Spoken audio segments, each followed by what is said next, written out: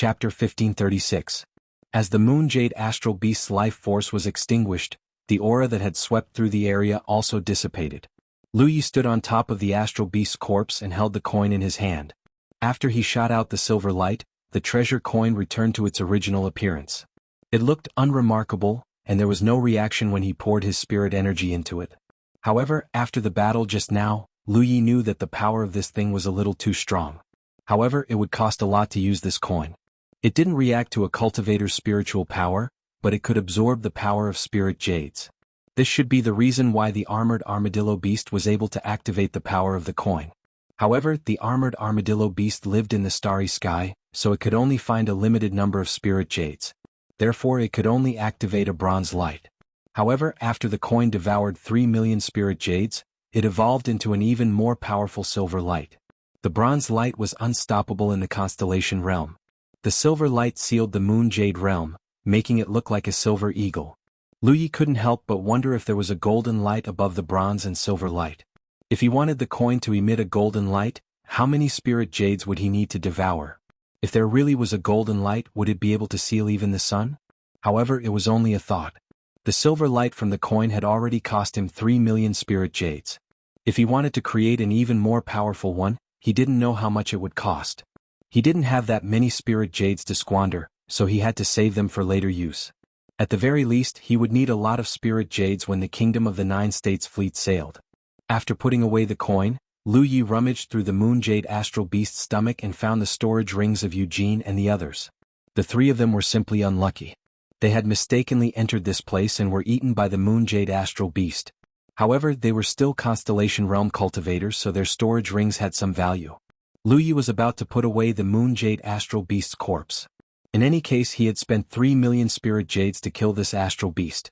The corpse itself had some value, so it could be considered a supplement. However, he was surprised to find that he couldn't put the corpse into his storage ring. This was the first time he had encountered something like this. Generally, there were only two possibilities for such a situation. The first was that the item being collected was too large for the storage ring to contain. The second was that it was a living creature or some other special existence. For example, the storage ring itself could not be stored by other storage rings. Although this star beast's corpse was large, it wasn't so large that a storage ring couldn't contain it. Lu Yi couldn't help wondering if there were other storage rings inside this star beast's corpse. It was very likely that it had devoured more than just Eugene and the other two cultivators. With that thought in mind, he began to search carefully again. Soon, Lu Yi found something in the bloody abdominal cavity. What surprised him was that it was not a storage ring. It looked like a small statue. Lu Yi fetched some clear water to wash it, and found that it was indeed a statue. After taking a closer look, he realized that the craftsmanship of the person who carved this statue wasn't very good. The statue looked very blurry and he could only vaguely see the facial features. He couldn't tell what race it was. Lu Yi tried to put it into his storage ring, but found that he couldn't do it at all. It seemed that he couldn't put away the star beast's corpse just now because of this statue. Li Shang and Du Lang also came over to take a look, but they couldn't see much. However, since this thing couldn't be put into a storage ring, it shouldn't be an ordinary thing. Lu Yi tried to pour his spirit power into it and clearly felt that his spirit power was absorbed by the statue. In the next moment, Lu Ye's expression turned cold, and he suddenly threw the statue away with a look of vigilance. "What's wrong?" Li Shang asked. "It looked at me," Lu Yi said in a deep voice. Li Shang was stunned. "It looked at you? You didn't see it?" Lu Yi frowned. Li Shang shook her head. She only noticed that Lu Yi urged his spirit power and then suddenly threw the statue away. Lu Yi looked at Du Lang on the side. "It just opened its eyes, did you see it?" Du Lang also shook his head. "No, could it be that Brother Lu's eyes are playing tricks on you?" Lu Yi didn't speak. He didn't think it was his eyes playing tricks on him because when he poured his spirit power into the statue did open its eyes and look at him.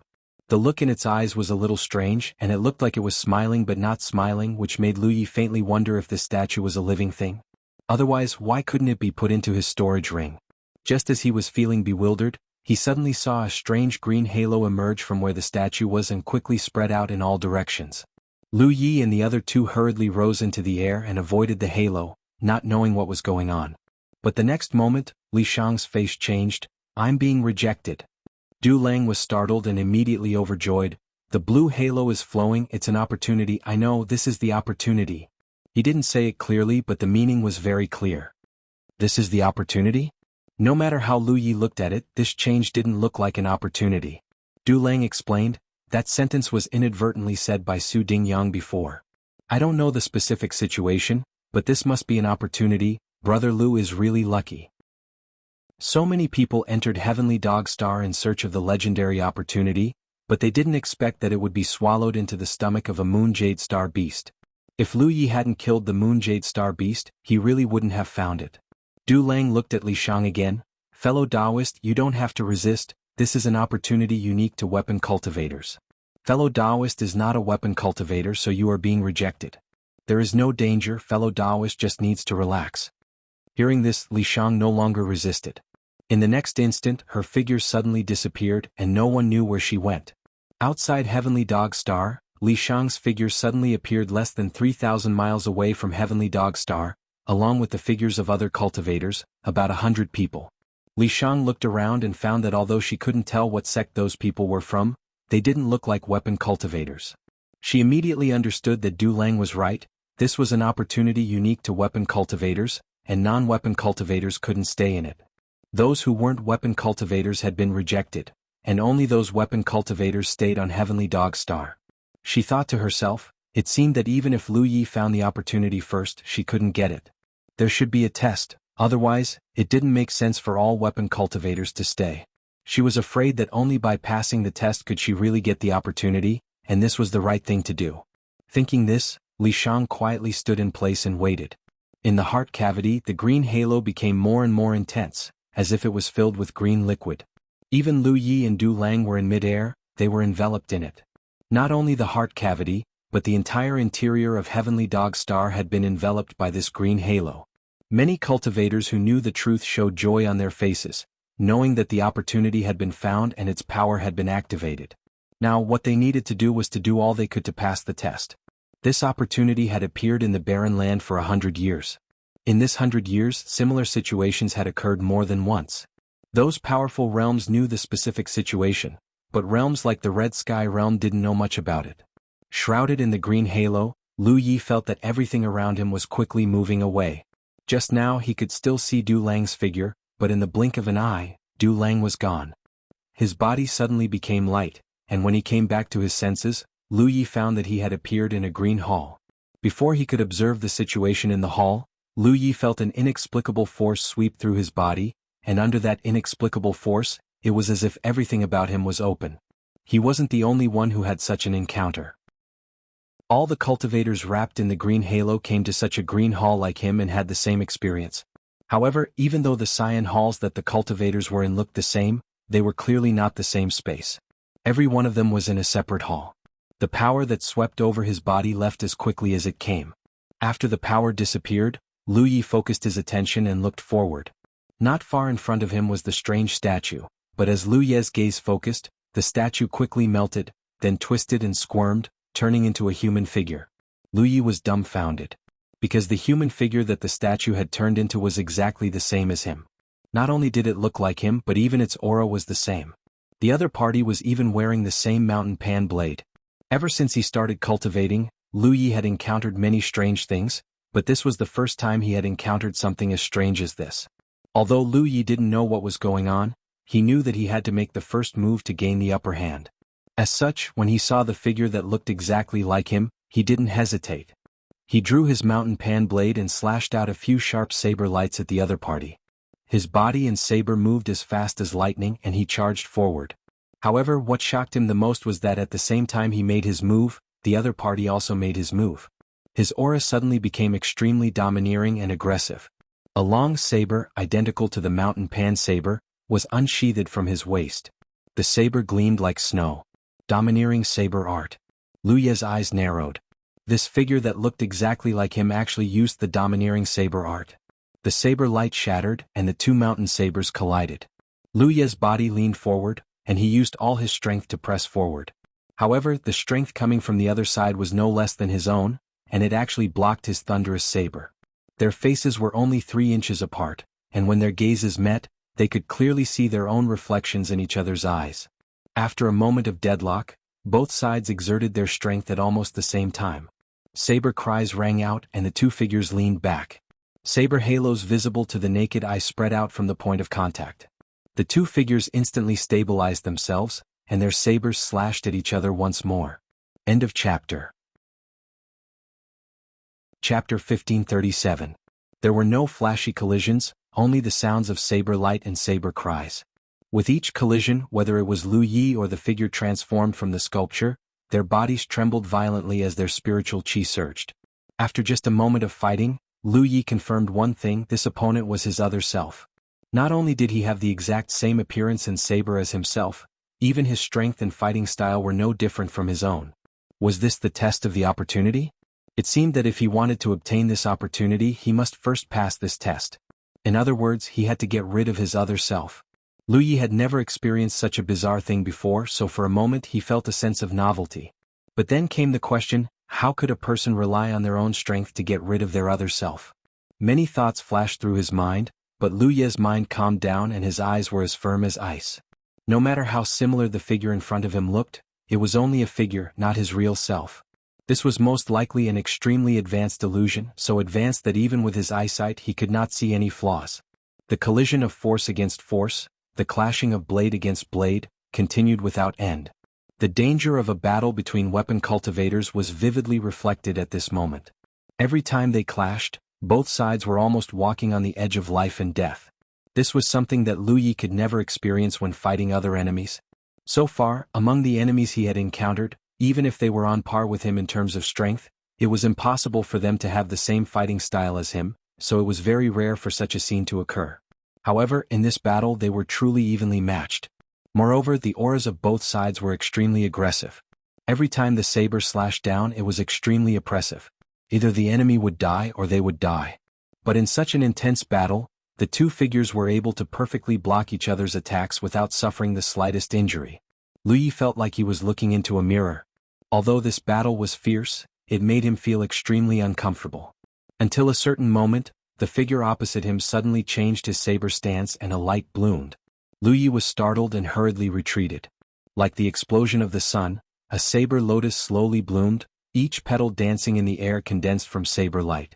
Soon half of the hall was covered by this saber lotus. Son of the lotus. Even though Lu Yi had guessed that the other party might be able to use the three tyrant saber techniques when he had seen the other party use the tyrant saber technique, Lu Yi still found it hard to believe when he saw it with his own eyes. This illusion was a little too brilliant. All of his abilities could be perfectly displayed by the figure in front of him. This was the first time he faced the might of the Lotus Sun directly. This feeling was completely different from when he used it himself. This feeling was from the perspective of the person being attacked, and he could feel the terror of the Lotus Sun more and more. Even though he saw that the situation was bad and retreated, he still couldn't avoid being enveloped by the aftershocks of the Lotus Sun. Being sliced by the saber light from all directions, Lu Yi hurriedly constructed the Holy Protection Spirit rune to resolve the situation. Before he could stabilize his body, bits of saber light attacked him from the front. Stars. He couldn't avoid it. Lu Yi's skin tightened and he felt a chill run down his spine. In his field of vision he could only see the stars in the sky falling towards him. After losing the initiative in one move, Lu Yi found that the other party's attacks were endless. It seemed like the other party wanted to kill him here. If he was killed by his other self in such a test, it would be too embarrassing. Even the Holy Protection Spirit rune couldn't block such a continuous and violent attack. He knew his own offensive power very well, so Lu Yi didn't defend at all. He just activated his saber aura and slashed out continuously. The sound of the tide sea rang out, layer upon layer, endless. The stars fell and the tide sea broke. Lu Yi felt a slight pain in his arm and took the opportunity to retreat. Before he could stabilize himself, a figure wrapped in boundless killing intent pounced on him from the broken saber light. The extremely violent and oppressive aura made one's heart heavy. Lu Yi finally understood what his enemy had faced. Under the pressure of such a domineering aura, if one's mind wasn't calm enough, it would be easy to fall into a disadvantage. Even if one was strong enough, they might not be able to fully display their strength. He spun his saber and rushed forward to meet the other party. This was the only thing he could do now. The two sabers collided again with a loud bang and both figures shook. Although the other party had won just now, Lu Yi had stabilized his mind and wouldn't be defeated for a while. But gradually he realized that something was not quite right. He glanced at his right arm where there was a knife wound. Logically speaking, such a flesh wound was nothing to him. With his current powerful physique and vitality, it wouldn't take long for him to recover. But in fact, this small wound hadn't healed at all. Not only had it not healed, but it was even expanding. Blood flowed from it and dyed his clothes red. Lu Yi could clearly sense that there was a strange power lingering around the wound, hindering its recovery and preventing his strong physique and vitality from playing the slightest role. Lu Yi frowned slightly. It was a little difficult to determine whether his guess was correct or not. He had thought that everything here was just an illusion, but it was so brilliant that he couldn't see any flaws. But if it was an illusion, how could he have been injured? And the injury was so strange. Could it be that this wasn't an illusion? With this distraction, the balance of power he had managed to maintain with great difficulty was broken again. Lu Yi only saw a flash of saber light, and even though he tried to dodge, he couldn't avoid it, and a wound appeared on his lower abdomen.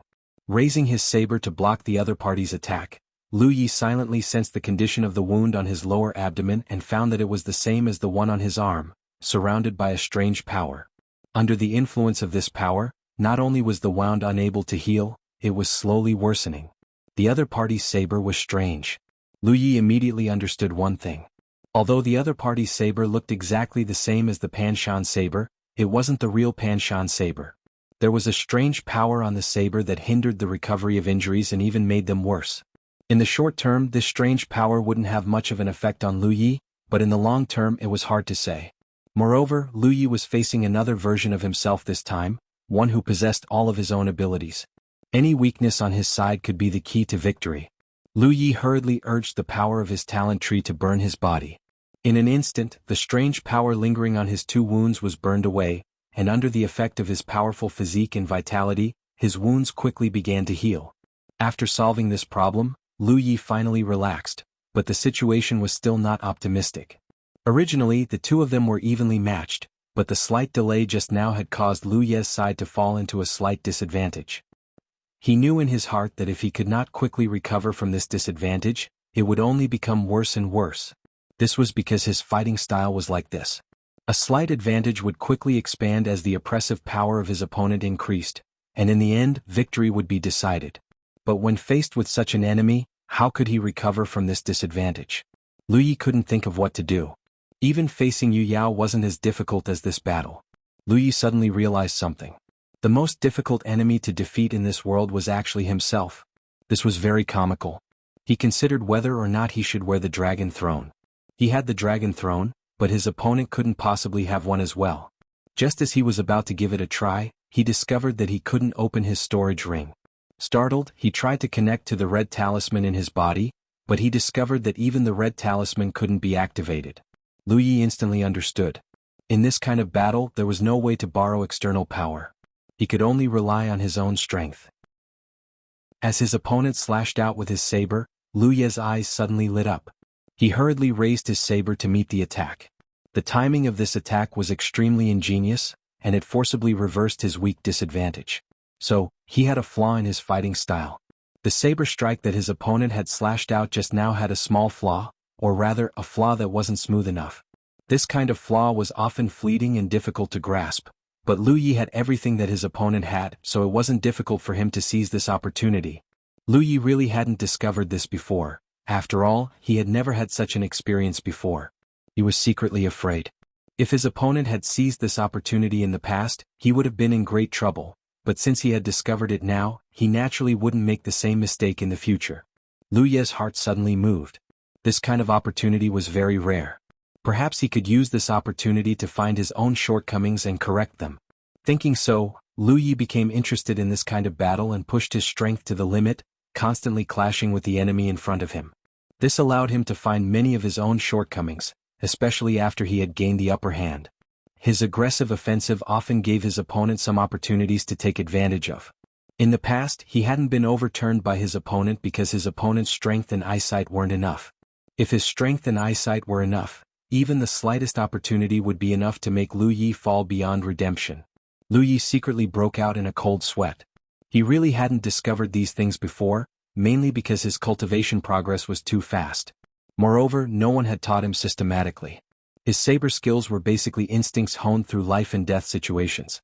These things were enough for Lu Yi to dominate most cultivators of the same level.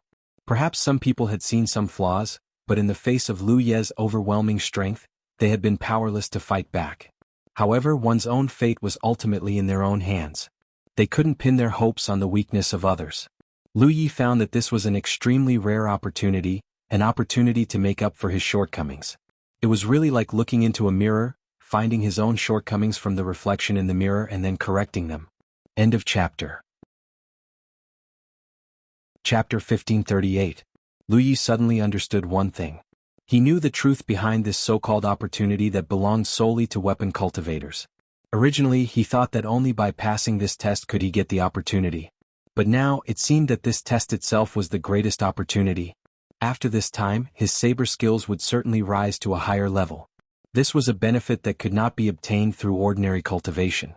As for why it was a weapon cultivator, Lu Yi could not figure it out. But according to Du Lang, this opportunity had appeared in the barren land for 100 years, and it had appeared several times in the past 100 years. If it was really a physical opportunity, it would have been taken away long ago. Why would it wait until now? Only such a strange opportunity would be preserved. This was probably the result of the acquiescence of the powerhouses in the 4 galaxies. They left such an opportunity here, allowing the weapon cultivators in the galaxy to come and hone themselves and improve their fighting power. However, Lu Yi soon discovered something strange. The enemy opposite him seemed to have a strong learning ability. Once he found his flaws and countered them, his flaws would disappear and never appear again. Time passed slowly in the fierce battle. At first, Lu Yi could still maintain the balance between them by constantly looking for flaws. But as the other party's saber skills continued to perfect, it was difficult to find flaws. Lu Yi could no longer find any opportunities that could be exploited. The battle returned to a state of being evenly matched, and neither side could do anything to the other. But Lu Yi knew that if this continued, he would only be defeated. It could even be said that if he did not have the talent tree, he would have been defeated long ago because the wound caused by the other party's saber was too strange. Although he had the talent tree to restrain the mysterious power of the other party's saber, if he did not get rid of the other party, this battle would only be endless. He had to find a way to kill the other him. This was the drawback of insufficient information. Cultivators like Su Dingyang and Luo Shenxi, who knew the details of the opportunity, would never have the idea of killing the other him because they knew that it was too difficult and basically impossible. At this moment, 2 days had passed since the opportunity inside the Heavenly Dog Planet was triggered. During these 2 days, cultivators constantly appeared out of thin air outside the Heavenly Dog Planet. They were all weapon cultivators who had previously stayed inside. The first group of people who appeared were clearly somewhat dejected and vexed because they had been defeated too early and did not obtain too many benefits from such a fortuitous encounter. However, the more cultivators who appeared later, the happier they were because they had obtained enough benefits. Li Shang, who was waiting outside, didn't know what was going on. He didn't see Lu Yi appear, so he couldn't find anyone to inquire about the situation. Fortunately, Dou Lang appeared and greeted him with joy. Li Shang quickly asked, "What's the situation inside?" Du Lang hurriedly recounted what had happened to him. Li Shang immediately revealed a thoughtful expression and then asked for many details. Du Lang told him everything he knew. Finally, she asked, "How did you get out?" Dou Lang said, "If he loses, he will naturally come out." Li Shang understood that Lu Yi hadn't appeared yet, so he must still be fighting inside and hadn't been defeated. However, the sooner or later a cultivator's defeat seemed to have nothing to do with cultivation because there were cultivators in the late constellation realm who came out before, but it wasn't until now that Dou Lang, who was in the early constellation realm, appeared. This was because the enemy everyone encountered inside was themselves. The more people who could perceive their own shortcomings, the more they could persevere. Lu Yi didn't know that as long as he was defeated, he could leave. Right now, he only wanted to kill the opponent in front of him. But everyone had the same foundation, the same strength, and the same fighting style. Everything that Lu Yi could use, the enemy could use. Under the premise that he couldn't rely on any external forces, it was simply an impossible task to achieve such a goal. But he still persisted because he thought of a possibility. When he entered this hall, there was a mysterious force that swept through his body, and then the statue turned into his appearance and had all the means he had at that time. In that case, if he had a new method now, he might be able to kill the other party. However, he probably only had one chance because once he used that method, the other party would definitely be able to use it too. Early on, when he fought with Xue Hao, Lu Yi discovered a problem, and that was that with his current strength, it was very difficult to pose a threat to cultivators who were too much stronger than him. Take Shui Hao for example. At that time he had used his divine nature to suppress his cultivation to the early Moon Jade realm, but the Mountain Pandao could only leave a few simple wounds on his body at most, and couldn't cause too much of an impact. In the end, if Li Shang hadn't started a soul battle and destroyed the other party's soul, Lu Yi wouldn't have been able to do anything to Shui Hao in that battle. Recently, Lu Yi had been thinking about how to solve this problem. It was impossible to change the Mountain Pandao, and the support of the Divine Blade Spirit Mark couldn't make the Mountain Pandao sharper. After thinking about it, he really did think of a way, but this idea hadn't been perfected. Until this time, when he fought with his other self, Lu Yi felt that it was time to give it a try. If it was possible, perhaps he could make the final decision. If not, then he would have to make other plans. His mind was calm and his eyes were clear. He raised the Mountain Pandao and blocked the other party's attack. They had fought for several days and it was an intense battle with his other self. They already knew each other's strengths and weaknesses. It could be said that with a casual raise of a hand, the other party would know what would happen next. Taking advantage of the moment when his opponent withdrew the Mountain Pandao, Lu Yi suddenly grasped the hilt of the Mountain Pandao with both hands. This abnormal action clearly stunned his opponent, because up until now, Lu Yi had always wielded the Mountain Pandao with one hand.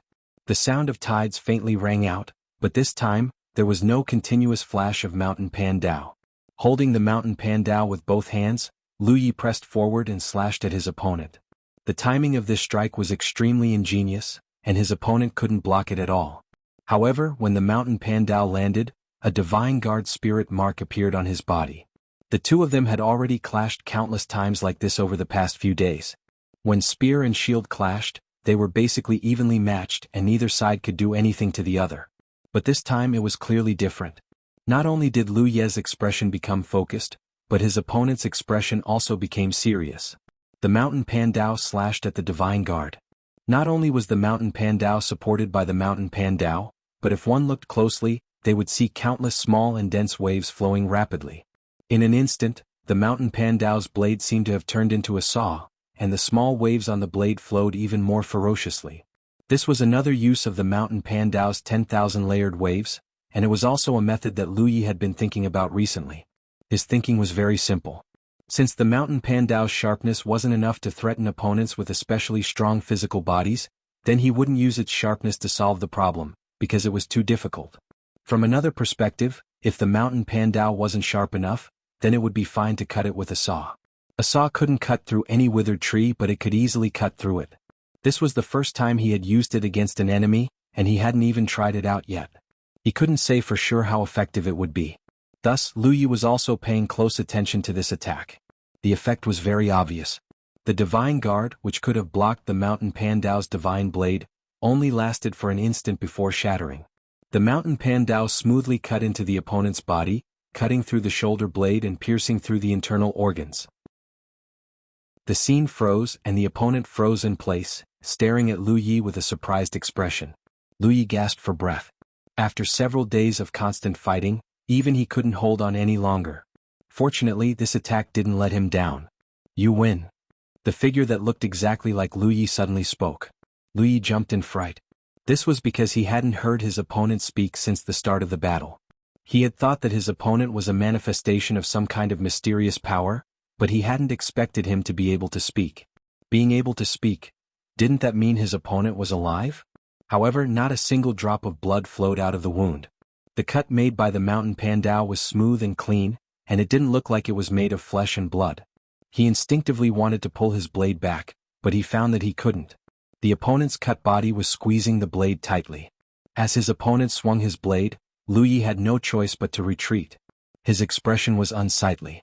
This was the second time he had lost his blade recently. The first time was in that secret place, when the Heaven Desire demonic spider had lost his Mountain Pandao. Fortunately, he had killed the Heaven Desire demonic spider and recovered it. The figure was stabbed with the Mountain Pandao, but he didn't seem to be affected in the slightest. He just looked at Lu Yi with a faint smile. "I wanted to spend the rest of my life in this damned place, but I didn't expect a young man like you to appear in this day and age. Since you've won, I can only abide by the ancient agreement. But kid, remember, don't ever lose your saber again." As soon as he finished speaking, a scene that shocked Lu Yi appeared. The mountain pandao that he had stabbed into his opponent's body quickly melted and was absorbed by the figure. Lu Yi raised his hand and howled, "My blade." The mountain pandao had been with him ever since he started cultivating. He had wanted to find a piece of heavenly phoenix blue crystal to upgrade the mountain pandao into a magic treasure, but now that he hadn't found a heavenly phoenix blue crystal, the mountain pandao had actually melted. This figure, what the hell was he? Also, what did he mean by the ancient agreement? Although he was furious, Lu Yi didn't act rashly. He could feel that the figure's strength wasn't as simple as it seemed. What he had seen was probably only the tip of the iceberg. He tried to connect with the red talisman, but there was no response. Just as Lu Yi was thinking about what to do, the figure spoke again. "Kid, don't live too long. This old man has been in a deep sleep for too long. I just want to wake up as soon as possible." As he spoke, under Lu Yi's stunned gaze, his entire body began to rapidly melt away. End of chapter. Chapter 1539. Many cultivators were stationed outside of Heavenly Dog. These cultivators were either like Li Shang, who wasn't a weapon cultivator and had been kicked out at the beginning of the test, or like Du Lang, who had lasted for different lengths of time before being defeated and forced out. But even if they were defeated, due to the uniqueness of the test, almost all weapon cultivators who had participated in the test had grown to varying degrees. This kind of growth had nothing to do with one's cultivation base, but rather with one's battle prowess. Everyone had seen many of their shortcomings during the test. This kind of growth was rare and precious because if these shortcomings were discovered during a battle with a strong enemy, it was very likely that they would pay a great price for it. Now that the weapon cultivators had noticed their shortcomings, they would naturally make up for it and correct it. The cultivators from the 4 galaxies hadn't left yet, not only because they were watching the show, but also because there was a hidden competition going on. Everyone wanted to see which star system's cultivators would be able to last the longest in this trial. This kind of secret competition had been held several times in the past 100 years. Every time an opportunity appeared, there would be one. Now that the cultivators from the Quiet Moon and Northern Mystery Galaxies had all been eliminated, only the indefinite Su Dingyang and the Daluo Divine Child remained on Heavenly Dog. The final winner would definitely be one of them.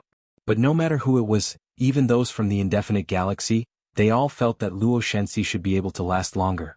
After all, the title of the strongest cultivator in the 4 galaxies wasn't given out by name, but by fighting. And it was indeed so.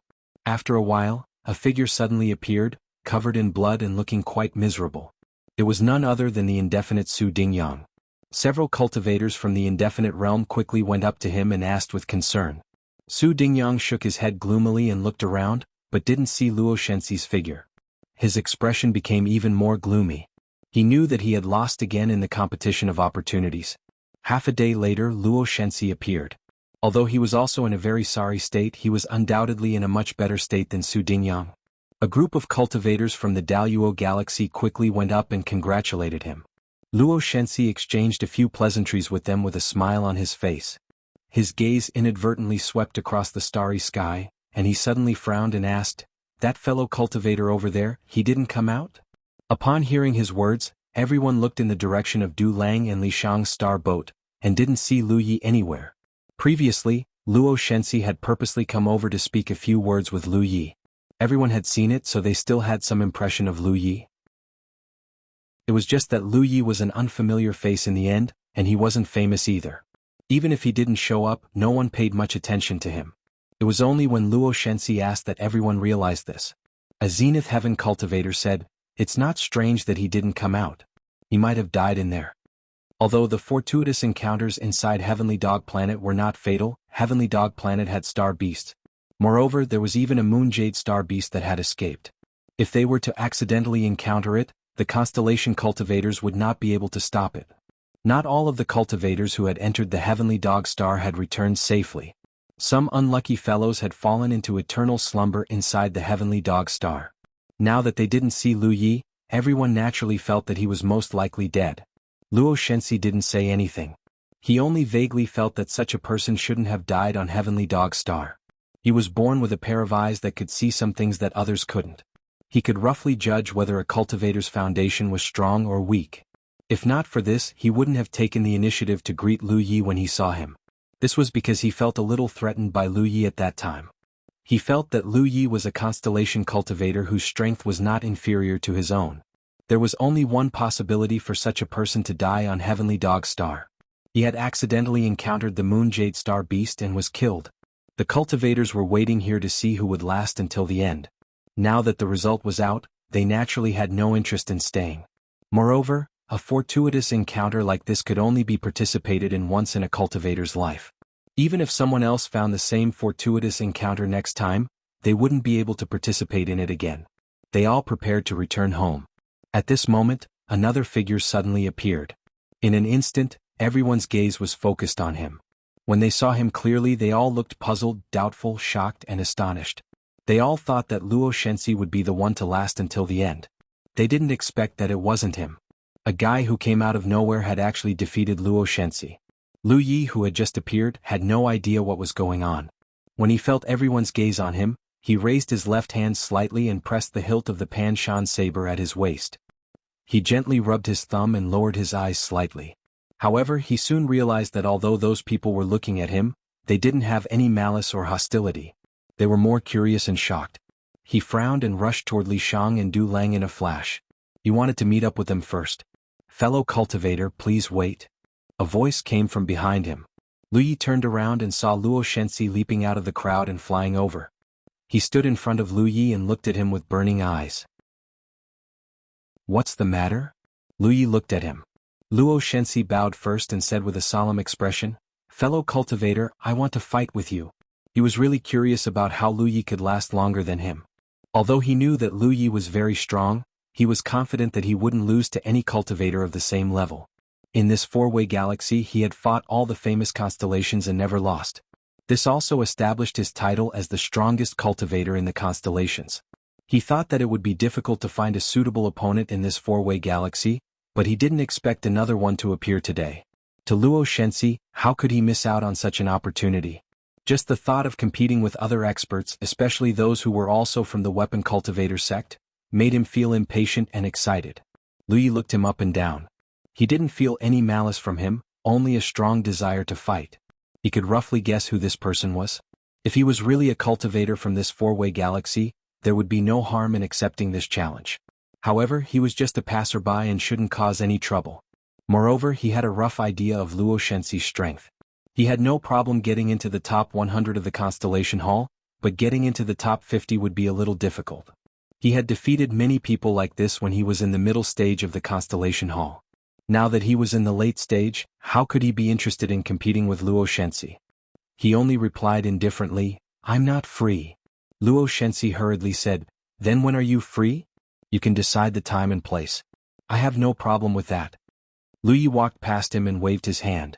"We'll talk about it when I'm free." Luo Shenxi shouted behind him, "Then it's settled." Many cultivators in the four-way galaxy were dumbfounded. Although they all knew that Luo Shenxi liked to fight with strong cultivators, it was still rare to see him so eager.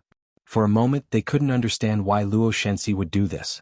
Lu Yi lasted longer on Heavenly Dog than Luo Shenxi. This happened in front of everyone's eyes, but this didn't mean that Lu Yi was really strong.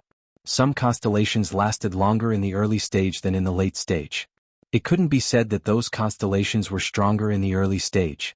After Lu Yi met up with Li Shang, he summoned his astral beast and rushed into the depths of the starry sky with Li Shang and Dulang. In the next period of time he would pass through this barren land, enter the indefinite galaxy, and then cross the entire indefinite. The road ahead was long. After Lu Yi and the others left, the cultivators gathered on Heavenly Dog quickly dispersed as well. Luo Shenxi didn't leave. He just looked in the direction Lu Yi left and asked, "Zhong Yun, didn't the Grand Elder say that he was going to the indefinite realm?"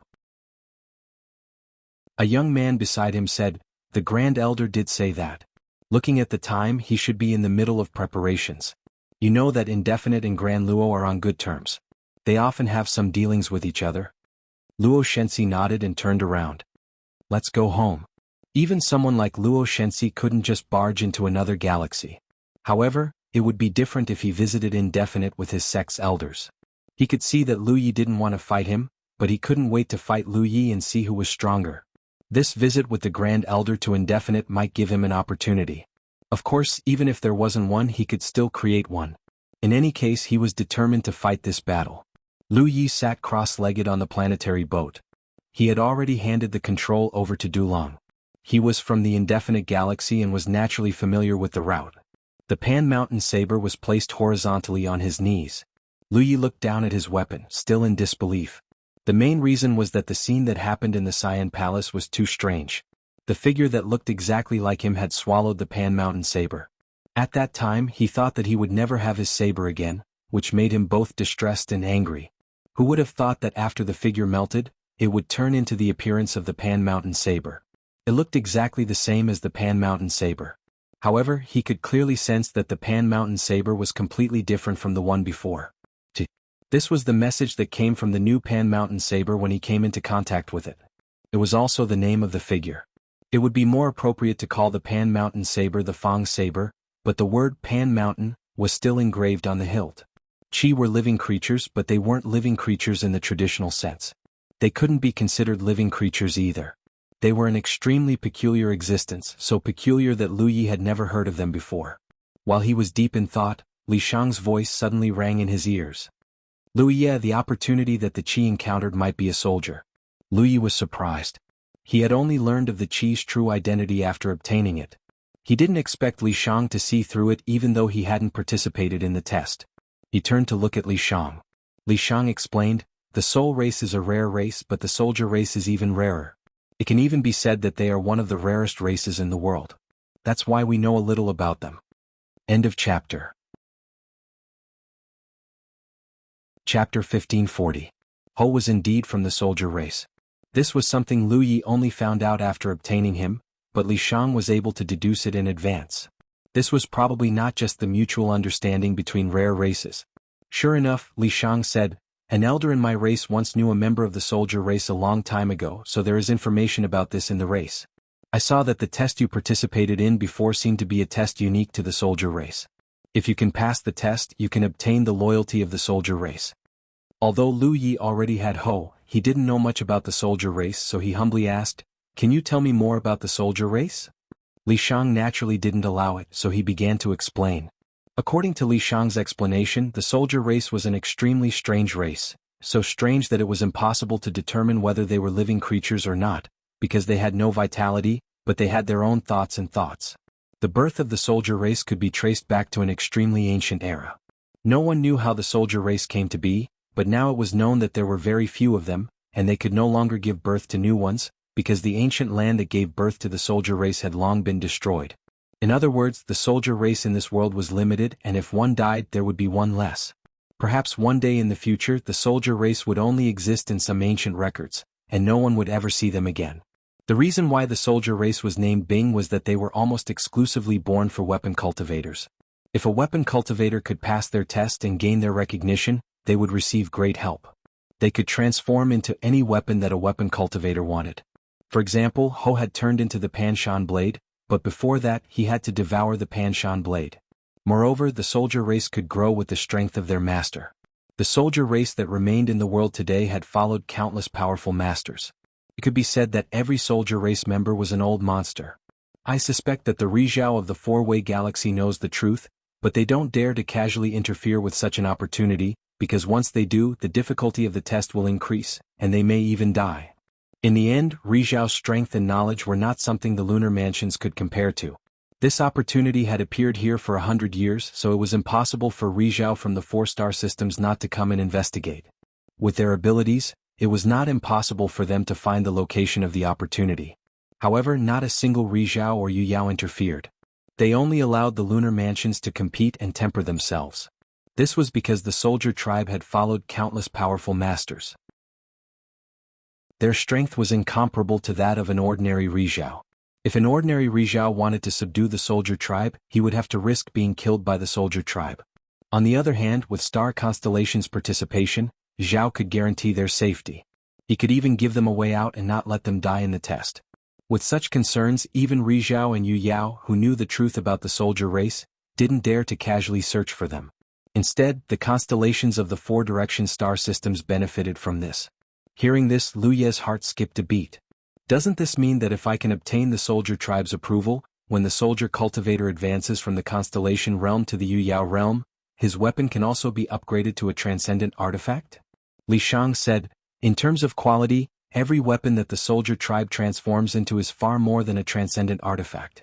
However, after they're subdued, how much power they can unleash depends on how strong their master is. If a Constellation Realm cultivator obtains the soldier tribe, he can only unleash the power of a spirit artifact. When he reaches the Yu Yao realm, he can unleash the power of a transcendent artifact. Lu Yi was delighted to hear this. Recently, the upgrade of the Pan Shan saber had been an urgent problem for him. Lu Yi had missed out on 2 Phoenix Sky's blue crystals, but he didn't have the time to continue looking for them.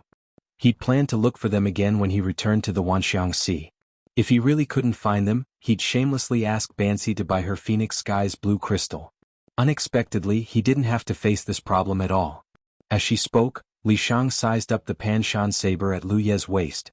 She suspected that Lu Yi had already obtained the soldier tribe's approval, but this didn't leave any traces on the surface, so it was even more difficult to ask. Every soldier tribe has its own unique ability. This is the innate ability of the soldier tribe. The soldier tribe elder of my tribe seems to have the power to slash the soul. If the enemy's physical body is slashed, the soul will also be injured. Lu Yi thought that this was similar to the soul-severing saber he'd obtained in the past.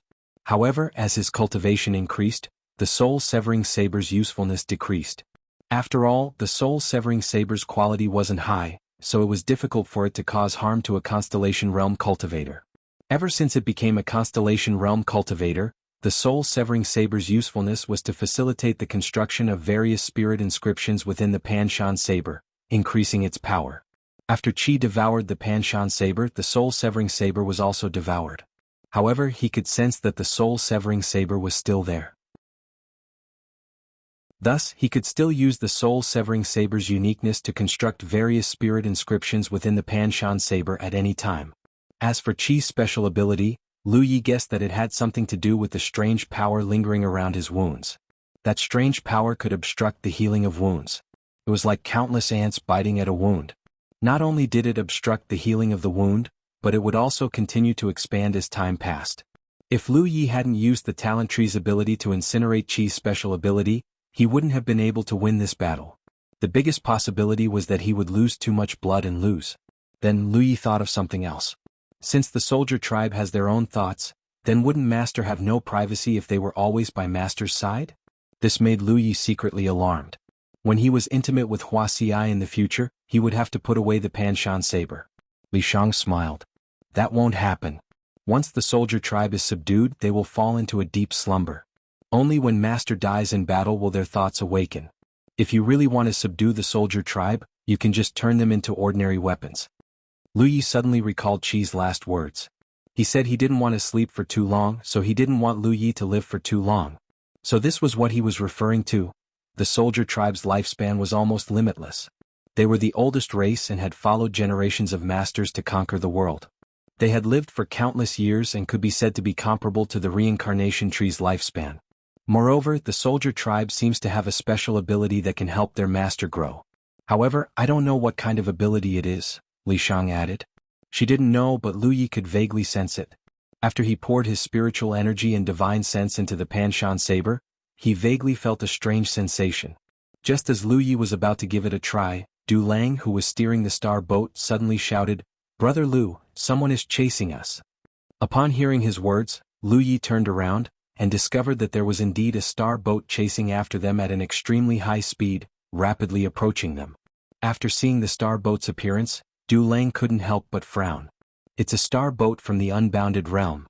Lu Yi thought for a moment and said, "Let's see what they want." After all, they were all going to the unbounded realm. It was normal for them to go in the same direction. However, the other party obviously wasn't going in the same direction. After Lu Ye's star boat slowed down, the other party's star boat overtook them and blocked their path.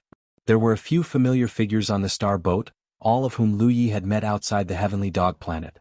The one in the lead was Su Dingyang. When they were far away, Lu Yi didn't notice them. Now that they were closer, Lu Yi found that there were more or less traces of Huey's strange power in their bodies. It was obviously left behind by Huey's injuries during the test. The strange power could be neutralized, but the degree of neutralization depended on the cultivator's foundation. Although Su Dingyang and the others were not weak, they obviously couldn't neutralize the strange power in a short time. At this moment, Lu Yi sensed the strange power in their bodies. He even had a feeling that he could control the eruption of the strange power with the Panshan saber.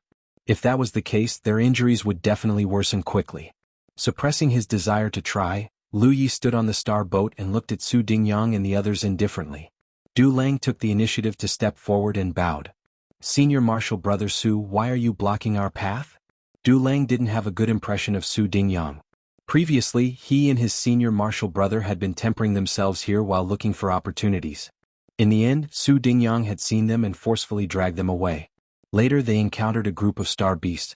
Du Lang's senior martial brother died in battle. Su Dingyang saw that the situation was bad and abandoned him to escape. If Lu Yi hadn't appeared in time, Du Lang would have died. However, no matter how much Du Lang hated Su Dingyang, he couldn't show it on his face. Su Dingyang didn't even look at Du Lang, treating him as if he didn't exist. His sharp eyes stared at Lu Yi. After a long while he said, "You're not a cultivator from Qikong. Where are you from?" In a place like Qikong, Wu Ding knew how many Yuyaoan star mansions there were. There was no such person as Lu Yi. Moreover, Lu Yi had defeated Luo Shenxi in the Heavenly Dog Planet's test. Su Dingyang didn't think that Qikong could produce such a cultivator with its current foundation. However, Lu Yi seemed to be very familiar with Du Lang, which was somewhat thought-provoking. Lu Yi pondered for a moment. He wanted to pass through Wu Ding this time. Although he had Du Lang with him, Qikong was currently in decline and couldn't be the master of Wu Ding Galaxy. When he returned, he still had to discuss this matter with the experts of Wu Ding Realm. Therefore he couldn't hide it from Su Dingyang. He could only reply, "I'm from Jade Conch Galaxy." Su Dingyang frowned and turned to look at the people around him. He probably wanted to know if they had heard of Jade Conch Galaxy. In the end they all shook their heads. Su Dingyang couldn't be bothered to probe further. It was nothing more than a foreign galaxy. He said, "No matter where you're from, I want to know if you've obtained anything from Heavenly Dog Planet." When he asked this question, Lu Yi was even more certain of one thing. These star mansions from large domains knew the truth about opportunities. End of chapter. Chapter 1541. How would someone like Du Lang know anything about the soldier tribe? He probably thought that the test was an opportunity. Lu Yi thought the same at first until Qi swallowed his Panshan blade. However, Su Dingyang and Luo Shenxi were different. Their realms were guarded by Sunshine Realm elites. Since the Sunshine Realm elites knew about the soldier tribe, there was no reason for them not to tell their juniors and let them fight for the soldier tribe. The benefits from the test were secondary. Qi was their real goal. Unfortunately, no one had succeeded in the past 100 years. Yes. Lu Yi answered. Su Dingyang was delighted. He asked eagerly, "Can I take a look?" Lu Yi revealed a hesitant expression, seemingly unwilling to do so, but still tossed the storage ring over to Yang Kai. Su Dingyang took the storage ring and checked it. But soon the joy on his face disappeared. He looked at Lu Yi in disbelief. "This is what you got from Heavenly Dog?" The storage ring contained many Heavenly Dog Star Beast corpses. But what he wanted to see was not these. Star Beast corpses were valuable, but they were nothing to Su Dingyang. That's all. Lu Yi looked at him indifferently. Su Dingyang frowned, then looked at the Panshan blade at his waist. "I want to see your blade." Lu Yi shook his head. "You're also a weapon cultivator. You should know what a weapon means to a weapon cultivator. My blade can't be seen." Su Dingyang stared at him. What if I insist on seeing it? He didn't think that a foreign galaxy like Lu Yi would be able to subdue the soldier tribe inside the Heavenly Dog Star. Before they set off, Rizhao had told him that the soldier tribe was not so easy to subdue. Not to mention 100 years, even if they had 1,000 years or 10,000 years, the cultivators of the four galaxies might not be able to subdue them. Every ancient soldier tribe had followed too many powerful masters, and each of those masters was a rare genius. Ordinary cultivators were simply not worthy of their attention. Reality proved that even someone like Luo Shenxi had not succeeded. How could an outsider like Lu Yi succeed? But Lu Yi lasted longer than Luo Shenxi on Heavenly Dog. Just in case, Su Dingyang wanted to see Lu Ye's blade. Because if Lu Yi really subdued the Bin tribe, the saber might change. Su Dingyang's expression was resolute. He had no intention of putting Lu Yi in his eyes. He had this kind of confidence. He was born in a realm like the Unbounded Realm. Although his strength was not as strong as Luo Shenxi, he did not feel that he was inferior to the other constellations. The atmosphere became heavy, and the auras of the few cultivators besides Su Dingyang also gradually became dangerous. Du Lang's expression turned ugly as he said in a low voice, "Senior Brother Su, Brother Lu is my friend. He's just passing by. Senior brother Su Yu. Before he could finish, a person beside Su Dingyang coldly said, "Shut up, you have no right to speak here." Du Lang still wanted to argue, but Lu Yi raised his hand slightly and stopped him. He looked calmly at Su Dingyang and the others. "Do you really want to see?" Su Dingyang said, "If it's convenient for you, of course. It's convenient."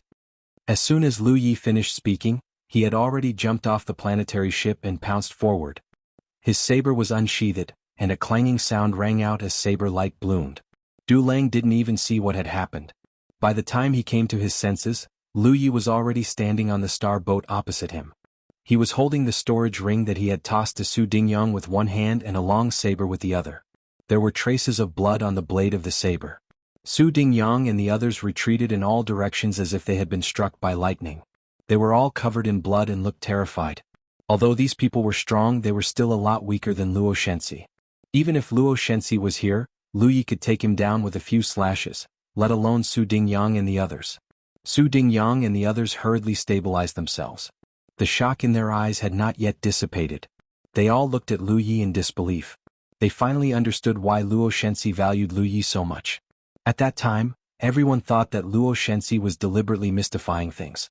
Now, they knew that Luo Shenxi was indeed extraordinary when it came to judging people. Lu Yi looked at Su Dingyang and asked indifferently, "Have you seen it?" Su Dingyang's face was pale. Obviously, he had not recovered from the shock of that terrifying slash. If Lu Yi had wanted to take his life, he definitely would not have been able to block it. He nodded instinctively. Only then did Lu Yi sheath his saber. "Thank you for your hospitality." He returned to his planetary ship in a flash.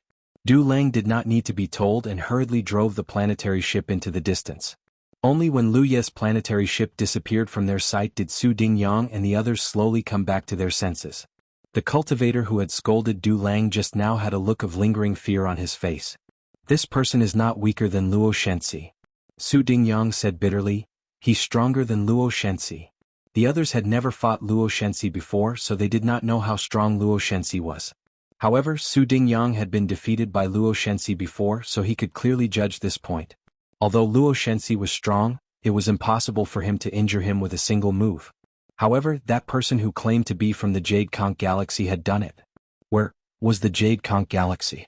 Could a constellation be so strong? "Senior brother Su, did he get it?" someone asked. Su Dingyang lowered his head and looked at the wound on his abdomen.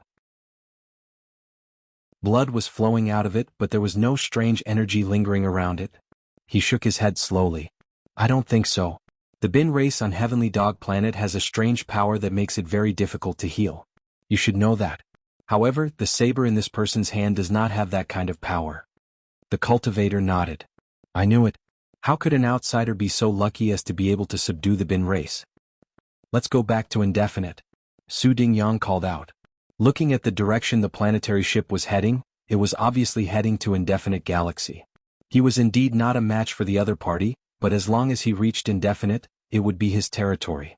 How could he be afraid that the other party would not submit to him? He could not let go of the saber that had injured him so easily. "We should have killed them," Li Shang said from the planetary ship. "That Su Dingyang doesn't look like a magnanimous person. He's from Indefinite. If you go to Indefinite again, he definitely won't let you go." Lu Yi shook his head and didn't explain. How could he not see through Su Dingyang's character? If he could, he also wanted to kill him and end this once and for all. However, Su Dingyang and the others had left Heavenly Dog Planet at the same time as him. They should have been seen by many people. If Su Dingyang and the others died, even if there was no evidence, the experts of Indefinite Realm would not let them go. That would be detrimental to what he was going to do next. He did not want to have any conflicts with the Indefinite Realm. Instead, he wanted to build a good relationship with them and reach some cooperation. However, it was not that easy. After all, he was only a constellation. His strength was too weak in the Starry River. It was very difficult for him to be qualified to talk to the experts of Indefinite on equal terms. Su Dingyang had only wanted to see his saber because he wanted to know if he had subdued the Bin race. He had injured a few of them but did not leave behind any strange energy. This way he would be able to clear his name. Su Dingyang and the others probably didn't know that he could control Hui's strange energy.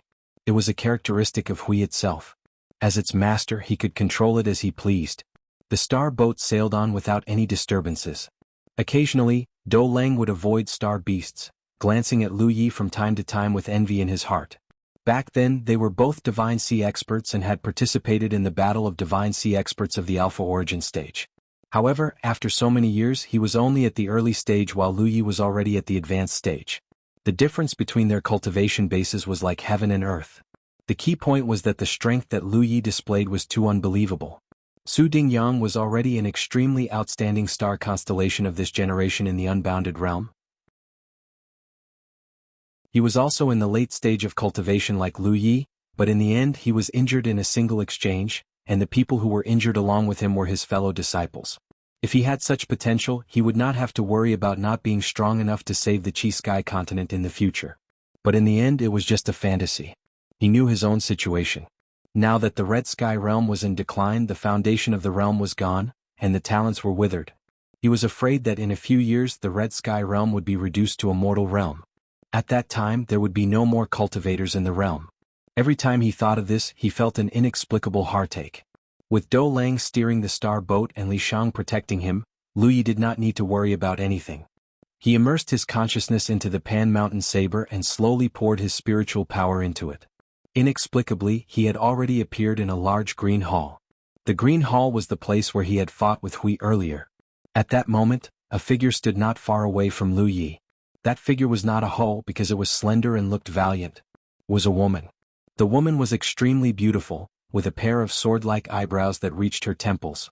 However, she was clearly not human because of the two furry ears on her head. She looked like a rabbit that had turned into a demon.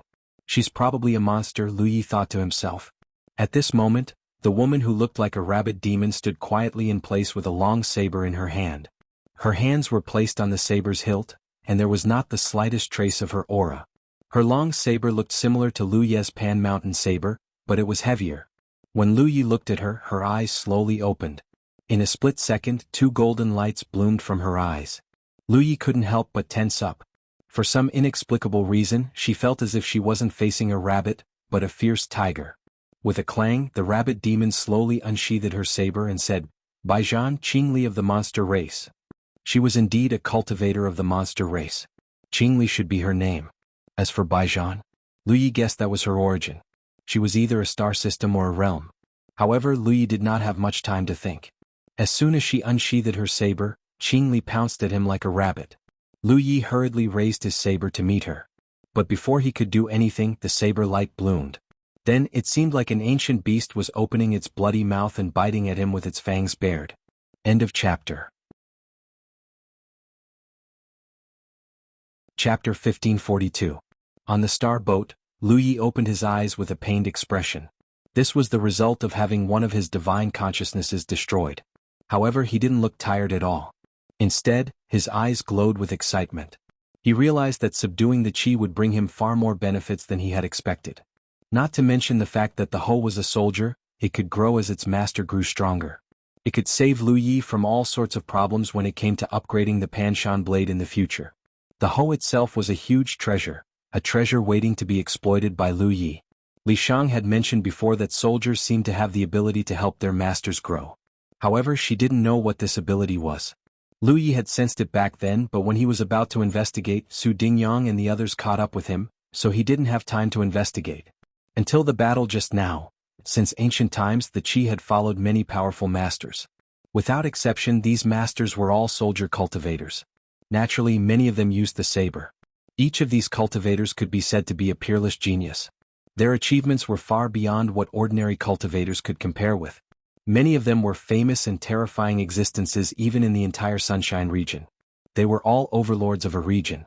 If they wanted to, they could leave their mark in the Qi rather than calling it a mark. It was more like a kind of inheritance. For example, when Lu Yi met Qingli, what he saw was not Qingli herself, but a manifestation of the mark she left in the Qi. The slash she used on Lu Yi was the essence of her inheritance. Under that slash, Lu Yi couldn't fight back at all.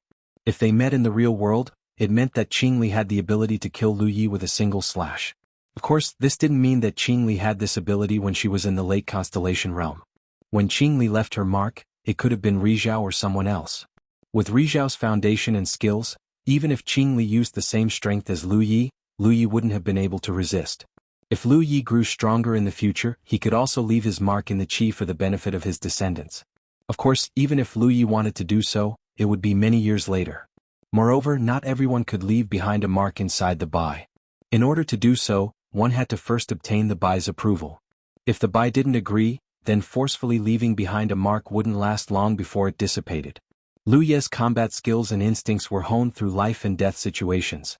Up until now, the biggest problem he had encountered was that there was no one to guide him systematically. In the beginning, the Jade Blood sect was in decline. The sect master was a Dharma cultivator and a body cultivator, second senior sister was a medical cultivator, and fourth senior brother was a sword cultivator. There was no one who could teach him at all. However, third senior brother had given him some saber techniques before they met. However, Lu Ye's strength grew too fast and soon exceeded the limit of the 9 regions cultivators, so there was no one to teach him.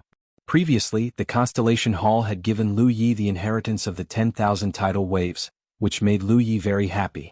This was because he finally had something that was different from the Tyrant Saber technique. However, it was still unable to solve the fundamental problem that he had to face. As his cultivation level gradually increased, his saber techniques should also grow correspondingly. It was no longer enough to rely solely on the tempering of life and death situations. The imprint inheritance within the panther was what he urgently needed at the moment. Qingli was only the first. There were countless imprint inheritances hidden within the panther. As long as Lu Yi could defeat the imprints left behind by the powerhouses, he would be able to see the essence of their inheritances and absorb their nutrients to promote his own growth. Suppressing the excitement in his heart, Lu Yi was not in a hurry to try again. Instead, he recalled the slash that Qingli had just made. Without a doubt, that slash was not just a simple slash. It was the condensation of an entire saber technique system. Qingli had condensed all of her saber techniques into that one slash. It was just like how the 3 forms of the Tyrant Saber were not just the 3 forms. If one simply cultivated the 3 forms and imitated them, they would not be able to comprehend the subtleties of the Tyrant Saber technique. The power that Qingli had used back then was completely the same as her own power. It could be said that there was no difference at all. However, he was still killed by a single slash. This meant that Qingli's saber techniques were far superior to his own. This did not make Lu Yi depressed. Instead, it made him excited. This was because he saw the possibility of his own growth. After pondering for a long time, Lu Yi once again focused his mind and entered the Green Hall. He looked up and saw that Qingli still looked the same as before. Her hands were placed on the hilt of her saber, and she stood there with the support of her saber. However, she quickly opened her eyes. Once again, Lu Yi saw 2 spots of golden light blooming. This time, unlike the last time, Qingli did not announce her name or origin. Instead, she attacked directly. Lu Yi thought that he would be able to hold on for a little longer. However, after Qingli attacked, he realized that he was wrong. He could still vaguely see a bloody mouth opening up to bite him. Then, his mind retreated from the Green Hall. It was truly a fiend with its fangs bared. Lu Ye's divine consciousness was destroyed again. This little damage to his divine consciousness did not affect him. If he wanted to recover, he could use the spirit refining grass. After thinking about it for a long time, Lu Yi entered the Green Hall for the 3rd time. Time passed. Lu Yi sat on the star boat with the Pan Mountain saber across his knees. He poured his spiritual energy into the saber from time to time. Occasionally he would take out spiritual jades or spirit refining grass to refine them. To outsiders he seemed to be cultivating. Li Shang was increasingly certain that Lu Yi had subdued the Bin tribe. Otherwise, there was no reason for him to behave so strangely along the way. However, after interacting with Lu Yi for a long time, she gradually realized that he was extraordinary. She had a vague feeling that one day in the future, Lu Yi would definitely have a place in the vast starry sky. Being able to make friends with such a weak person seemed to be a good thing. Traveling through the starry sky was extremely boring. Although the scenery in the starry sky was beautiful and spectacular, after a long time, it became insignificant. However, this kind of boring travel was something that every cultivator had to experience. The starry sky was too vast, and there was no way to arrive at a destination casually. After departing from the heavenly dog star, it took a full 3.5 months for the group to pass through the barren star field and enter the indefinite galaxy. They had just entered the indefinite galaxy. If they wanted to reach a certain realm, they would have to travel for a period of time. Lu Yi did not notice the passage of time at all. He was wholeheartedly focused on fighting Qingli. Over the past 3 months, he had lost count of how many times he had been killed by Qingli. Finally, he had learned something. Although he was still no match for Qingli, at least he would not be killed the moment he entered. He would finally be able to spar with Qing Li. This was undoubtedly a huge improvement. While fighting with Qing Li, it was also an opportunity for Lu Yi to understand the essence of the inheritance she had left behind. Lu Yi eagerly absorbed the nutrients left by Qing Li, feeling grateful to this ancestor who had once obtained the pyrolite. Lu Yi also found that his spirit sea had grown quite a bit. This was because he often needed to refine the spirit refining grass to replenish his spirit sense. This also strengthened his spirit sea imperceptibly. While Lu Yi was refining the spirit jade, Du Lang said, "Brother Lu, now that we have entered the indefinite galaxy, where do you plan to go next?" Only then did Lu Yi remember some of his previous plans. Recently, he had been so engrossed in fighting Qing Li that he had forgotten about other things. After thinking for a moment, Lu Yi asked, "How far is the Red Sky Realm from the Indefinite Realm?" Du Lang replied, "The two realms are not far apart. With the speed of Brother Lu's star boat, it should only take half a month." This was also the reason why the Red Sky Realm wanted to rely on the Indefinite Realm after it had weakened. It was close enough. If it was too far away, the Red Sky Realm would not rely on the Indefinite Realm. There were other realms in the galaxy that they could choose from, but they were not as powerful as the Indefinite Realm. "Then let's go to the Red Sky Realm first. Allow me to pay a visit to the seniors of your realm." It was not easy to form a partnership with the Sunshine of the Indefinite Realm. Lu Yi did not have the qualifications to communicate with the experts of the Sunshine Realm. In the eyes of the Sunshine Realm, who had lived for countless years, Lu Yi was just a child. Therefore, Lu Yi thought that perhaps he could borrow the strength of the Red Sky Realm as a springboard. The Red Sky Realm was weak and their realms were weak. No matter what the Indefinite Realm thought, the Red Sky Realm would definitely not refuse if they knew that they could go to the Wanxiang Sea. After all, they were the ones who could not wait to change.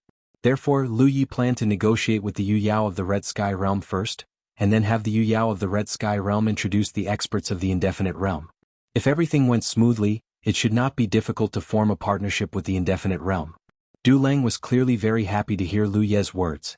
He immediately steered the star boat and flew towards the Red Sky continent according to the star chart.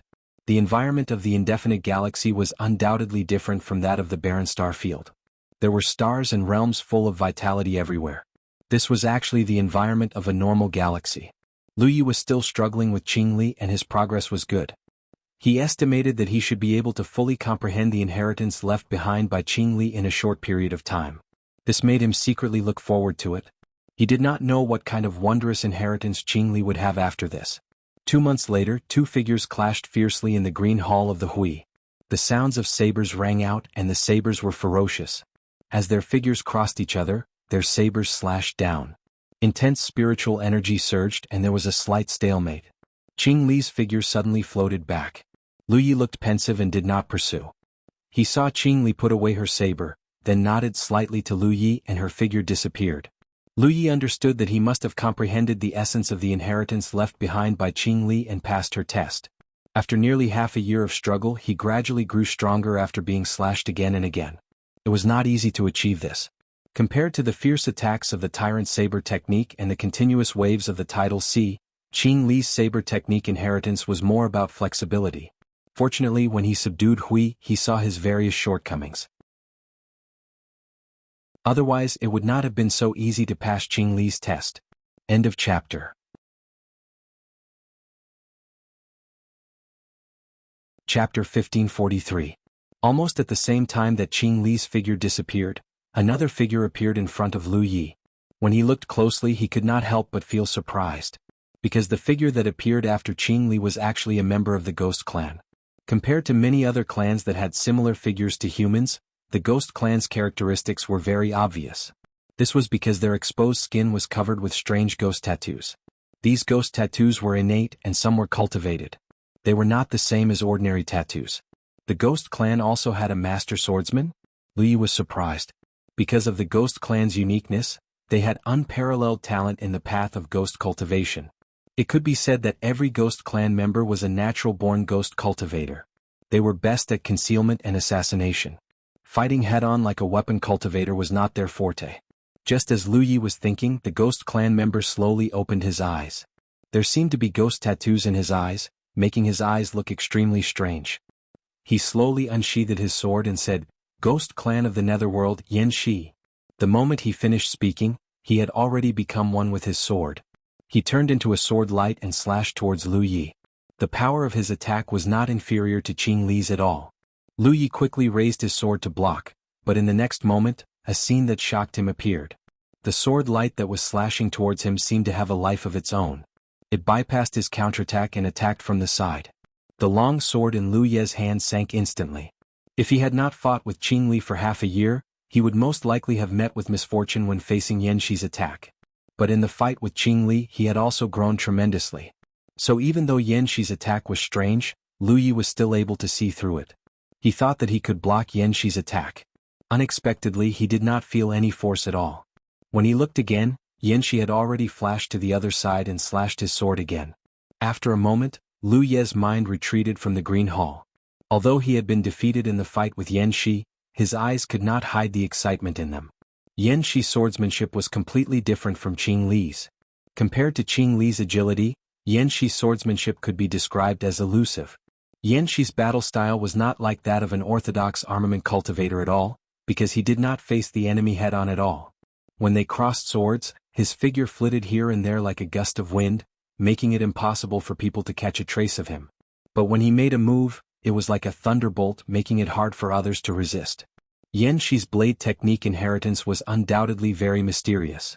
Lu Yi faintly felt that if he could understand the essence of it, he would no longer need to be afraid of being surrounded and attacked by others. Thinking back to the battle just now, no matter how fast he moved, he was unable to hurt Yan Shi at all. Instead, he was slowly disintegrated under Yan Shi's attacks. Regardless of whether it was Qing Li or Yan Shi, they were able to use the same power as Lu Yi. This was because the power that enabled them to use their knife skills came from Lu Yi himself. However, under the same level of power, Lu Yi was no match for Qing Li when he first met her. Now he was still no match for Yan Shi. Lu Yi knew that this was not because he was weaker than them, but because when the two of them left behind their imprints, their horizons and experience far exceeded his. He spent half a year to understand Qing Li's knife skills, and his own body had grown considerably. He believed that this time he would not need as much time to understand Yan Shi's knife skills, because as he grew, the imprints left behind by these old seniors would become easier for him. Just as he was about to give it another try, he heard Dulang say, "Brother Lu, Qi Kong has arrived." Hearing this, Lu Yi looked up and saw a realm appear in front of him. Looking from afar, it was a mix of blue and yellow, and the entire realm seemed to be stained with streaks of stripes. The current Lu Yi could not be considered a greenhorn. After traveling in the galaxy for so many years, he had seen many realms, big and small, but he had not seen what a top realm looked like. As such, he could roughly tell whether a realm was strong or weak just by looking at it from afar. Needless to say, Qi Kong gave him a bad feeling, like a terminally ill old man. This was undoubtedly a sign that a cultivation realm was approaching its end. With the help of the insight spiritual inscriptions, under careful observation, the energy in the galaxy did not show any signs of being absorbed by Qi Kong. Instead, Qi Kong's foundation seemed to be flowing into the galaxy. Normally, a realm with vitality would absorb the energy of the galaxy to slowly strengthen itself. As the realm's foundation strengthened, the realm's level would gradually increase. However, this process was generally very long and could easily take millions of years. There were not many growth-type realms like Jianghu that could take the initiative to absorb the foundation of other realms to improve themselves. Qi Kong had already shown signs of approaching its end 1,000 years ago, and today this process was getting faster and faster. Generally speaking, there would be cultivators patrolling and guarding the nearby space of a large realm to prevent the invasion of foreign enemies or star beasts, but Qi Kong seemed to be completely unguarded. Along the way, Lu Yi did not see many cultivators from Qi Kong at all. Occasionally he would see them, but they were in a hurry. Du Lang steered the star boat into Qi Kong continent, and they did not encounter any inspection or investigation. When they entered a place where a sect was located, Yu Yao's divine sense faintly probed, but she quickly withdrew it. This was undoubtedly the sect where Du Lang came from. There were not many cultivators above the constellation in Qi Kong now, and Du Lang's status here was not low. After some arrangements, he settled Lu Yi and Li Shang down and then said, "Brother Lu, I will go and report to Master. If Master summons you, I will inform Brother Lu." Of course. Lu Yi nodded. When in Rome, do as the Romans do. This was Du Lang's territory, so he naturally had to listen to his arrangements. After Du Lang left, Lu Yi looked at Li Shang. "Do you want to hide?"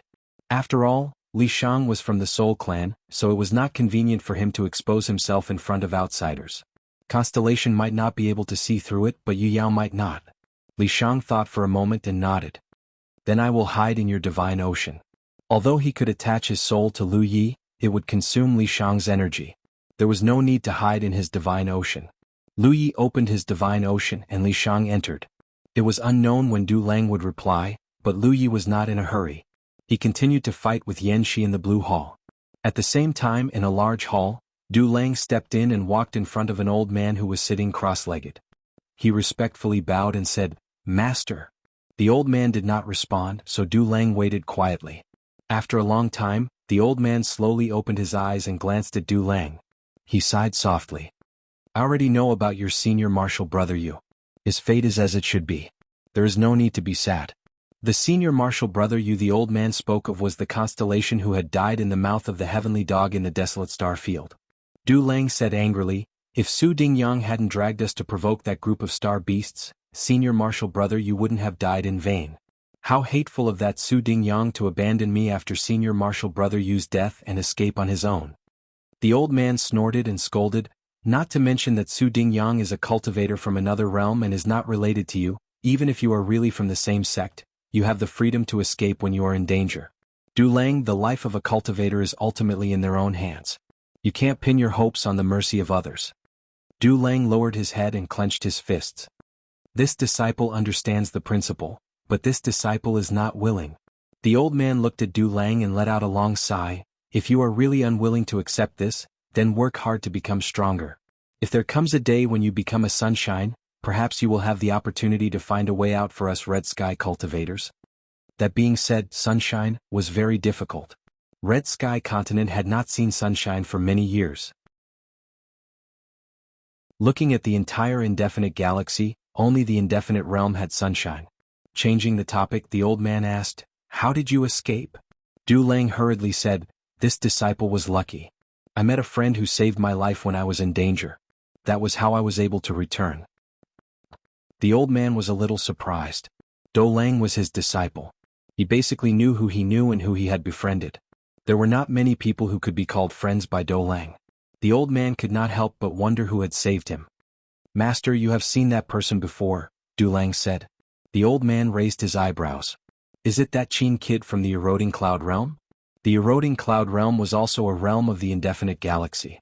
The old man knew that Du Lang had a good relationship with a constellation with the surname Qin in the eroding cloud realm. If there was one of Du Lang's few friends who could save Du Lang in that situation, it would be this Qin kid. "It's not senior martial brother Qin." Du Lang shook his head.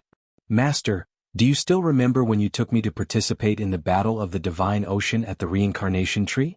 The old man pondered for a moment. The scene back then was still vivid in his mind. He was surprised. "You couldn't have met Wuxia of the Nine Heavens, right?"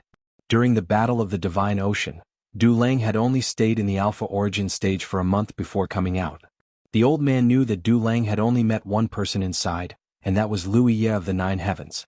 The master and disciple could have left earlier, but they had stayed because Du Lang wanted to see how long Wuxia could last. As a result, he saw the birth of a miracle. Wuxia of the Nine Heavens had won first place in the Battle of the Divine Ocean with an absolute advantage. Du Lang suddenly mentioning the Battle of the Divine Ocean made the old man's mind extremely sharp. Du Lang said excitedly, "Master is right, the one who saved me was Wuxia of the Nine Heavens. Why would he go to the desolate star region?" The old man was surprised. Although he did not know which galaxy the Nine Heavens realm was in, it was definitely not one of the four galaxies. If it was, the old man would have heard about it long ago. Disciple doesn't know. Du Lang shook his head. He was also very curious about why Wuxia was in the desolate star region, but this was not something he could inquire about casually. The old man said, "If I remember correctly, that young man was only an 8th order divine ocean cultivator back then, one minor realm lower than you, right?" "Yes," Du Lang nodded. The old man said, "Such a character is bound to achieve great things in the future. Since you and him are connected by fate, you might as well make friends with him. Even if you can't borrow his strength in the future, you can be proud to have such a friend."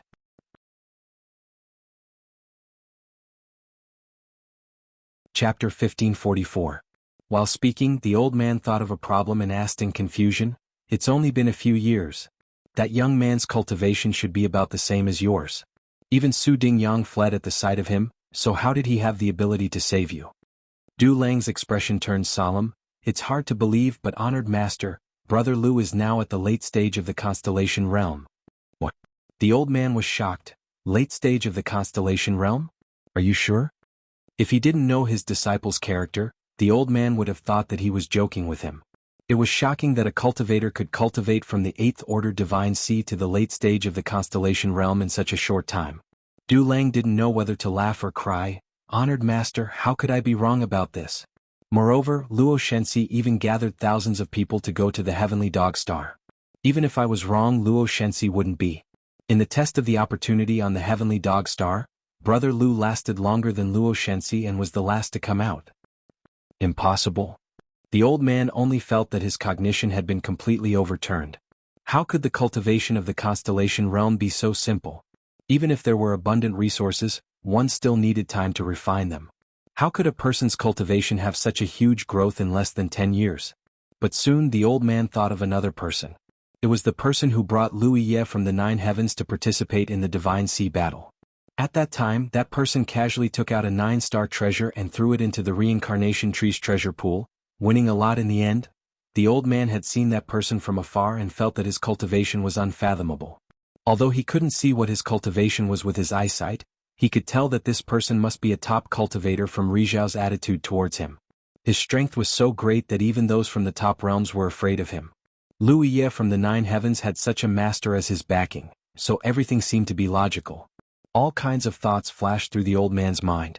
He realized that he couldn't treat Lu Ye from the 9 heavens as a simple constellation realm junior. He had a very powerful master supporting him. Collecting his thoughts, the old man said, "Remember the kindness of saving your life. Even if you don't have the ability to repay him now, if he has any requests in the future, as long as they don't conflict with your ideals and don't do anything evil, you should do your best to help him." Du Lang replied respectfully, "This disciple will remember Shizhuan's teachings."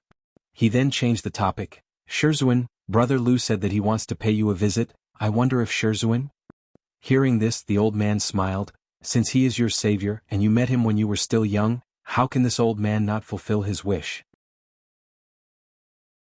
Go ahead and make the arrangements." If Lu Yi was just Du Lang's savior, it wouldn't matter whether he met him or not. Lu Yi only wanted to visit him out of respect for his seniors.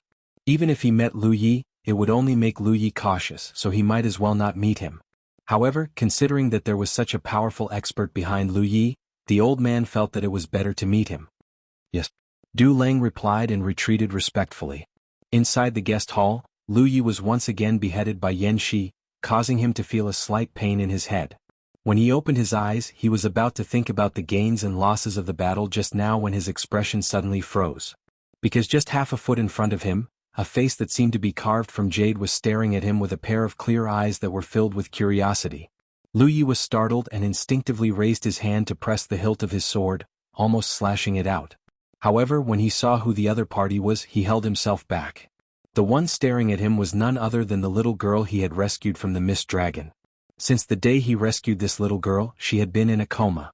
Li Shang, who had been taking care of her, had repeatedly checked on her condition, only to find that the soul-devouring aphids in her spirit sea had disappeared, but she still hadn't woken up and there was still vitality in her body. It had been half a year, and Lu Yi had long become accustomed to her being in a coma. Who would have thought that when he opened his eyes this time, she would wake up and stare at him from such a close distance? This little girl looked like a little girl about 5 or 6 years old, but Lu Yi wasn't naive enough to think she was really a little girl. The other party might be an old monster who had lived for who knows how many years. As for why she appeared in the appearance of a little girl, Lu Yi didn't know. There were many wonderful secret techniques in this world, many of which had miraculous powers. "You're awake?" Lu Yi asked calmly, his right hand still resting on the hilt of his mountain plate saber. Although he didn't feel any malice from the other party's eyes, it was always better to be safe than sorry. If this little girl opened her mouth and turned it into a bloody maw, he would be in deep trouble. The little girl's eyes lit up for a moment before she opened her mouth and called out in a crisp voice, "Father!" Lu Yi was stunned for a moment, thinking there was something wrong with his ears and couldn't help frowning. "What? Father?" The little girl smiled brightly and threw herself at Lu Yi, crashing into his arms and wrapping her arms around his neck. Lu Yi was caught off guard and was thrown onto the bed. This time, Lu Yi finally heard clearly and couldn't believe his ears.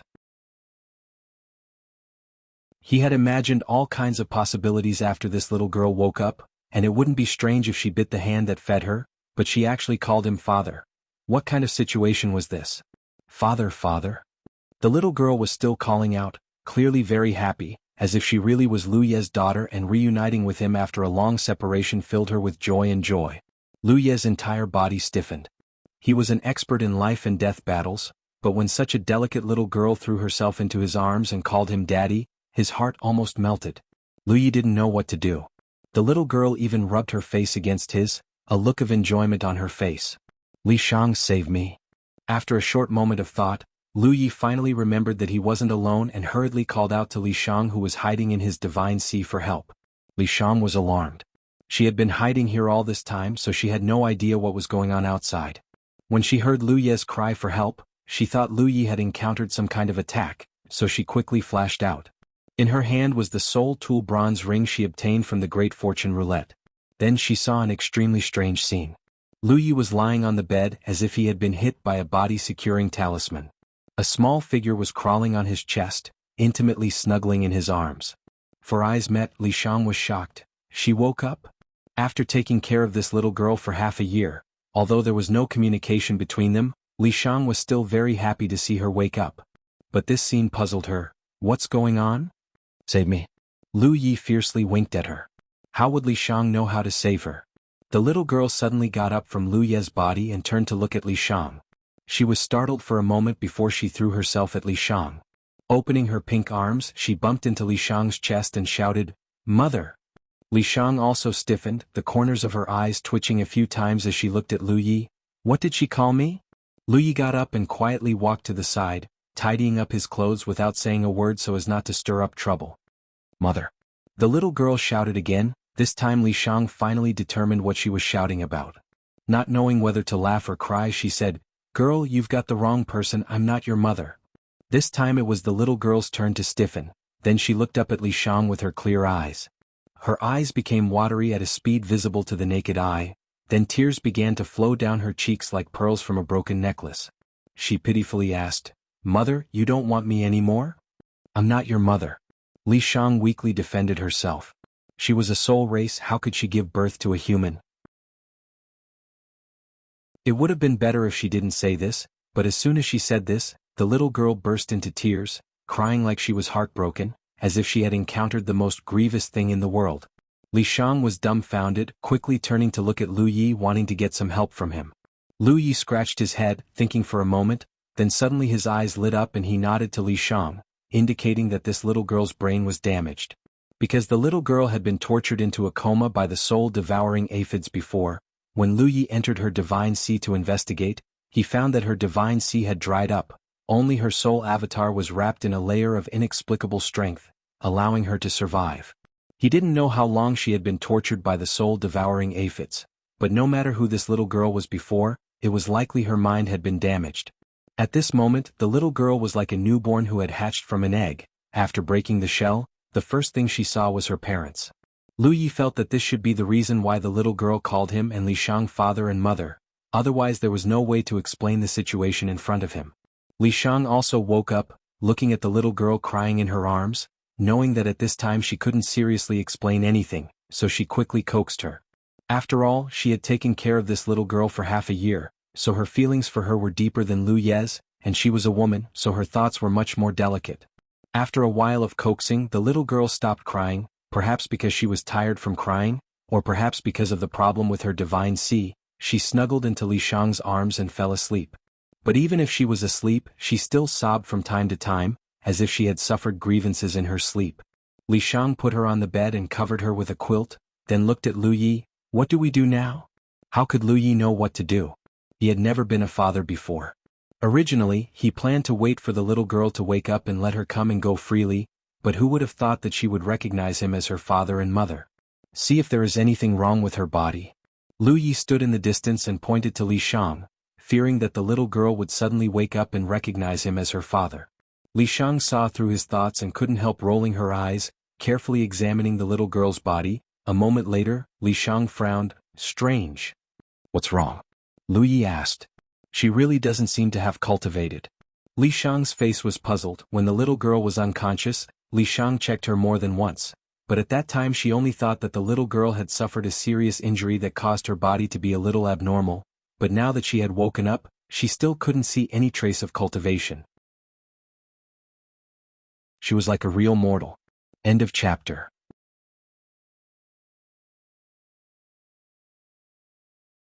Chapter 1545. Both Lu Yi and Li Shang knew that this little girl couldn't be immortal because she had her own spirit sea and could traverse the starry sky with her physical body. At the very least, she should be a star constellation cultivator. Moreover, to be able to preserve her soul avatar under the corrosion of the soul-devouring aphids, her cultivation was most likely higher than a star constellation cultivator. However, her physical body showed no signs of cultivation, which was very strange. Lu Yi personally went forward to check and found that it was as Li Shang said. For a time, the two people in the room stared at each other blankly. The little girl's physical condition was secondary. For some reason, she recognized them as her parents, which was troublesome. After thinking for a moment, Lu Yi said, "I'll leave this girl to you. I don't know how to take care of children." "I don't know either." Li Shang looked at him. Lu Yi persuaded, "Just take care of her casually. She's not an ordinary child, maybe she's even older than all of us combined. It's just that she's a little delirious right now and has the temperament of a child." Li Shang glanced at him with a bitter expression. Lu Yi suddenly picked up the note and said, "I'm going out to pay a visit to this world's Yu Yao." Saying so, he quickly slipped away. Du Lang sent a message to inform him that his honored master had agreed to meet with him and asked if Lu Yi was free. If he was, he would take him there now. When Lu Yi rushed to the appointed location, Du Lang was already waiting for him. The two immediately flew in the same direction. On the way, Lu Yi asked Du Lang about Yu Yao's honored master and learned that his name was Hua Cheng. A moment later, they arrived in front of a large hall. Without needing to report, Du Lang directly led Lu Yi into the hall. Inside the spacious hall, there was only one figure sitting cross-legged, his aura deep and profound. Lu Yi looked up and saw that Hua Cheng looked very old, his hair and beard all white, and even his face was full of wrinkles. Lu Yi knew that this old man was probably like Tang Jun, nearing the end of his lifespan, and his condition was more serious than Tang Jun's. Tang Jun had bought a longevity fruit before, which increased his lifespan by a lot. Perhaps he could live for a few hundred years, but this old man didn't seem to have much longer to live. Du Lang led Lu Yi forward and respectfully said, "Honored master, brother Lu Yi is here." Lu Yi also bowed respectfully. Lu Yi of the Nine Heavens greets Senior Hua. Hua Cheng had a gentle smile on his face. He looked Lu Yi up and down and found that it was indeed as Du Lang had said before. This young man who had once shone brilliantly at the reincarnation tree was actually already at the late-stage constellation realm. Although he didn't show it on the surface, his heart was in turmoil. This kind of cultivation speed was simply unheard of. From the looks of it, not only did the other party have the support of a supreme powerhouse, his own aptitude must also be top-notch. Otherwise, it would be impossible for him to grow so much in such a short period of time. Judging from Du Lang's previous reports, Lu Yi's cultivation wasn't just for show. He also had a powerful strength that matched his cultivation. "You don't have to be so polite, little friend. Sit down and talk." Hua Cheng gestured with a friendly smile. Lu Yi readily accepted his advice and sat on the praying mat at the side. "My disciple is untalented, but this old man is extremely grateful for your help," Hua Cheng said slowly. Lu Yi hurriedly said, "Senior, you're too serious. Brother Du Lang and I are old acquaintances, and it's only natural for me to help as much as I can. Moreover, Brother Du Lang also gave me some good things back in the Alpha Origin stage." Hua Cheng clearly knew about what had happened back then. He stroked his beard and smiled. "It's just some jade ants, how can they be compared to your life-saving grace?" He turned his head to look at Du Lang. "You can't forget the life-saving grace. It's rare that little friend Lu doesn't mind you being weak. You should get closer to him in the future." Du Lang hurriedly nodded. The following conversation didn't have much practical content. Hua Cheng originally thought that Lu Yi had only come to visit because of etiquette, so he naturally talked about whatever topic he wanted to talk about. Unexpectedly, after chatting for a while, Lu Yi suddenly said, "Senior, this junior has come to ask for a favor." Hua Cheng smiled. "Little friend, feel free to speak your mind. If this old man has the ability to help, I will not refuse." Disregarding the fact that Lu Yi had saved his disciple's life, Hua Cheng didn't mind building a good relationship with the supreme expert behind Lu Yi. Lu Yi pondered for a moment and didn't mention anything. Instead, he asked, Has Senior heard of the Wanxiang Galaxy? Hua Qing was taken aback. He then nodded and said, this old man has also traveled the starry sky when I was young, so I've naturally heard of the Wanxiang Galaxy. It's said to be the central galaxy of the starry sky. Du Lang obviously didn't know about the Wanxiang Galaxy. He curiously asked, Central Galaxy? Master, is the Wanxiang Galaxy located at the center of the starry sky? Hua Qing smiled. The central galaxy doesn't refer to its geographical location. I don't know if the Wanxiang Galaxy is the center of the starry sky, but it's called the central galaxy because it has many insect tunnels that connect to other galaxies. Cultivators from thousands of galaxies can enter the Wanxiang Galaxy through these insect tunnels. The prosperity of the galaxy is unimaginable, but it's a pity that this old man didn't have the chance to see it. Du Lang was speechless. A galaxy with insect tunnels connecting thousands of galaxies? This scene was hard to imagine. Hua Qing explained to his disciple and then looked at Lu Yi.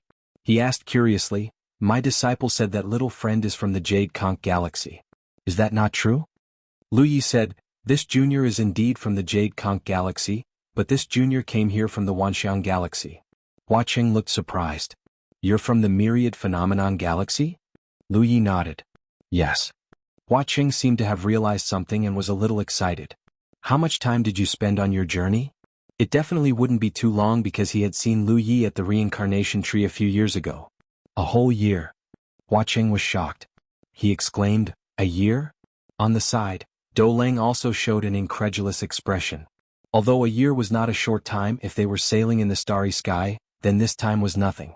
It should be known that it took them half a year to rush back from the desolate star region. Didn't this mean that before meeting Lu Yi had only been traveling through the starry sky for half a year? Was the Wanxiang Galaxy so close to a Pyrrhon? After recovering from his shock, Hua Qing suddenly shook his head. That's impossible. When this old man was young, he once inquired about the Wanxiang Galaxy's location. It's extremely far away from a Pyrrhon. It's impossible to get there in a year. As he spoke, he seemed to realize something. Unless there's a new stable insect path. Lu Yi said, this junior did use the insect path, but it's not a new one. It's an existing one. Then where is the insect path? Hua Qing was excited. As an old man who had lived for thousands of years, his mind was as calm as an ancient well, but he still couldn't suppress his emotions at this moment. If they could really rush to the Wanxiang Galaxy in a short time, it would be a good way out for the entire Scarlet Sky continent. It's in the desolate star field. Lu Yi replied. Hua Qing thought to himself that this was indeed the case. Du Lang had met Lu Yi in the desolate star field, and Lu Yi had only taken a short time to come from the Wanxiang Galaxy. If there really was an insect path, it would only exist in the desolate star field. However, in the desolate star field, where the constellations of the Four Directions Galaxy often entered, no one had ever found the insect path. This was strange. Little friend, can you tell this old man the specific location of the insect path? Hua Qing looked at Lu Yi with a sincere expression. Lu Yi came to see him and took the initiative to mention the Wanxiang Galaxy and the insect path. Looking at Hua Qing, Lu Yi probably wouldn't refuse to tell him more. Lu Yi indeed didn't intend to hide it because these things couldn't be hidden. Moreover, he had a favor to ask of the indefinite star field. Whether it was going to the Long Cloud Galaxy or the Wanxiang Galaxy, the indefinite star field would also need his help. Therefore, it was best for both sides to cooperate with sincerity.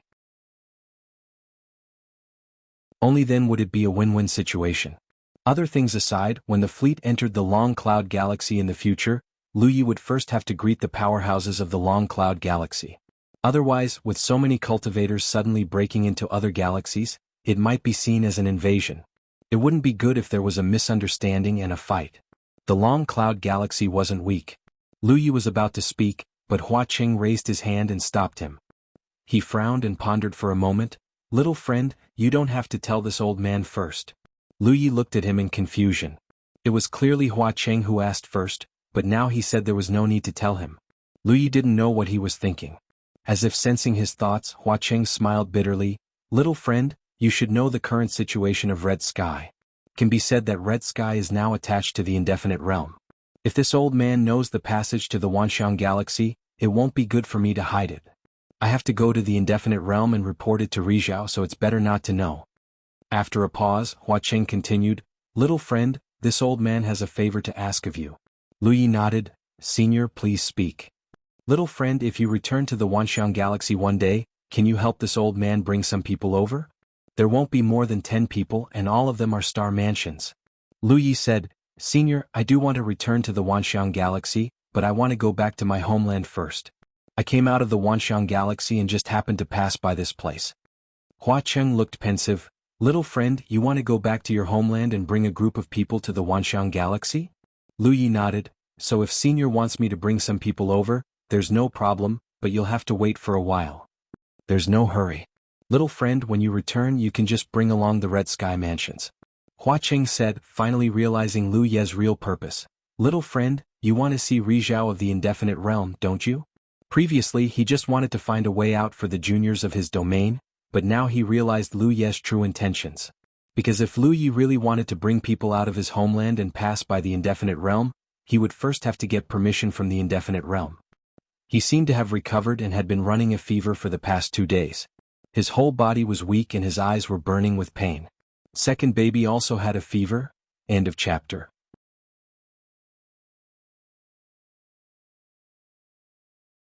Chapter 1546. However, Lu Yi was just a constellation. How could she be qualified to meet Sunshine?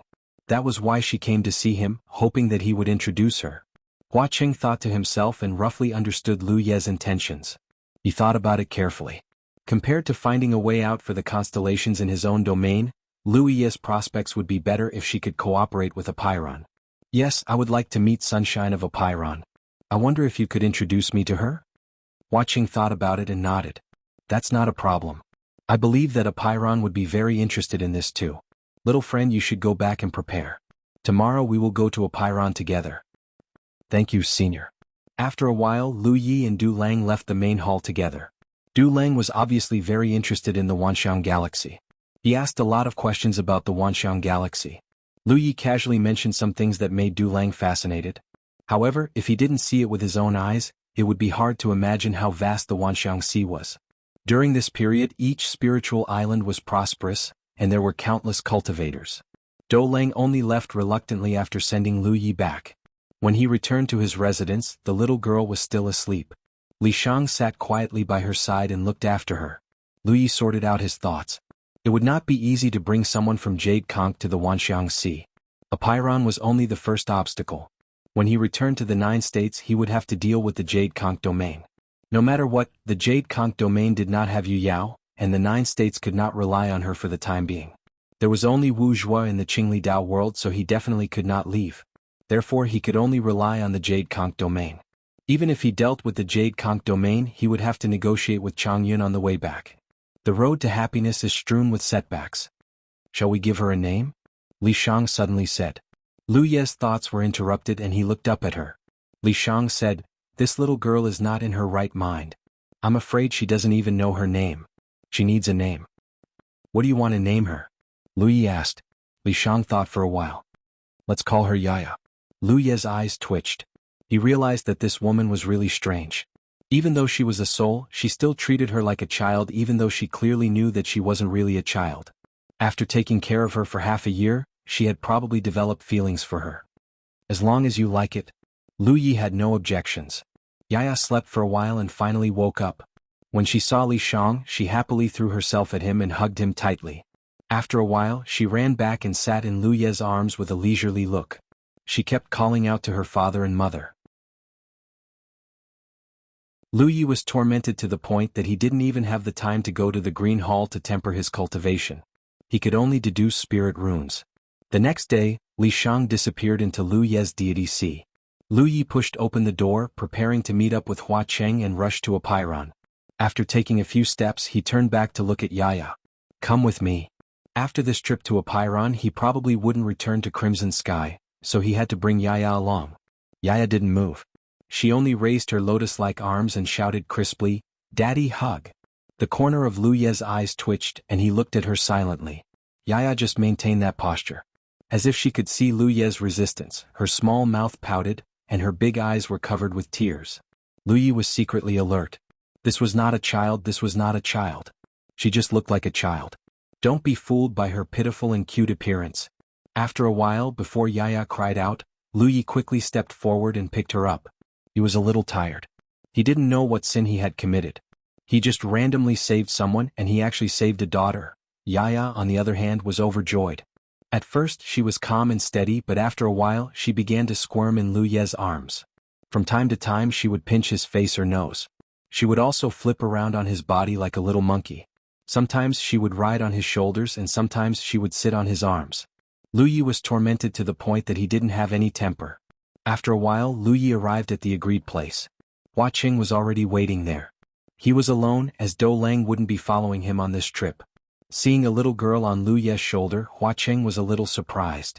"Little friend, this little girl is..." Before Lu Yi could speak, Yaya spoke first. "He is my daddy, the best daddy in the world." Lu Yi chuckled, not knowing how to explain. If he dared to say no, Yaya would dare to cry in front of him. Hua Qing smiled kindly and looked Yaya up and down. He praised, "Little friend, you are amazing. Even a child is so lovable." As he said this, he flipped his hand, and a treasure that looked like a hair band appeared in his palm. "Since it's our first time meeting, how about I give you a little gift?" Yaya glanced at the hair band in Hua Qing's hand, and then showed a disdainful expression. She looked away and said softly, "Trash." Hua Qing's expression suddenly froze. Although it was a gift for a child, Yu Yao would not be shabby. This hairband was a spirit artifact after all. How could it be trash? Moreover, it was criticized by a child in front of him. Lu Yi was also a little embarrassed. When Yaya was with him and Li Shang, she looked extremely innocent, like an ignorant child. Who would have thought that she would say such shocking words at this moment? He hurriedly grabbed Yaya off his shoulder, grabbed her collar with one hand and slapped her butt with the other. "What nonsense are you talking about? Hurry up and apologize to Grandpa." Yaya covered her back with her hands, and was carried by Lu Yi with one hand. She looked very pitiful. She looked at Hua Qing with a wronged expression. "Grandpa, I was wrong." Lu Yi was also embarrassed. "Senior, please forgive me. There are some problems with this child. I didn't teach her well. It was not good to explain too much." Hua Qing saw that she was interesting and laughed. "It's okay. She is a child and sometimes her words are shocking. Children's words carry no harm. Children's words carry no harm." However, he did not say anything about giving a gift. He put away the hairband and summoned a star boat. After Lu Yi and Yaya stood on it, the star boat soared into the sky and into the clouds. It would take Lu Yi about half a month to get to Indefinite from the Red Sky realm. However, Hua Qing's speed was obviously faster. It should take less than 10 days. Yaya could not stay idle during the journey. She ran around on the star boat looking at this and that. Occasionally she would see something beautiful in the starry sky and would ask Lu Yi to share it with her. Lu Yi felt a headache coming. He lamented that children were really difficult to raise. After a long time Yaya was tired. She ran to Lu Ye's side and sat in his arms. She found a comfortable position and fell asleep. One day later Lu Yi, who was refining spiritual jades and cultivating, clearly felt that the star boat had slowed down. He looked up and saw a stream of light approaching at high speed. Hua Qing said, "It's Indefinite star boat. It seems that she is going to the Red Sky realm. But I don't know why. Young friend, please wait for a moment." Lu Yi nodded slightly. After a short while, the star boat arrived in front of them. Hua Qing looked over and recognized one of the people on it. He cupped his fists and said, "So it's fellow Taoist Kong. Are you going to the Red Sky realm?" A middle-aged man with a dignified expression on the star boat looked over. This man was the fellow Taoist Kong that Hua Qing had mentioned. He was also a late-stage Yu Yao cultivator. However, unlike Hua Qing, who was old and weak, Kong Qing was in the prime of his life. Even in the Indefinite realm, his status was not low. He was a powerhouse with a high chance of reaching the Sunshine realm. Kong Qing clasped his hands behind his back and said calmly, "I'm going to the Red Sky realm." Hua Qing was surprised. What is fellow Taoist Kang's business? Under normal circumstances, Indefinite's Yu Yao would not go to a place like the Red Sky realm. Therefore Hua Qing did not know what Kong Qing was going to do. Since they happened to meet on the way, he naturally wanted to ask about it. While the two were talking, Lu Yi also looked over. However, his gaze did not fall on Kong Qing. It was on a young man beside Kong Qing. It was Su Dingyang. Lu Yi had a vague feeling that Su Dingyang was coming for him. He had injured Su Dingyang and the others in the Barren Star Field, so he could not kill them all. It seemed like Li Shang was right. Trouble was coming. However, Lu Yi did not expect Su Dingyang to be so impatient. He should have just returned to the Indefinite realm not long ago, but he had already brought a late-stage Yu Yao cultivator to the Indefinite realm. When their eyes met, a cold glint flashed in Su Dingyang's eyes. On the star boat, Kang Cheng looked at Lu Yi and said calmly, "It's nothing important. I just heard that cultivators from other galaxies have invaded our galaxy. I was worried, so I came to take a look." Hua Cheng was surprised. "Invaded? Why do you say that?" Lu Yi was indeed a cultivator from another galaxy, but he was just passing by. He was far from invading. Hua Cheng knew a little about Kang Cheng's temperament. He was a very proud person. Even if Lu Yi had some conflicts with Su Dingyang, it was not enough for him to make such a big fuss. After all, it was not appropriate for the elders to interfere in the affairs of the younger generation. Therefore, Hua Cheng did not understand what Kang Cheng was trying to do. He could not possibly stand up for Su Dingyang, could he? In fact, Kang Cheng had come personally because of Lu Yi, but not because of Su Dingyang as Hua Cheng thought. He had the same philosophy as Hua Cheng. The younger generation should solve their own problems. If the elders interfered, the younger generation would appear incompetent. However, he had heard about Lu Yi from Su Dingyang and realized that Lu Yi was a talent. Therefore, he had some ideas. Although this generation of the indefinite realm was not bad, there were no outstanding talents. On the Grand Luo side there was Shensi Luo who suppressed all the other galaxies. Su Dingyang was not bad, but he was still overshadowed by Shensi Luo. If he could recruit Lu Yi and make him work for the indefinite realm, he might be able to change the situation. Kang Cheng was confident that he could recruit a wandering galaxy from an unknown galaxy. As for the invasion, it was just an excuse to make it easier for him to act personally and show the indefinite realm's power. End of chapter.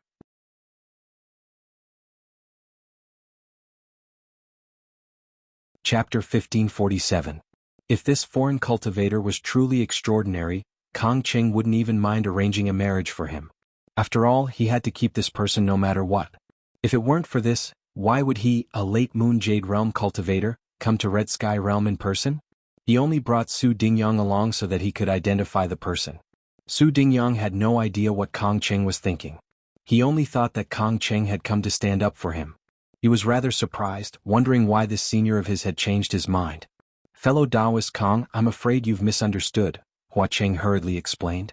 "This young friend Lu Yi is indeed from the Jade Conch Galaxy. However, he's just passing by. Moreover, he's an old acquaintance of my disciple, Du Lang. That's why he stopped by Red Sky Realm. Whether it's a misunderstanding or not, I have my own considerations." Kang Cheng looked at Lu Yi indifferently. "I was going to Red Sky Realm, but since we've met here, it'll save me some trouble.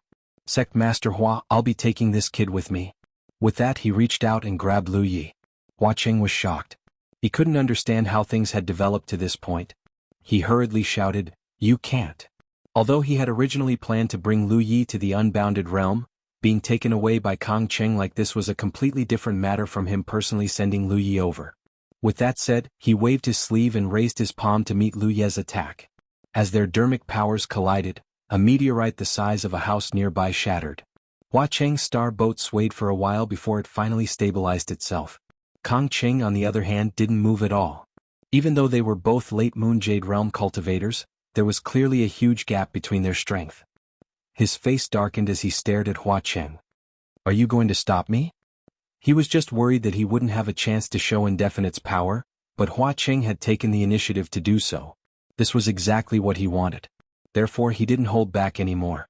He flew out of the star boat and charged towards Hua Cheng's star boat.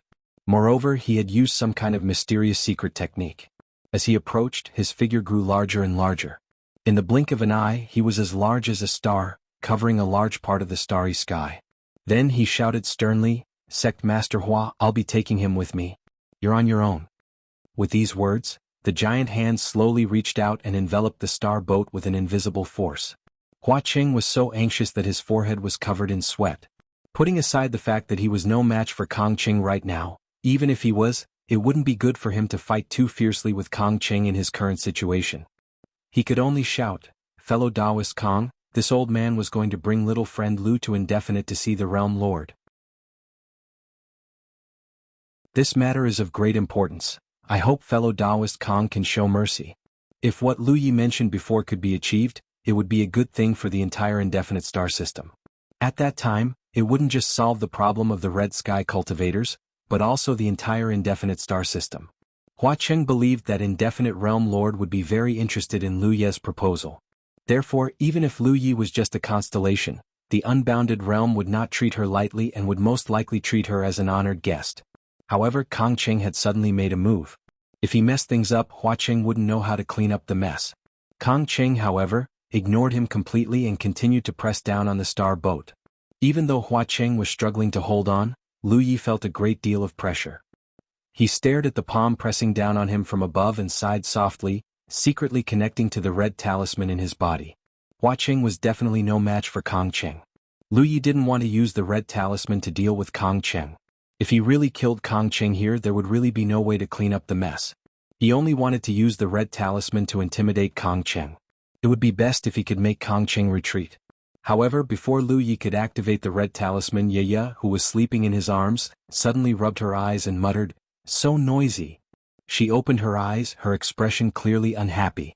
She stared at the giant palm blocking her view of the starry sky and her chubby cheeks suddenly puffed up. She then jumped out of Lu Ye's arms. Before Lu Yi could react, Ye had already rushed out of the star boat, her small figure rushing forward. Lu Yi instinctively raised his hand to grab her, but he failed to catch her. He couldn't help but be stunned. He looked up and saw Ye's small pink fist suddenly swinging forward. A jade bracelet she had been wearing on her wrist seemed to flash with a faint light. Then Ye's voice rang out, "You're disturbing my sleep." That small fist didn't seem to contain any power, but under it, the giant palm that blocked out the starry sky shattered with a loud bang. Then a miserable scream rang out, and a figure was sent flying backwards, covered in blood.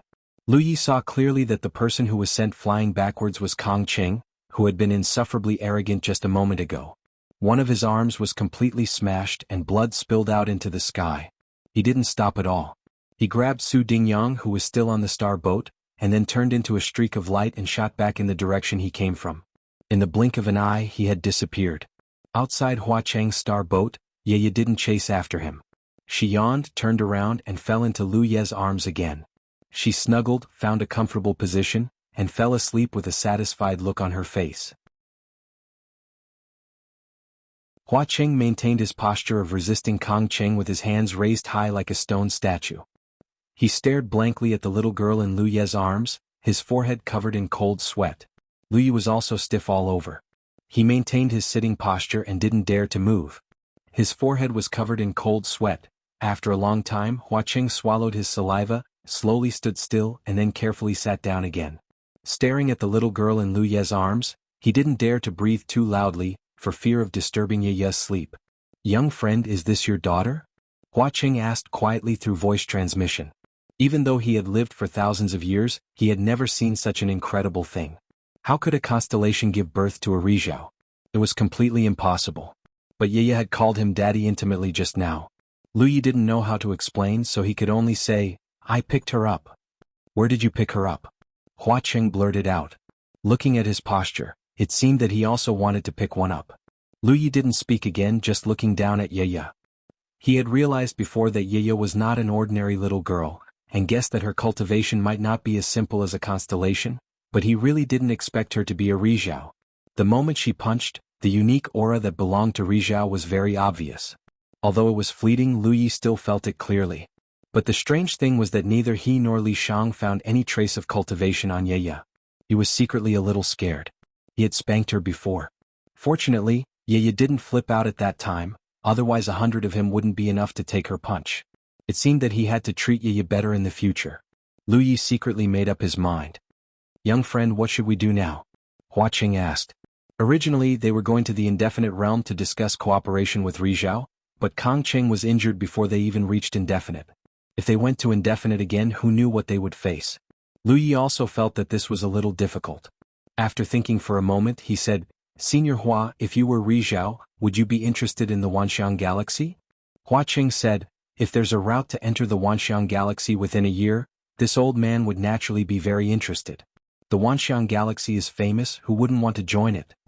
He understood Lu Ye's thoughts and continued, "Yu Yao's actions cannot represent all of Indefinite. Young friend, you have no grudges with Indefinite and Yu Yao was only injured, not killed. If there are enough benefits, this matter will most likely not be pursued." Lu Yi nodded. "The route to enter the Wanxiang Galaxy is enough benefits." Hua Cheng said, "This old man was originally a little worried that young friend's strength was not high enough to negotiate with Indefinite on an equal footing. If Indefinite forced you to hand over the route, she could completely abandon you and even force you to lead the way. Now, it seems that young friend already has the qualifications. As he spoke, he glanced at Ye. With Rizhao by his side, Lu Yi did indeed have the qualifications to speak with Indefinite on an equal footing. It was normal for Hua Qing to have such worries because he didn't know the difficulties they would have to face in order to reach the Wanxiang galaxy. Setting aside the Mist Dragon, Lu Yi needed to hold a torch made from the reincarnation tree's trunk to lead the way. Even passing through the Mist Dragon and entering the insect path to reach the Long Cloud galaxy would require someone to negotiate and allow a large number of cultivators to pass through. Even if everything went smoothly, it would be very difficult to gain a foothold in the Wanxiang galaxy without a foundation. Indefinite was not weak, but there were many galaxies like Indefinite in the Wanxiang galaxy. Few of these galaxies had their own spiritual islands. If there was no one to help them, their days in the Wanxiang galaxy would be difficult. That was why Lu Yi had never been worried that Indefinite's experts would use force against him.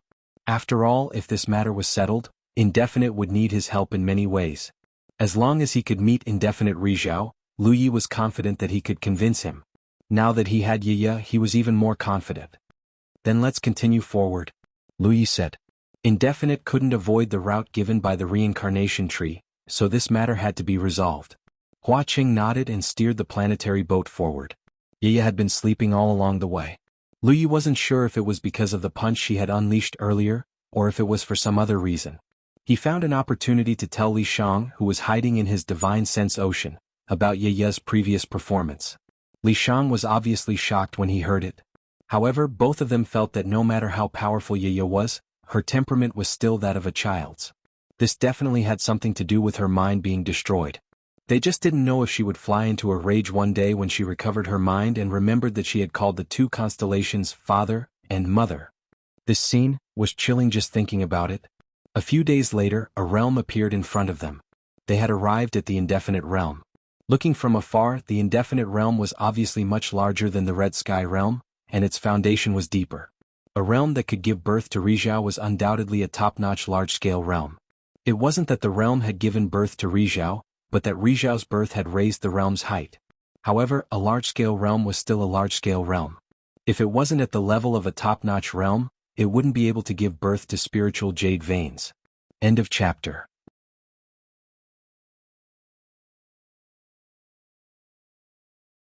Chapter 1548. Before the star boat even got close to Apeiron, Lu Yi noticed that someone was secretly spying on them from afar. Kong Qing must have told Apeiron about what had happened to him after he fled back to Apeiron. Hua Qing grumbled inwardly when he saw that the person spying on them was a Yu Yao cultivator. He could only pray that everything would go smoothly from here on out. If things didn't go well and they fell out with each other, regardless of what would happen to Lu Yi and the others, Qi Kong wouldn't have an easy time in the future. Qi Kong's situation wasn't good to begin with. He could only rely on Apeiron to survive. If he was accused of colluding with the enemy, there would be no way out for him. They continued forward until they were close to the unbounded dimension, and a row of figures blocked their path. Surprisingly, the one in the lead was Kong Qing. Kong Qing's face was somewhat pale, obviously due to the injuries he'd sustained a few days ago. However, he'd already regrown his broken arm. This wasn't a difficult task for a Yu Yao. All they needed to do was pay a certain price. Apart from Kong Qing, there were 5 other Yu Yao. There were both men and women, and all of them had powerful auras. Clearly, they weren't all of Apeiron's Yu Yao. Along the way, Lu Yi and Hua Qing had inquired about Apeiron's background and learned that there were 3 Rizhao in total. However, 2 of them were always traveling outside and rarely showed themselves. Thus, there was only one Rizhao in the Apeiron realm. He was also the realm master of Apeiron, and his name was Jianghu. Hua Qing steered the star boat to a stop about 5 kilometers away from the Yu Yao. This distance was within reach for the Yu Yao. Hua Qing was secretly nervous as he looked at the other party. He didn't know what Apeiron's attitude was. He exchanged a glance with Lu Yi and walked out of the star boat. Ye had already woken up. She was sitting on Lu Ye's neck, grabbing his hair with both hands. She had a leisurely expression on her face, and her 2 short legs were swinging in front of Lu Ye's chest. Numerous pairs of eyes instantly gathered on the seemingly inconspicuous Ye. Clearly they all knew about Ye's Rizhao. Led by Kong Qing, the 6 Yu Yao bowed in unison. Honored guest, your arrival brings light to my humble realm. We respectfully welcome your arrival. Seeing this, Lu Yi raised his eyebrows. knowing that the situation was not developing in a bad direction. Even though one of Kang Cheng's arms had been crippled by Yaya, he was still the one who had offended her first. If Yaya had been willing to take his life back then, he would not have been able to survive. Losing only one arm was already a great gain for him. In the starry skies, the consequences of offending a Rizhao were very serious. Kang Cheng was only at the late Moonjade realm, so he could still be considered reasonable. How could he dare to care about such things?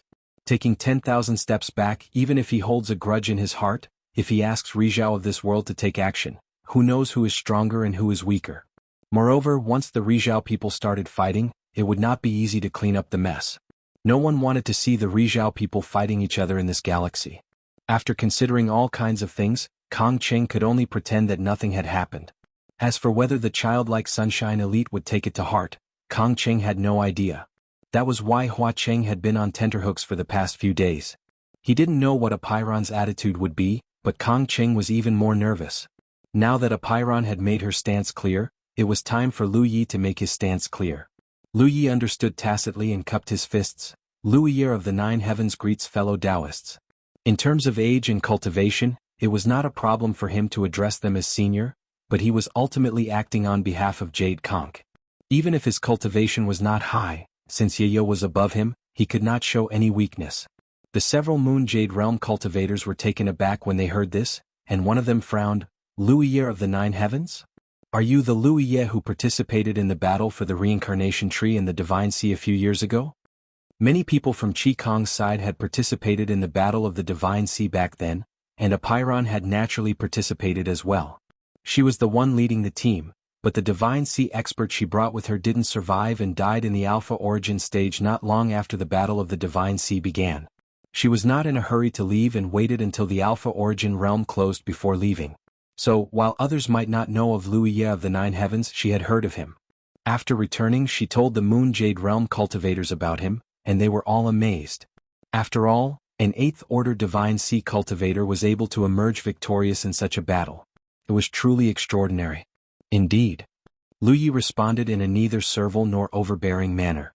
The woman looked him up and down, secretly shocked by the speed at which Lu Yi's cultivation had risen, but also somewhat relieved. No wonder you were able to suppress Luo Shenzi. As she spoke, her divine sense also surged, apparently secretly transmitting a message to the Moon Jade Realm cultivators around her. What had shocked her during the battle for the Divine Sea back then was not only the performance of Lu Yi of the Nine Heavens, but also the master who had brought Lu Yi here. Others might only realize that Yang Qing was extraordinary and powerful, but because of her bloodline, this woman could faintly feel just how terrifying Yang Qing was. At this moment, the expressions of the Moon Jade Realm cultivators around her became even more solemn.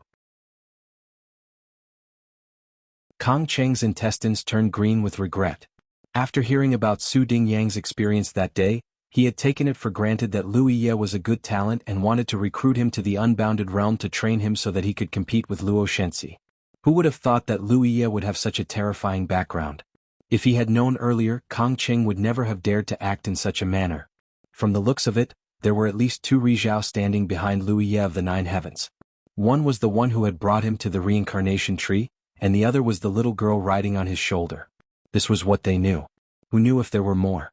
The realm of the Nine Heavens must be an extremely powerful top realm. How could the Unbounded Realm covet such a person? If they really forced him to stay, they might get into trouble. Because of Yaya's existence, the Unbounded Realm cultivators did not dare to act rashly. Now, after the woman's transmission, the Moon Jade Realm cultivators took this matter more seriously. Lu Yi said, I have taken the liberty to visit this time because I have something important to discuss with your realm. I wonder if it would be convenient for you? Kang Cheng no longer had the cold and aloof look from before.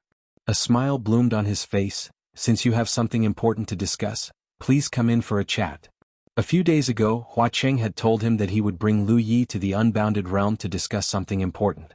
At that time, Kang Cheng did not pay much attention to it, but now it seemed that Hua Cheng was not lying to him.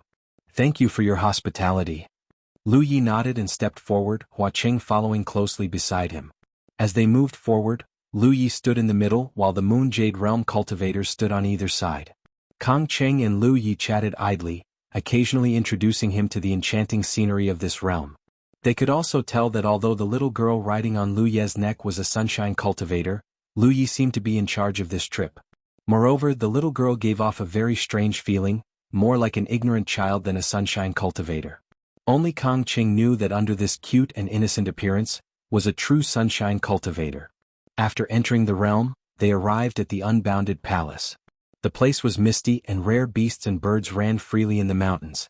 Amidst the lingering clouds, pavilions and pavilions were faintly discernible. There were many rugged rocks in the mountains, and there was also a silver waterfall that hung 3,000 feet high. It was a spectacular sight. On the tallest and largest mountain peak, a magnificent hall stood. Kang Qing and the others led Lu Yi to this place. Lu Yi immediately felt that there was an endless pressure slowly filling the hall. Sunshine. Lu Yi understood that there was a sunshine cultivator in this hall. It was probably the realm lord of this realm, Jianghu. It was not difficult to understand. Since Lu Yi brought sunshine here, the sunshine cultivator of this realm naturally had to express himself. Although the endless pressure was strong, it did not have much of an impact on him. Obviously, it had no intention of making things difficult for him. The pressure was directed at Yaya, who was riding on Lu Ye's neck. A cultivator at the level of sunshine would naturally not make things difficult for a constellation for no reason. Only a cultivator of the sunshine level would arouse their interest. Yaya was originally looking left and right on Lu Ye's head with a leisurely expression, but when she arrived here her cheeks puffed up, and then she jumped off Lu Ye's head like a monkey, running directly into the hall. Lu Yi was shocked and hurriedly shouted, "Yaya!" But Yaya had already disappeared. Lu Yi hurriedly chased after her. Kang Qing and the others could not care too much and could only follow. When Lu Yi entered the hall, he looked up and saw Yaya's figure. At this moment she was standing at the very front of the hall. There was a table there, and behind the table, a middle-aged man who looked like a scholar with a feather fan was sitting upright. The endless pressure that Lu Yi felt was coming from this person. This was the realm lord of the unbounded realm, Jianghu. Jianghu had a feather fan in his hand. It looked like he was gently fanning himself, but at this moment he was frozen for some reason. He stared intently at Yaya, who was standing opposite his table, with a serious expression. Yaya did not even look at him. She just stared at Jianghu's table. There were 3 fruit plates on the table. One plate was filled with grape-like berries, but they were like crystals. Another plate was filled with 2 or 3 pear-like spirit fruits, and the last plate was filled with some small red fruits. "Do you want to eat?" Yaya suddenly looked up at Jianghu, her eyes clear. Jianghu's eyelids twitched. For a moment he did not know how to answer. "Then I'll eat." Yaya was happy. Her 2 little hands grabbed the pears and the small red fruits and stuffed them into her mouth, looking like she had not eaten for a long time. In the blink of an eye, the 2 plates of spirit fruits were eaten clean by her. Then she picked up the plate that looked like a grape berry and excitedly ran to Lu Yi. She raised it up as if she was presenting a treasure. "Daddy, delicious." The corner of Lu Yi's mouth twitched. In an instant, the hall was so quiet that one could hear a pin drop. Everyone's eyes were focused on Lu Yi. Kang Qing and the others' mouths were so wide open that an egg could be stuffed in. They could not believe their ears. Only then did Lu Yi realize that Jianghu wasn't the only one in the hall. There were 2 other people behind a table on the left. He didn't recognize one of them, but the other one looked very familiar. That guy was looking at Lu Yi with great interest and gave him a slight smile that made him feel like he was bathing in a spring breeze. This guy was Luo Shensi. End of chapter.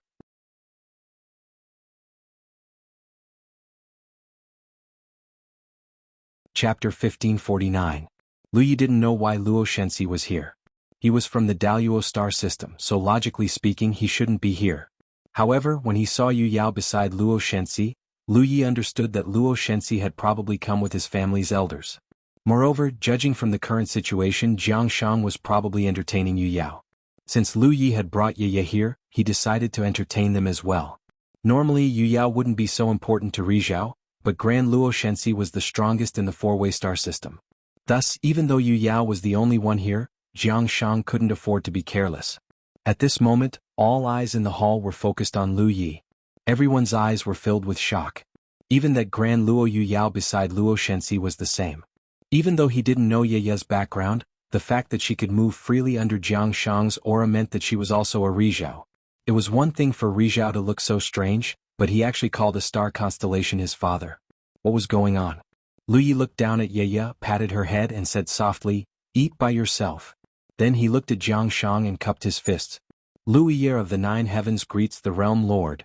Jiang Shang waved his feather fan lightly, retracting his aura. He smiled and said, "Sit." Ye's strange behavior was indeed surprising, but as Rizhao, his mental state was extraordinary. Naturally he wouldn't act surprised. Under Kang Cheng's arrangement, Lu Yi sat at the table to Jiang Shang's left.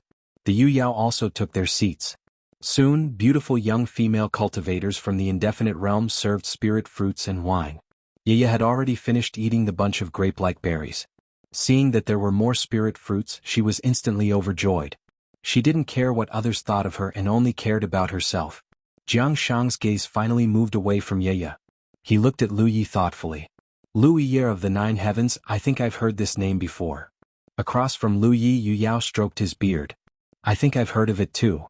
The female Yu Yao who had recognized Lu Yi immediately said, "Realm Lord, a few years ago the Blood Race and the Bug Race joined forces to issue a bounty. I wonder if Realm Lord has any recollection of it." Jiang Shang suddenly revealed a look of understanding. He looked at Lu Yi and asked, "Little friend, could you be the Nine Heavens Lu Yi who wiped out the entire Blood Race army in the Alpha Origin stage and left only one Zerg alive?" Even Lu Yi himself didn't know about this matter. The vampires and the insectoids issued a bounty on me? Was there a mistake? However, there was no one else in the Alpha Origin stage who could exterminate the vampires and the insectoids. He suddenly recalled that back in the Blue Jade realm, a Blood Race constellation had immediately recognized him. In the end, the Blood Race's Yu Yao had chased after him from hundreds of millions of kilometers away. At that time, he found it strange that a blood kindred constellation that he had never met before would recognize him. However, if the blood kindred had already noticed him and even issued a bounty for him, then it was understandable. Back then, in the Alpha Origin stage, he had wiped out the entire Blood Race Divine Sea army, and only one Zerg Divine Sea expert had survived. That Zerg Divine Sea expert must have left behind an image of him without his knowledge. "Little friend, you don't know?" Jiang Shang looked at him with a smile. Lu Yi shook his head. "This is the first time I've heard of it." Jiang Shang joked, "The bounty issued by the two races is very generous. Even Yu Yao would be tempted. Little friend, you should be careful when you travel the universe in the future." Lu Yi nodded. "Thank you for your reminder, Realm Lord." If it was in the past he would indeed have to be careful. However, he had Yaya by his side now, so there was nothing to be afraid of. If someone really came looking for trouble, Yaya would teach them a lesson. Luo Shenxi looked at him excitedly. "So Brother Lu has such a glorious past. No wonder you're so amazing." From the looks of it, he seemed to be even more interested in Lu Yi. On the other hand, Yu Yao, who was beside Luo Shenxi, looked puzzled. Based on the time, the last Divine Sea battle had happened only a few years ago. At that time, Lu Yi of the Nine Heavens was only at the Divine Sea level. How could he be at the late constellation stage now? This cultivation speed was a little shocking. She faintly guessed that this Lu Yi of the Nine Heavens was not the same person as the Lu Yi of the Nine Heavens. Jiang Shang spoke again. "Little friend, the Nine Heavens realm you came from shouldn't be in the nearby galaxies, right?" Lu Yi replied, "The Nine Heavens realm is located in the Jade Conch galaxy." Jade Conch? Jiang Shang pondered for a moment, then shook his head. "I've never heard of it." Even though the Jade Conch galaxy wasn't too far away, it radiated in all directions. Although Jiang Shang had traveled to many galaxies, as long as he hadn't been to the Jade Conch galaxy, he naturally wouldn't have heard of it. "Little friend, are you traveling here?" Jiang Shang asked again. "It's not traveling. I'm returning to the Jade Conch galaxy and passing by this place." Jiang Shang was full of praise. "When I was your age, I only dared to travel around the galaxy. Little friend, you've traveled hundreds of millions of miles. You're young and promising. I had no choice, that's all." Lu Yi sighed. "I accidentally passed through a bug path in this galaxy and went to an unfamiliar galaxy. It wasn't easy for me to find the way home, so I set out on my return journey." "Oh." Jiang Shang was surprised. Of course, he knew about the insect path. There was a known insect path in the indefinite star system, but the insect path was connected to a desolate star system. It wasn't a threat to indefinite and it wasn't of much value. Jiang Shang casually asked, "Which star system did you enter through the insect path?" Since Lu Yi could travel all the way from a single constellation, then the galaxy shouldn't be too far away. He might even have heard of it or even been there. Lu Yi stared at him and said softly, the Myriad Constellation Galaxy. In the main hall, the group of Yueyao had been drinking and eating spirit fruits, chatting in low voices.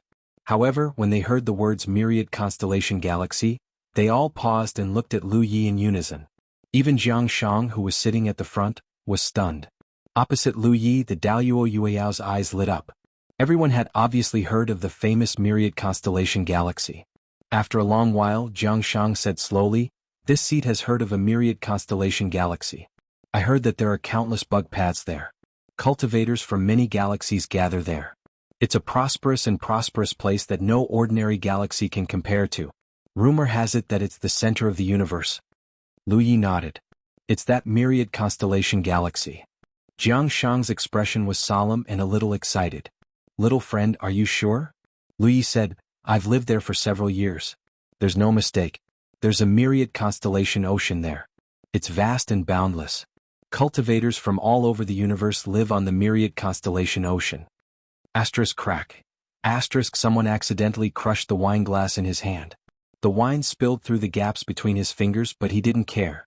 Instead, he asked excitedly, "Little friend Lu, how long did it take you to come here from the Myriad Constellation Galaxy?" "A year." Lu Yi turned to look at him. What happened next was similar to the conversation between Lu Yi and Hua Chen. After learning that Lu Yi had only spent a year to come here from the Myriad Constellation Galaxy, the atmosphere in the hall instantly became lively. Just as Lu Yi expected, everyone who knew of the Myriad Constellation Galaxy was interested in this famous galaxy. No one was willing to be complacent. With such a good opportunity to interact with cultivators from other galaxies, no one wanted to miss it. If they could blend in, they might be able to get a piece of the pie. When they learned that there was a bug path in the desolate star field that could connect to the outside world, Yueyao became even more excited. Daluo Yueyao asked, "Little friend, can you tell us the specific location of the bug path?" He was a guest. Logically speaking, it wasn't his place to ask. However, this matter was too important. He couldn't wait to know the specifics. Lu Yi didn't hide anything. He said, "The bug path is inside the Mist Dragon." His words were like a bucket of cold water, drenching the fire in everyone's hearts. Naturally, everyone knew about the Mist Dragon. They had all traveled and explored the desolate star field before, but the Mist Dragon's strangeness was something they could not contend with. Not to mention Yu Yao, even Rizhao would not be able to find his way inside. Since ancient times, countless experts had been lost inside the Mist Dragon. Jiang Shang looked pensive.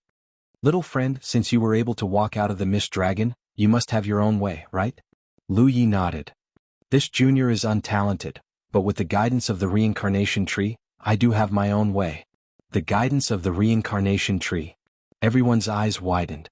As the most famous treasure in this part of the universe, who hadn't heard of the reincarnation tree? It was an ancient artifact that was born along with this part of the universe. It had guided countless cultivators. It could be said that anyone who was chosen by the reincarnation tree wasn't mediocre. The fact that Lu Yi was able to receive guidance from the reincarnation tree was intriguing. To tell you the truth, the star chart I used to travel from the Wanxiang Galaxy to the Jade Conch was also given to me by Old Shu. Otherwise, with my insignificant experience, how could I know the way home? Lu Yi continued to use the reincarnation tree as a banner, but what he said was also the truth. Everyone was relieved after hearing his words. It turned out that the reincarnation tree was involved. They were wondering why such a young star constellation dared to travel from the Wanxiang Galaxy to the Jade Conch. Jiang Shang sorted out his thoughts and said, "So, little friend, leaving the Wanxiang Galaxy, entering the Mist Dragon through the bug path, and coming here is only part of the route?" "Yes. I heard from Kong Cheng and the others that little friend came here to discuss something important. May I know what you want to discuss with me?" "This junior wants to borrow the path." Lu Yi looked at him. "Borrow the path?" Everyone was puzzled. Jiang Shang smiled and said, "Little friend, you're just passing by. You have no ill intentions towards this galaxy, so it's naturally no problem for you to borrow the path." Not to mention that Lu Yi came to greet him. Even if he didn't, it wouldn't be a big deal. Since ancient times, there had been many galaxies that didn't belong to the indefinite galaxy that passed by. As long as they didn't cause trouble, no one would care about them. However, Lu Yi shook his head and said, "Realm Lord, you don't understand. I don't want to borrow the path for myself. Let's put it this way, I plan to bring a group of people out after returning to the Jade Conch. When that time comes, we'll definitely pass by your galaxy, so I'll have to ask for your convenience."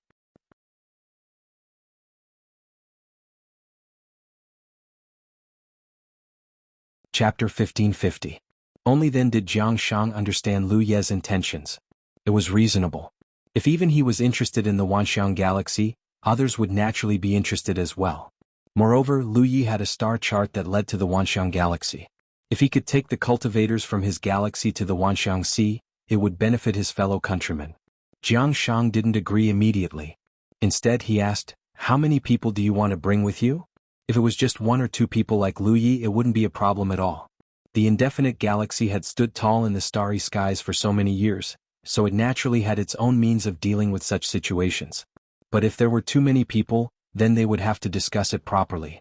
Otherwise, if a misunderstanding arose, it would be difficult for everyone to clean up the mess. Lu Yi shook his head and said, "I don't know the exact number of people. However, please be at ease, Realm Lord. When the time comes, the people I'll bring will not be sunshine. If it's Yu Yao, there will not be more than 2 people. The rest will be constellations." There was no sunlight in the Jade Conch realm at all. Even if he wanted to, he wouldn't be able to bring Yu Yao here.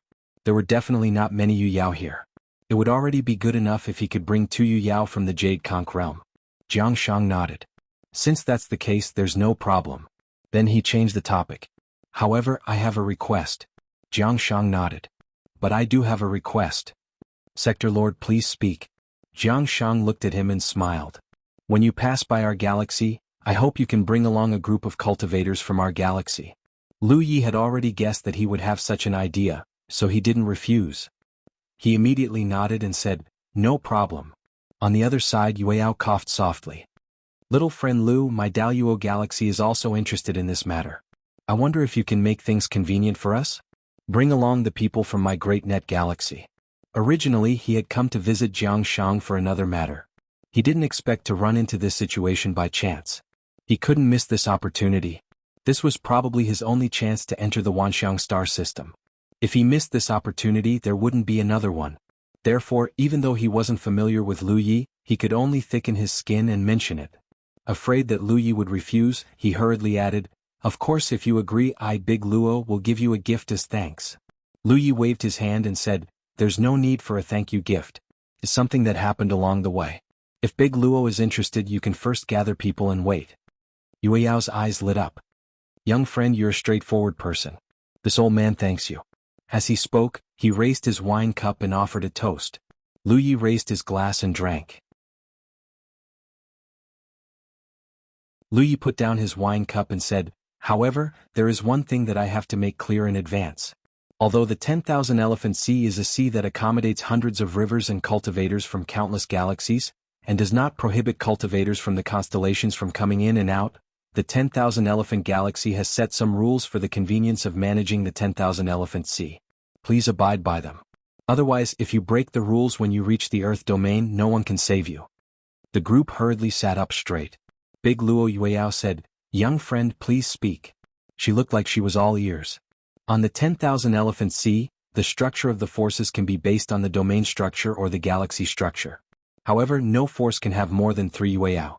As for Rizhao, it is even more impossible to stay on the 10,000 Elephant Sea for long. Therefore, if you want to go to the 10,000 Elephant Sea, the constellations will be the main force. Yueyao will be the minority. Jiang Shang nodded and said, "I seem to have heard of this rule before. This is how it should be. With so many people from so many galaxies gathered in the 10,000 Elephant Sea, if there were no restrictions, it would have been chaotic long ago. If other galaxies can abide by the rules, so can we. Is there anything else to take note of?" Lu Yi shook his head and said, "There's nothing special to take note of. However, the 10,000 Elephant Sea is very chaotic and does not prohibit fighting. Therefore, it is not easy to establish a foothold there." Big Luo Yueyao said, "Young friend, if it's convenient for you, please tell us more about the matters over there." The group looked at him eagerly as if they were a group of country bumpkins who had never seen the world before. Yaya seemed to have eaten her fill and fell asleep in Lu Ye's arms again. Lu Yi gently hugged her and casually talked about the various matters on the 10,000 Elephant Sea. When they heard that there were many wonderful islands on the 10,000 Elephant Sea, and that the top spiritual island could produce spiritual jade veins, the group's eyes lit up. None of the galaxies in the 4 directions were top-level domains, so they had not even seen what a spiritual jade vein looked like. For a moment, they could not help but fantasize. If they could seize a top-level spiritual island on the 10,000 Elephant Sea, wouldn't they be able to sit on a spiritual jade vein? Then it would be of great use to cultivate their own cultivators in the future. However, everyone knew that this was only a dream. There were so many top-level domains and galaxies on the 10,000 Elephant Sea, and they would not have a chance to seize a top-level spiritual island. However, even if they did not seize a top-level spiritual island, it would be enough to seize a mid-level spiritual island. Speaking of the Whitey spirit, when everyone learned that a Whitey spirit was worth several thousand spiritual jades, they were even more shocked. Lu Yi even took out a Whitey spirit on the spot. After everyone looked at it, Jianghu ordered someone to take it and cook it. When it was served again, each of them ate a little. They could all feel the pure energy contained in the fish meat. Yu Yao praised as she ate, whether it's the taste or the value of this fish, it is far superior to ordinary spiritual fish. As expected of something born on the 10,000 Elephant Sea. Little friend Lu, as you said, even if one does not have a skill on the 10,000 Elephant Sea, one can still make a living by fishing? Lu Yi said with a strange expression. Yes, you can. However, there is a saying in the fisherman's circle. Fishing will ruin 3 generations, but playing with fish will ruin a lifetime. Unless there is no other choice, it is best not to get involved. Of course, the group of Yu Yao did not know that this saying was an accusation made by countless fishermen through blood and tears. They also did not know whether they had heard it or not. When they talked about the battle for the Constellation Hall, everyone was even more shocked than before. Tens of millions of constellations had participated in a grand event. Such a scene was unimaginable. No matter how powerful a galaxy was, the number of constellations it had was limited. Tens of millions of constellations. This was a number that no galaxy could reach. With such a large number of constellations gathered together, what kind of grand event would it be? When they learned that those who ranked higher in the Constellation Palace would not only be able to leave their names on the rankings, but could even use the power of the Constellation Palace to promote Yu Yao, the group of Yu Yao became excited. The Constellation Palace did not have time to participate this time, but as long as the Constellation Palace was still there would always be a chance for their juniors to participate in the future. If they could leave their names on the rankings, not only would they be able to make a name for themselves in the galaxy, but there would also be real benefits. They could not miss out on such an opportunity.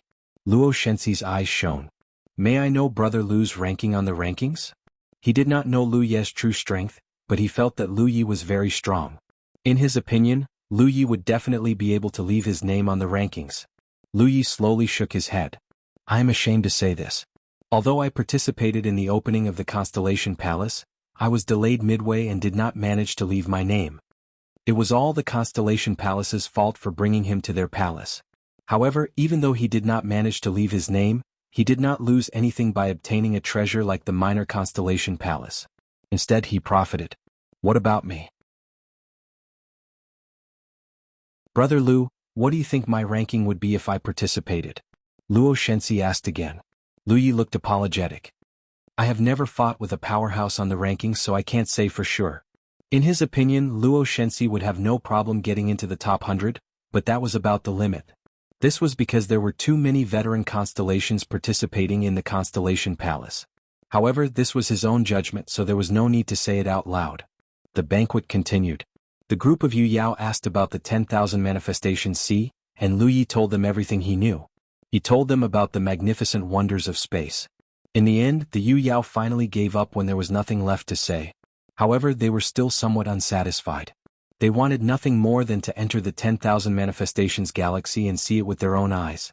Jianghu said, How long will it take for you to reach the Jade Conch Palace? Lu Yi replied, About 2 years. Jianghu nodded, Go for 2 years, come back for 2 years, let's count it as 5 years. Then little friend, it's a deal. I'll make preparations during these 5 years, and when you return, I'll follow you to the Myriad Phenomenon Galaxy. No problem. Lu Yi nodded. Deluo Yu Yao hurriedly said, Deluo too. She was afraid that she would be left behind. Jianghu raised his cup. This is a blessing for Wu Ding.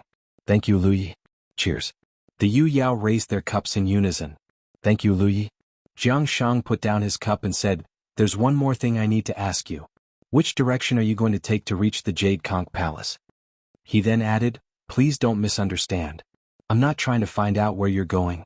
It's just that there's a direction outside the indefinite galaxy that's a little troublesome. What kind of trouble? Lu Yi asked. Jianghu said, A few decades ago, an insect hive drifted over from that direction. An insect hive? Lu Yi frowned. The insect race?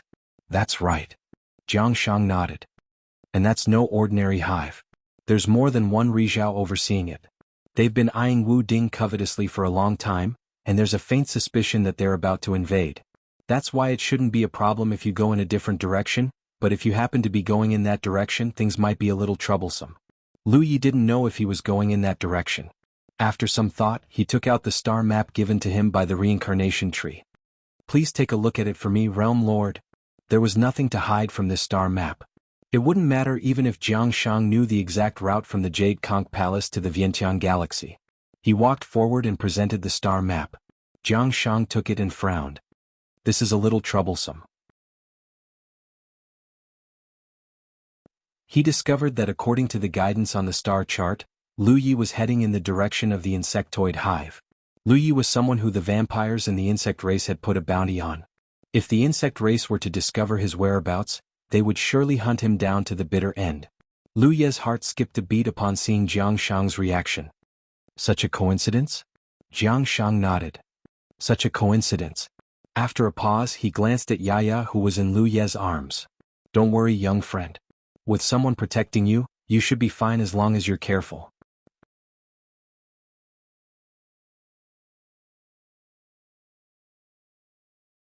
Chapter 1551.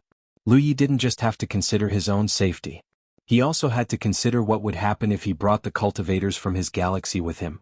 He could hide his whereabouts, so he believed that as long as he was careful, there wouldn't be any problems. However, if he brought people from the Jade Conch Galaxy over, it would be difficult for him to hide his entire fleet. If they were discovered with the nature of the insectoids, they wouldn't let the fleet pass safely. When a dispute arose, the Jade Conch Galaxy wouldn't be able to resist. After pondering for a moment, Lu Yi asked, "Is it possible to take a detour?" His position in the starry sky was uncertain. The star chart given to him by the reincarnation tree showed him a route, but he didn't necessarily have to follow the star chart. He could take a detour to avoid the insectoids' territory and continue on the route on the star chart. However, this would take a lot of time and he might even waste several years. Jiang Shang said, "It may be possible, but as long as the hive is still there, no one knows how far the insectoids' tentacles will extend. If little friend takes a detour and runs into them, trouble will be inevitable." This was a bit difficult. Lu Yi couldn't ask Jiang Shang to use the power of the indefinite galaxy to deal with the hive. The hive had drifted here decades ago. If the indefinite galaxy had the ability to deal with it, they wouldn't have delayed it until today. Since they hadn't, it meant that the situation was very tricky. Just as Lu Yi was in a difficult position, Jiang Shang spoke again. "Little friend, don't worry. Before you return we will definitely deal with the hive. It won't delay our journey to the Myriad Sea." Lu Yi was slightly stunned. Although he agreed to take the people from the indefinite galaxy to the Myriad Sea, in the end, this was only a mutually beneficial cooperation. After all, the Jade Conch Galaxy fleet needed to pass through, so he couldn't leave them behind. Now, Jiang Shang actually took the initiative to say that he wanted to deal with the hive that had more than one Rizhao guarding it. Lu Yi didn't know why. After all, such a battle wouldn't benefit the indefinite galaxy. However, Lu Yi only thought about it for a moment before he reacted. If it was really as he thought, then his trip here would be a great help to the indefinite galaxy. Lu Yi didn't say much and only raised his cup. "Thank you, Realm Lord." It was true that he had helped the indefinite galaxy a great deal, but if the indefinite galaxy could deal with the hive, she would also be helping him. Jiang Shang and Lu Yi drank a cup of wine and smiled at each other. Nothing needed to be said. Lu Yi did not intend to stay for long, so he got up and bid farewell. The road ahead was long and he had been delayed here for half a month, so he wanted to set off on his return journey as soon as possible. Jiang Shang naturally tried to persuade Lu Yi to stay, probably because he wanted to know more about the 10,000 Elephant Sea, but seeing Lu Ye's firm attitude, he could only let him go. He ordered Kong Cheng to escort Lu Yi out of the indefinite galaxy and Kong Cheng complied. Outside the grand hall, Kong Cheng summoned his star boat and stood on it, waiting. Lu Yi held Yaya in her arms and bid farewell to Hua Cheng. They talked and laughed for a while. All of them were meaningless words. Moments later, Lu Yi boarded the star boat, and Kong Cheng turned it into a streak of light that shot out of the indefinite realm. Hua Cheng watched them leave, his heart filled with gratitude. Although Lu Yi had said a lot of nonsense to him before he left, he knew in his heart that Lu Yi had done it on purpose. This way the unbounded realm would know that Lu Yi had a good relationship with Qi Kong, and Qikong's situation would be better in the future. What a pity. Not far from Hua Cheng, Luo Shenxi looked in the direction of Lu Ye's departure with a regretful expression. The reason he came here with Yu Yao was to fight with Lu Yi, but in the end, there was no place for him to speak at such an occasion, and Lu Yi was in a hurry to leave. Of course he could not make any rude requests. Although he did not get what he wanted, Luo Shenxi looked forward to the future even more. If he could really go to the 10,000 Elephant Galaxy, he would be able to see the glory of the top constellations of many galaxies. This made him very excited, and he looked forward to Lu Ye's return more than anyone else. This matter is over. This old man will take his leave first. Hua Qing prepared to leave.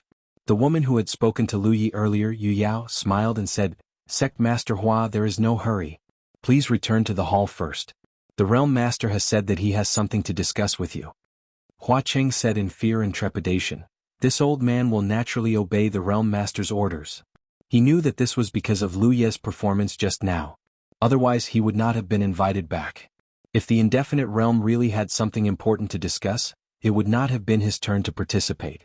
The group of Yu Yao and Luo Shenxi returned to the hall and sat down. As soon as he sat down, Hua Qing heard Yu Yao say, "This Lu Ye came at the right time. This way the matter our two realms need to plan will not be a problem." Jiang Shang smiled and said, "That's right. This seat did not expect such a good thing to happen at this juncture. The heavens are really helping us." Yu Yao said, "Actually, the two realms are not unaware of the seriousness of the matter. It's just that the calamity is at the indefinite realm's doorstep. They are counting on the indefinite realm to come out first." Jiang Shang said, "How could this seat not know what they are planning? The indefinite realm alone is not enough to deal with the hive." These words were a little humble.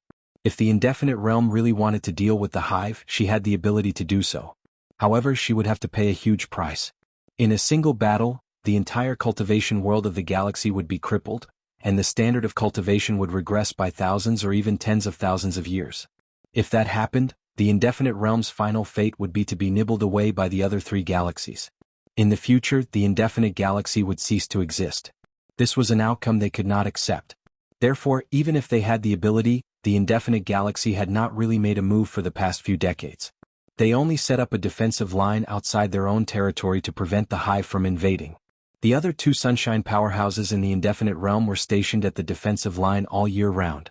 Over the past few decades, the indefinite realm had been working together to deal with the hive. Although the threat of the hive was right at the doorstep of the indefinite realm, if the indefinite realm were to suffer, who knew which galaxy would be next? The insectoids were a scourge. If they were not nipped in the bud, they would only become more and more troublesome because their reproductive ability was too strong. Among the other three galaxies, only the Daluo galaxy had expressed their willingness to help the indefinite realm more than a decade ago. Jianghu and Beixian were watching from the sidelines, waiting to reap the spoils of war. Of course, Jiang Shang knew that the powerhouses of the other two galaxies did not really think that way. They knew the dangers of the insectoids, but they were not willing to contribute too much. They only wanted the indefinite realm to bear the banner. Daluo Yueyao had come to the indefinite realm because of the hive. The matter had been delayed for decades. If it continued to be delayed, the insectoids would only become stronger. If they were to reach a certain level, even if the four galaxies worked together, they might not be able to defeat them. Once the indefinite realm was defeated, the other three galaxies would not be able to escape unscathed. In the end, they would all be devoured by the insectoids. He planned to persuade Jiang Shang first, then contact the powerhouses of Jianghu and Beixian to prepare for a war against the insectoids. He had done this once before, but it did not yield much results. It was the same this time. Before Lu Ye's arrival, Jiang Shang had no intention of relenting. The indefinite realm's intentions were simple. Either everyone died together or everyone worked together. In any case, the indefinite realm would not be the first to stand out. Otherwise, even if they won the war against the insectoids, the indefinite realm situation would not be too good in the future. In such a complicated situation, it could be said that everyone in the four galaxies had their own plans. Without a suitable opportunity, it would be very difficult to form an alliance. Lu Ye's arrival was the best opportunity. As long as news of the Wanxiang Sea spread, both Jianghu and Beixian would be very interested. However, if they wanted to go to the Wanxiang Sea, they would have to wait for Lu Ye's safe return. If they wanted Lu Yi to return safely, they would have to deal with the hive first. Lu Yi had realized this possibility at the time, which was why he felt that his arrival would be a great help to the indefinite realm. Even if he was not a cultivator of the indefinite realm and did not know much about it, some things did not need to be understood to have some guesses. That little friend Lu is a straightforward person. Since he's willing to take my people to the Wanxiang Sea, I believe he'll be willing to take Jingyue and Beishuan's people as well. It's just a few more people, it won't be too much of a hindrance to him. Realm Lord Jiang, I'll discuss with Jingyue and Beishuan. I believe they'll be very interested in the Wanxiang Sea. If they agree then.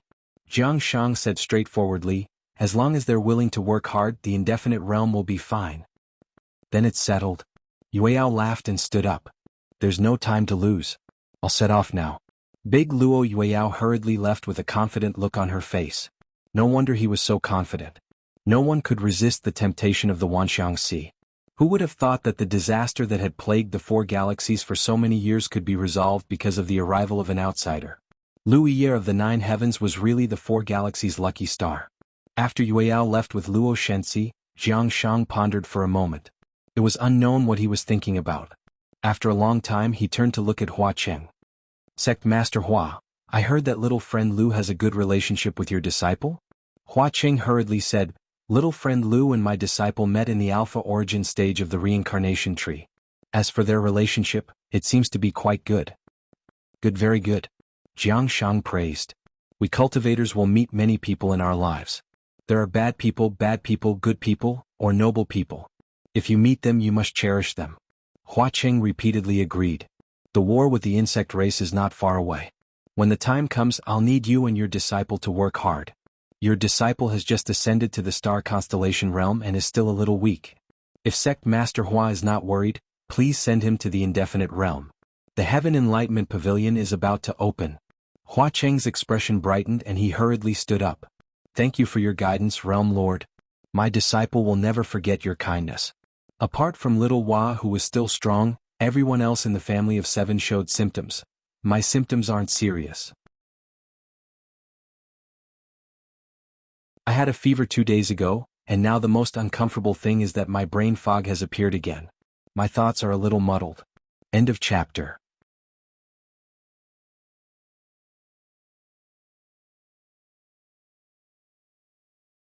Chapter 1552. The unfixed heavenly revelation pavilion was a famous secret realm even in the 4 cardinal galaxies. It was especially beneficial for constellation realm cultivators. The heavenly revelation pavilion only opened once every 10 years, and only 3 people could enter at a time. In the past, only the most talented constellation realm cultivators in the unfixed realm had the right to enter. This time Doulang actually got a spot. Hua Cheng knew that this was all thanks to Lu Yi. If it weren't for Lu Yi, Doulang wouldn't have gotten such a good thing. He couldn't help but sigh in excitement. To think that he had spent his whole life in the unfixed realm, but in the end he didn't have as much face as a foreign cultivator. However, this couldn't be helped. Not everyone could grasp a safe route to the Wanxiang Sea. Hua Cheng left the unfixed realm with a heavy heart, preparing to return to the Red Sky realm and send Doulang over. At this moment, on the star boat that was sailing towards the outer reaches of indefinite, Kong Cheng apologized to Lu Yi with a serious expression and a smile on his face. I didn't think things through just now and offended you. Please forgive me, young friend. You're too kind. It's just a small matter. Lu Yi replied. Kong Cheng saw that he really didn't mean to blame him. Only then did his expression relax. He took out a storage ring.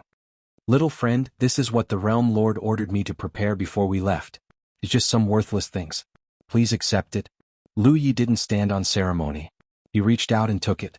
Using his divine sense, he found that the things inside were none other than colorful spiritual fruits. He understood. It seemed that Jiang Shang saw Ye's previous performance and specially ordered people to prepare gifts for her. These spiritual fruits were no doubt extraordinary. There were many varieties and quantities. It was impossible to say that they were worthless. Such a large pile of spiritual fruits was worth at least tens of thousands of spiritual jades. The Realm Lord is too kind. Lu Yi nodded. The age gap between them and Jiang Shang was obvious. The reason why Jiang Shang had asked Kong Cheng to see him off was to give him a chance to apologize. Now that the matter had been settled, there wasn't much to talk about. Kong Cheng steered the star boat in silence, while Lu Yi placed the Panshan saber horizontally on his knees and entered the Cyan Hall to fight against Yan Shi. Yan Shi was undoubtedly very strong, but his entire body was as slippery as a loach. He flitted around the green hall, and Lu Yi could not even touch the corner of his clothes even after using all his strength. But if Yanxi found an opportunity, it would be accompanied by a thunderous strike. Lu Yi could not help but gasp in amazement at Yanxi's miraculous vertical sweep technique. He understood that if he wanted to get rid of Yanxi and get past him, he would have to learn his vertical sweep technique. Otherwise, if he couldn't even hit him, how could he defeat him? Time passed slowly, and in the blink of an eye, 3 months had passed. One day when Lu Yi opened his eyes, Kang Cheng, who had been silent all this time, suddenly spoke up. "Young friend, we're about to leave Neverwinter." Under normal circumstances with Lu Ye's speed, it would take more than 3 months to traverse a Pairon, but Kang Cheng was much faster. This was one of the reasons why Jiangshang had Kang Cheng send Lu Yi off. They wanted Lu Yi to return to Jade Conch as soon as possible. When Lu Yi heard this, he looked up and saw some traces of buildings on a huge floating continent in front of him. Moreover, there were many cultivators active around the floating continent. As if sensing Lu Ye's confusion, Kang Cheng explained, "Ever since that hive drifted here a few decades ago, a Pairon has built a defensive front here to guard against the invasion of the insect race. Now 2 of Apeiron's Rizhao are overseeing it." Saying so, he steered the star boat toward the floating continent. It took them almost half a day to reach the floating continent. This floating continent looked like a fragment of a realm that had been broken for tens of thousands of years. It had been drifting in the starry sky just like that. Now, Apeiron's Rizhao had used some method to bind it here and turn it into a frontline fortress. Previously, Lu Yi had not seen much because of the floating continent, but when he got on the floating continent, Lu Yi discovered a strange sight in the starry sky. Tens of thousands of kilometers away in the starry sky, there was an oval-shaped object that looked like a beehive quietly standing there. At a glance, the beehive was at most the size of a fist, but considering the distance, Lu Yi estimated that it was at least the size of a planet. An insect hive. Lu Yi recognized the details of this thing at a glance. This completely overturned Lu Ye's understanding of insect hives. The insect hives he had seen before were basically all underground. Even if they were large, there was a limit to their size. However, the size of this hive was beyond his imagination. How was this an insect hive? It was more like a planet. However, it was different from ordinary planets. Under the control of the insect race, an insect hive like this could drift through the starry sky. If it encountered a realm with vitality, the insect race would swarm out in full force. Once the insect race left, the realm would also die. Even from a great distance, Lu Yi could see traces of a large number of insect race members entering and leaving the hive.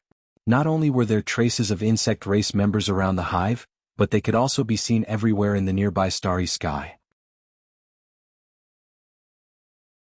In a sense, the insect race was even more dangerous than the blood race as one of the 2 greatest disasters in the starry sky. Due to the uniqueness of the insect hive, countless realms and planets with vitality had suffered as it roamed around. Under normal circumstances, no matter what race a cultivator was from, they would find a way to exterminate the blood tribe or the insect tribe when they encountered them in the starry sky. These 2 races were truly notorious and hated by everyone. However, after countless years, these 2 races had not been exterminated. The insectoid hive stood in front of Apeiron's door, eyeing it like a tiger watching its prey. Although there were no signs of invasion, anyone would feel uncomfortable with such a thing in front of their door. No one knew if the insectoid hive would suddenly invade Apeiron's system. Of the 2 Rizhao overseeing this place, only one remained here. The other had gone out to investigate the situation. Kang Cheng led Lu Yi to greet Rizhao. She was a woman with a cold expression. No one knew what she had encountered, but she was actually blind in one eye. Her left eye was covered with an eye patch, looking extremely strange. She should be a weapon cultivator because she was dressed very neatly and her aura was extremely sharp. Kang Cheng seemed to be in awe of her. After a while of telepathic communication, the woman looked at Lu Yi in surprise and then looked at the restless Yaya in Lu Ye's arms. If it weren't for Kang Cheng's words, she really couldn't see anything unusual about Yaya. But such an ordinary little girl who didn't seem to have any traces of cultivation, was actually a Rizhao like her? The insect race has been a little restless recently. It won't be easy for you to cross the starry sky ahead. Even if you have Rizhao's protection, it will be troublesome if you accidentally expose your whereabouts. There are more than one Rizhao in the insect race.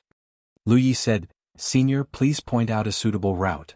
Although he could conceal himself, and the new concealment spiritual tattoo he deduced was more effective than before, Yaya couldn't.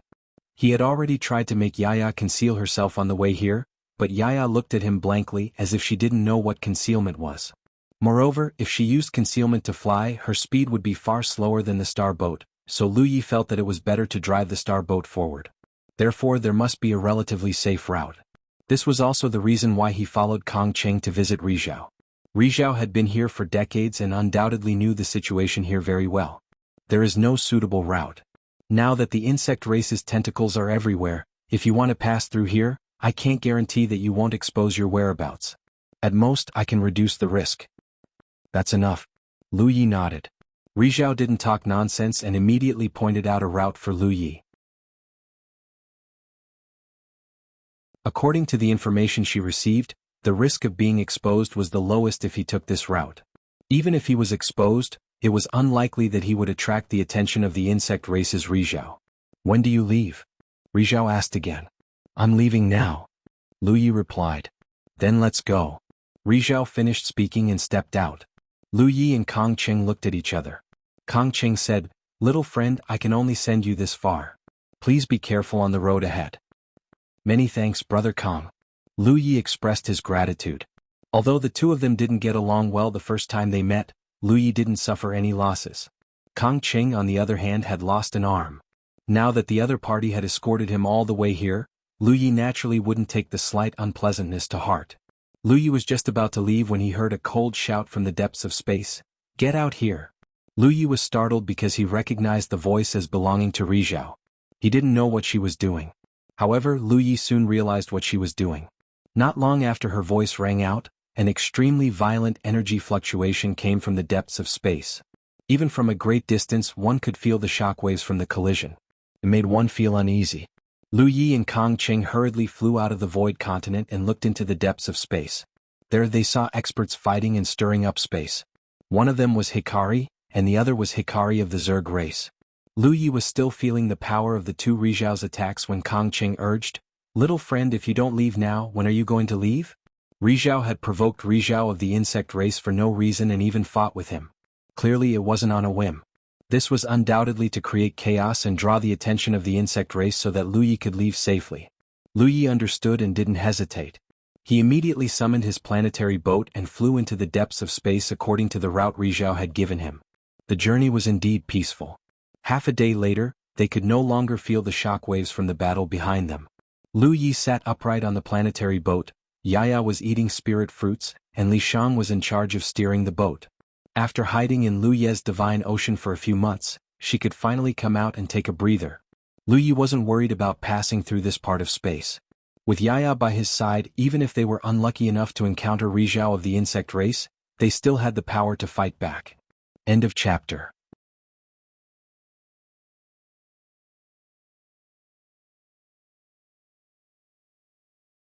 Chapter 1553. Lu Yi did not place all his hopes on Yaya. Ever since she took action last time, Lu Yi had discovered a problem. Although Yaya was indeed as strong as Rizhao, there was clearly something wrong with her body. Once she took action she would quickly fall into a weakened state and then fall into a deep sleep. Therefore it was best to avoid her as much as possible. However, there were some troublesome matters that could not be avoided even if one wanted to, especially when Lu Yi did not conceal himself. Instead, he rode the planetary ship ostentatiously through the city. Although he followed Rizhao's guidance and took a route where there were fewer insectoids, he was still discovered by the insectoids. Less than half a day after leaving the floating continent where the indefinite frontline fortress was located, Lu Yi discovered that the insectoids were pursuing him from the side. These insectoids were at the constellation level, and their speed was far slower than the planetary ships. Therefore they were soon left behind. As the planetary ship continued forward, it was like a small fish that had fallen into a shark's pond. No matter where it went, there were insectoids chasing after it from all directions. However, these insectoids were not as fast as the planetary ship, so their efforts were futile. In the end, they could only watch as the planetary ship disappeared into the depths of the starry sky. Occasionally, some scattered insectoids would hear the news and try to intercept them, but they would be scattered by the planetary ship. Those who did not dodge in time were likely to be killed on the spot. The insectoids were a very strange race. They had an extremely close and mysterious connection with the hives that gave birth to them. Therefore, the insectoids could use the hives to quickly spread the news without the need for transmission. With such convenience, as long as one insectoid discovered Lu Ye's planetary ship, it would be equivalent to the entire swarm discovering the planetary ship's whereabouts. Therefore, even if the insectoids failed to catch up to Lu Yi, the swarm would be able to block his path.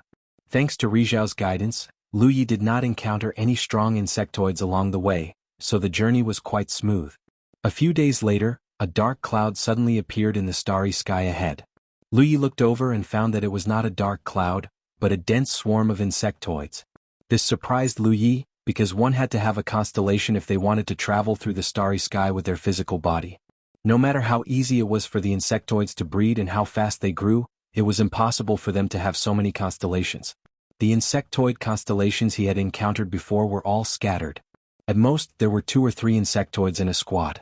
There were at least tens of thousands or even hundreds of thousands of insectoids gathered in this dark cloud. How could an insectoid hive nurture so many constellations? With such strength, the insectoids could easily attack a Pyrrhon and take her down. As if seeing Lu Ye's doubts, Li Shang opened his mouth and said, "The insect race has a very special physique, different from all the other races in the starry skies. If cultivators of other races want to survive in the starry skies, they must have a constellation, but some special insect races don't. They are born with the ability to resist the erosion of the starry skies' energy." Lu Yi finally understood why there were so many insectoids in front of them. Not all of them were constellations. This was the same as astral beasts. Astral beasts were born with the ability to survive in space. This was their innate ability. Although he had encountered many insect races in the 9 prefectures, he had not encountered any in the starry sky, so he did not know about these things. The cloud of insectoids was pitch black, like a dark cloud. They were not far away from each other, and the planetary ship was too fast. It was too late to change course. Li Shang could only brace himself and steer the planetary ship toward the cloud of insectoids. Lu Yi picked up Yaya, who had been sitting in his arms, and put her down. He patted her head and said, "Stay here and don't move." He was afraid that if he did not warn her, Yaya would suddenly attack. Although Yaya could easily take care of the problem before her, she was still a trump card. It was better to use her at a critical moment, lest she fall into a deep sleep after attacking. Yaya held a pear spirit fruit the size of a bowl in her hands. She nodded obediently as she gnawed on it. She said in a muffled voice, "Yaya won't move." Lu Yi slowly got up and pulled out the Panshan saber from his waist. He looked at the approaching cloud of insectoids in silence. Suddenly he remembered that the insectoids and the blood race had joined hands and issued a bounty for him. If the constellations of the blood race could recognize him, the insectoids might be able to as well. He then urged the Thousand-Faced to change his appearance so that the insectoids would not recognize him. In the next moment, the spiritual ship crashed into the cloud of insectoids. At close range, he could sense that the insectoids were indeed not constellations. Many of them were at the divine ocean level, and some were even at the true lake level. Under such a fast and violent crash, the cloud of insectoids was immediately torn open. Countless insectoids were turned into ashes in an instant. The planetary ship crashed into the cloud of insectoids recklessly, like a knife cutting through tofu. Everywhere it passed, countless insectoids were killed or injured. Lu Ye's vision darkened. He was surrounded by insectoids. Those insectoids who were not constellations were fearlessly using their flesh and blood as barriers to stop the planetary ship from moving forward. However, the effect was minimal. If there were only divine ocean and true lake level insectoids, it would not be difficult for the planetary ship to break through. However, there were not only divine ocean and true lake level insectoids in this cloud of insectoids, but also constellation stage insectoids. It was clear at a glance how to distinguish whether an insect had the strength of a constellation or not. For insects, unless they were exceptionally gifted, they would not be able to develop intelligence. Just like the insects that Lu Yi had encountered in the 9 regions, no matter how strong they would only follow their instincts. Moreover, from their appearance, they were insects of various shapes and sizes that had been magnified countless times. For example, the insects that Lu Yi had killed in the Alpha Origin stage were all juniors that the insect race experts had high hopes for. Each and every one of them possessed extraordinary talent and had gained sentience at the divine sea level. Their future achievements were limitless, but unfortunately, Lu Yi had almost wiped them out. The insectoids were different when they reached constellation. Not only did they develop sentience, but they also became cunning and sinister. Even their appearance had changed drastically. Many insectoids had taken on human form. Some of them retained their insectoid characteristics, but many of them did not even have insectoid characteristics. In terms of appearance, they were no different from humans. Therefore, all insectoids in the insectoid swarm that had a human form were basically constellation insectoids. There were more than 30 of them. These constellation insectoids were undoubtedly much more difficult to deal with than ordinary insectoids. When the planetary ship crashed into the insectoid swarm, these insectoids attacked from all directions. Generally speaking, planetary ships were only used for traveling in the starry sky. Low-grade planetary ships did not even have formations. Lu Yi had spent a total of 300,000 spirit jades to buy this planetary ship. Although it did come with a defensive formation, it was not very powerful. How could such a defensive formation withstand the joint attack of dozens of constellation insectoids? It was about to be broken in an instant. Li Shang hurriedly withdrew the formation, lest it was really broken. It would be very troublesome to repair it. Without the protection of the formation, the constellation insectoids were like cats that had smelled blood. They immediately pounced on Lu Yi. Spirit power surged and blade light poured out like a waterfall. All the insectoid constellation insectoids felt as if a bloody mouth had suddenly opened under the blooming blade light, revealing ferocious fangs, and was about to devour them. Bared fangs. This was the blade technique that was inherited from Qing Li. It was strange. Qing Li's blade aura was agile, but this move was extremely ferocious, which coincided with the concept of the tyrant blade art. When the blade light flashed past, the insectoid constellation at the forefront did not even have time to react before they were smashed into pieces. Among them was an extremely powerful late-stage constellation insectoid. The remaining insectoid constellations were all horrified. They did not expect such a ridiculous thing to happen. Instinctively, they wanted to retreat, but the sharp saber aura had already enveloped them. It rose and fell like a tide, continuous and endless. A moment later, the planetary ship rushed out of the encirclement of the insectoid swarm. Compared to when they first saw it, the size of the insectoid swarm had shrunk by more than half. The insectoids in the true lake and divine sea realm were either dead or injured. Even more than 10 insectoids in the constellation realm were killed. The insectoid swarm did not dare to pursue, mainly because they could not catch up. They were only intercepted here after receiving the news. In terms of speed, they were far inferior to the planetary ship. In front of the insectoid swarm, the surviving insectoid constellations looked at the stream of light that the planetary ship had turned into with a horrified expression. Such a long-planned interception had actually ended with the insectoid's defeat. This was the result of only one collision. The insectoid constellations had no doubt that if the insectoid had not been in a hurry to leave, it was completely capable of killing them all. Is there such a constellation in the indefinite galaxy? An insectoid with a protruding mouth and monkey-like cheeks spoke in a deep voice. He had a pair of transparent wings on his back. No one knew what kind of insectoid he was. Who knows? But why would a constellation like him go in that direction? An insectoid was puzzled. If he was really a constellation of the indefinite galaxy, there was no reason for him to go in that direction. That was the direction that was far away from the indefinite galaxy. No matter who he is, he's dead meat. An insectoid with 6 compound eyes on his forehead snorted coldly. Although they were at a disadvantage in their interception, there were even more powerful ones behind them. That human constellation was indeed powerful, but he did not think that the insectoid would be able to pass through that obstacle. Moreover, since their side had suffered a setback, Yu Yao of the insectoid race would definitely rush over. On the planetary ship, Li Shang continued to steer the planetary ship forward. She looked at Lu Ye's back in shock because she realized that Lu Ye's strength seemed to have increased by a lot compared to when he had departed from the Wanxiang Sea. She had used the soul possession secret technique on Lu Yi several times. She could directly sense how strong Lu Yi was. She had originally thought that Lu Yi was already strong enough, but she did not expect that this was not his limit. There was still room for improvement. She had not seen Lu Yi cultivate much during this period. How could he have improved so much? At this moment, Lu Yi was sitting cross-legged with the mountain pan saber unsheathed and placed horizontally across his knees. He raised his hand and gently brushed the blade, feeling the sharpness of the blade. Li Shang's feeling was not wrong. He had become much stronger, but this strength was not due to the increase in his foundation. Since he had departed from the Wanxiang Sea, he had not spent much time cultivating. Even if his foundation had improved, it would not have been by much. Moreover, he was now a late-stage constellation. There was a limit to how much he could improve.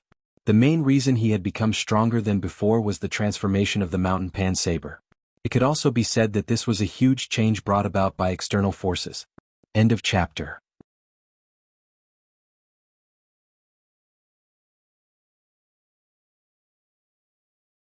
Chapter 1554. Lu Yi had always wanted the Pan Mountain Saber to be thick enough for him to kill. He didn't care about its sharpness at all because he had spirit marks to support it. In an environment like the 9 provinces, the Pan Mountain Saber was able to keep up with his cultivation progress after each upgrade, satisfying his need to kill. But things were different in space, especially after encountering some powerful enemies. Lu Yi found that the Pan Mountain Saber wasn't sharp enough to deal effective damage to his enemies. This was especially true for people with strong physiques. Even if he blessed the Pan Mountain Saber with a divine edge, it still didn't perform well. The battle with Shui Hao of the Blood Clan was the best example. It wasn't that Lu Yi had high standards, but that cultivators couldn't always face enemies in the same realm as them. In outer space there was bound to be enemies stronger than them. With Lu Yi's current strength, the Pan Mountain Saber and the divine edge were more than enough to deal with enemies in the same realm. However, Lu Yi's target wasn't the constellations but Yu Yao. The Pan Mountain Saber was already at the peak of the spirit treasure level. There was no room for improvement unless it was upgraded to a Dharma treasure. However, if it was upgraded to a Dharma treasure, Lu Yi wouldn't be able to activate its power with just his spirit power. Fang's submission came at the right time. Compared to before, the new Pan Mountain Saber didn't seem to have changed at all. However, it was much sharper. Even when Lu Yi enhanced it with the Divine Edge Spirit Mark, it wasn't as sharp as the Pan Mountain Saber. Now that it was enhanced with the Divine Edge, its sharpness was even higher. It could be seen from the insectoid constellation that the insectoids weren't as strong as the Blood Clan in terms of physique. However, the insectoids were stronger than the Blood Clan in terms of physical defense. This was because every insectoid had an extremely hard shell. Even if they transformed into constellations and took human form, the shell would still cover the surface of their bodies, forming a natural defense. However, even such a hard shell couldn't withstand a single slash from the new Pan Mountain Saber. The late-stage constellation insectoid's shell was especially strong. Lu Yi felt that if the Pan Mountain Saber was enhanced with the Divine Edge, he wouldn't be able to break through it even if he attacked it 5 times. Now, however, he only needed 1 slash to kill it. The new Pan Mountain blade that Liao transformed into was a world of difference in sharpness compared to the previous one. This was Lu Yi's first battle after subduing Qi. He was very satisfied with the new Mountain Saber's performance. That day when he fought with Shui Hao, if he had this Panshan blade in his hand, perhaps Li Shang would not have needed to start a soul battle to kill him. Li Shang felt that Lu Yi's strength had greatly increased because of this. Under the same blade attack, Lu Yi could now cause much more damage than before. The star boat continued forward and didn't run into any more insectoids. However, both Li Shang and Lu Yi could feel that the insectoids had not given up yet. This was only the calm before the storm. Perhaps there was some unknown danger waiting for them ahead. Or perhaps, Yu Yao or even Rizhao's insectoid experts had chased after them. 10 days later, the star boat, which was flying forward at a high speed, suddenly felt as if it had bumped into an invisible wall, and was instantly met with great resistance. The star boat shook violently as if it had sunk into a swamp. Even though it was still moving forward, its speed was clearly slowing down. Under the great inertia, Lu Yi's body was pushed forward uncontrollably. Yaya and Li Shang, who were beside him, were also pushed forward. Lu Yi reacted quickly and scooped Yaya into his arms. Li Shang was even more decisive as he pounced on Lu Yi, instantly using the soul-binding secret technique. In an instant, Lu Yi felt that his strength had been greatly improved. His 5 senses became sharper, his thoughts faster, and even the flow of his spiritual energy became faster.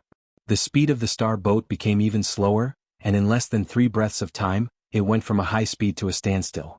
In the next moment, attacks that blotted out the sky and covered the earth shot towards it from all directions. Lu Yi jumped out of the star boat and dodged the attacks. After he steadied himself, he finally saw the situation in front of him clearly. There were many large and small meteorites in the vicinity. There were countless meteorites like this in the starry sky. However, at this moment, the figures of many star mansions of the insectoids could be seen behind these meteorites. They had been lying in ambush here, waiting for Lu Yi to pass by so that they could attack him. On one of the huge meteorites there was a furry spider. The spider was as big as a city. It stood on the meteorite, almost occupying the entire meteorite. However, the spider's aura wasn't very strong. At most, it was at the late stage of the star mansions. Lu Yi was slightly surprised because although the spider looked like an insectoid, it wasn't actually an insectoid but a star beast. It was probably a star beast tamed by the insectoids. Numerous spider webs that couldn't be seen with the naked eye could be seen crisscrossing in the area where the spider was. Lu Yi looked at his star boat again, and only then did he see clearly what was stopping his star boat. It was a huge spider web with the asteroids and the surroundings as its nodes. If one didn't look carefully, they wouldn't be able to see it. Since the star boat was sailing at a high speed, neither Lu Yi nor Li Shang noticed it. As soon as they crashed into it, they were trapped by the spider web. It had Yu Yao's aura. Lu Yi sized it up coldly and found that it was probably an early-stage Yu Yao. At this moment, Yu Yao was also staring at Lu Yi with cold eyes. To the insectoids, there was nothing in the universe that they couldn't kill. Apart from those who were on good terms with the blood race, all other races were their enemies. Not to mention that Lu Yi had killed many insectoids along the way. He knew that Lu Yi was only at the late stage of the star mansions. The only reason he could reach this place was because of his star boat. Now that his star boat was blocked, he couldn't do anything else. At this moment, he stared at Lu Yi and waved his hand indifferently. Kill him. As for Lu Ye's background and what he wanted to do, he couldn't be bothered to ask. At his command, many insectoid star mansions immediately pounced on Lu Yi. In Lu Ye's arms, Yaya looked angry and showed signs of wanting to attack. However, before she could, Lu Yi slapped her head and said indifferently, "Calm down."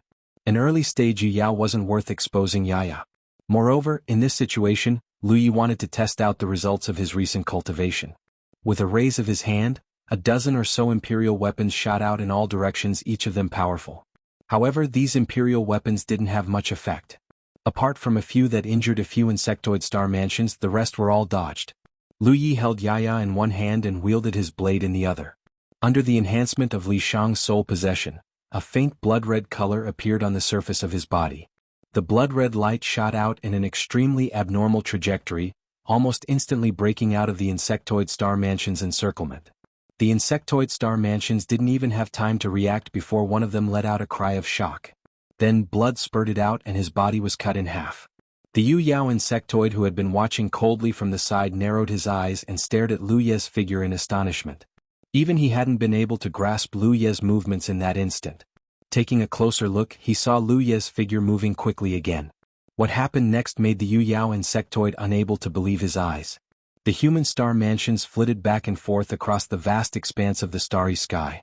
His figure flickered in and out of existence like a ghost. Every time he appeared, an insectoid star mansions were bound to suffer. They were either decapitated and killed or cut in half at the waist, wailing in pain. Whether it was early stage, middle stage, or late stage star mansions, none of the insectoids targeted by him could withstand a single blow from his blade. Even the insectoid carapace that they were so proud of could not withstand his killing power. The encirclement that the insectoids had been preparing for many days didn't even seem to exist to him. He could easily find an opening and kill his way out of the encirclement. Before the insectoid star mansions could react, he could come back and kill his way through the encirclement. The Yu Yao insectoid was horrified as he watched. To him, this did not seem like a bloody massacre. It was more like the blooming of an art. Even as an enemy, the Yu Yao insectoid had to admit that this human star mansion's killing methods were extremely pleasing to the eye. However, it was precisely this pleasing scene that caused the life force of the insectoids to wither away. It made him shudder from the bottom of his heart. While the Yu Yao insectoid star mansions were shocked, Lu Yi was elated. He had only comprehended Qing Li's bearing fangs from Qi's inheritance so far. He had yet to comprehend the essence of Yan Shi's leaping technique, so he had not passed Yan Shi's test. Even so, he could feel the power of this leaping technique during the battle. It was useful, too useful. If it was in the past, facing such an encirclement, he would have no other way to deal with it other than to kill his way out. However, at this moment, with his immature leaping technique, the insectoid star mansions could not fight back at all. Just like when he first fought Yan Shi, the insectoids could not even see his figure.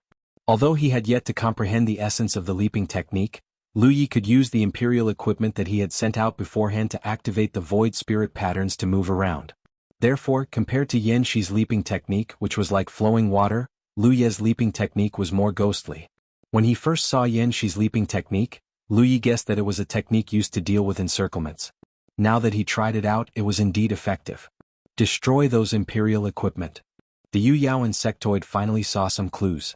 When Lu Yi first attacked, he did not pay much attention to the Imperial equipment that he had sent out. They were already in the galaxy, so who would play with Imperial equipment? Now he knew that those Imperial equipment were a hidden technique. He gave the order and attacked at the same time, sending the Imperial equipment flying or destroying them. Then he rushed into the battlefield and pounced on Lu Yi. He originally thought that he would not need to make a move this time, but who knew that he had no choice but to make a move. Although there were many insectoids on his side, they could not withstand the onslaught of the enemy. If this continued, they would all be wiped out. End of chapter.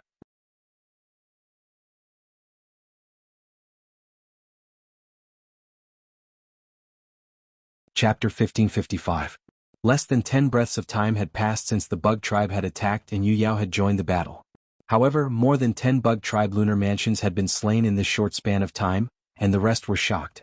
Yu Yao of the Bug Tribe had thought that he would be able to control the situation if he joined the battle, but he was shocked to find that it was useless.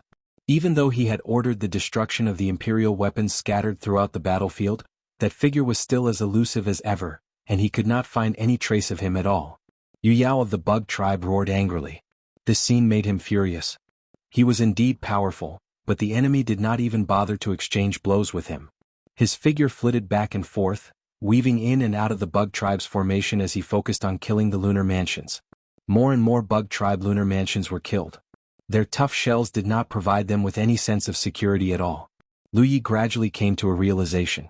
Although his battle with Yanxi was intense, it was not a true battle to the death. This was because Lu Yi knew that even if he was slain in the Green Hall, he would only lose a strand of his divine sense. Thus he did not feel the danger of death. However, this was different. This was a true battle. Yu Yao of the Bug Tribe only saw him reaping the lunar mansions effortlessly, but in reality he was walking the line between life and death every time he flitted about. This was because any mistake could lead to his eternal damnation. Yanxi's leaping technique was in reality a dangerous move. This kind of comprehension could never be experienced in the Great Green Hall. Lu Yi finally understood why he had never passed Yanxi's test.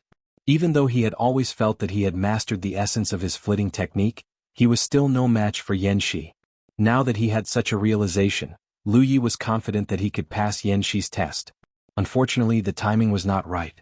Otherwise, he would have really wanted to enter the Green Hall to test out his idea. This was a battle that was different from all the battles in the past. In the battles in the past, Lu Yi had mostly relied on the profoundness of the Tyrant Saber art to oppress his enemies with supreme might. However, in this unique battle, Lu Yi felt joy for the first time. He felt the joy of moving like the wind and casually taking the lives of his enemies. This was undoubtedly a very novel experience, and Lu Yi could not help but feel a little strange. Flitting was not just about flitting about. Flitting about was a process. If he wanted to kill his enemies, he had to rely on that instant of explosive power after flitting about. Lu Yi was not lacking in this aspect. Be it overbearing knife or Qing Li's bared fangs, they were both methods of explosive power. Even more insectoid constellations died in battle, but that insectoid Yu Yao didn't even manage to touch a single hair on Lu Ye's head.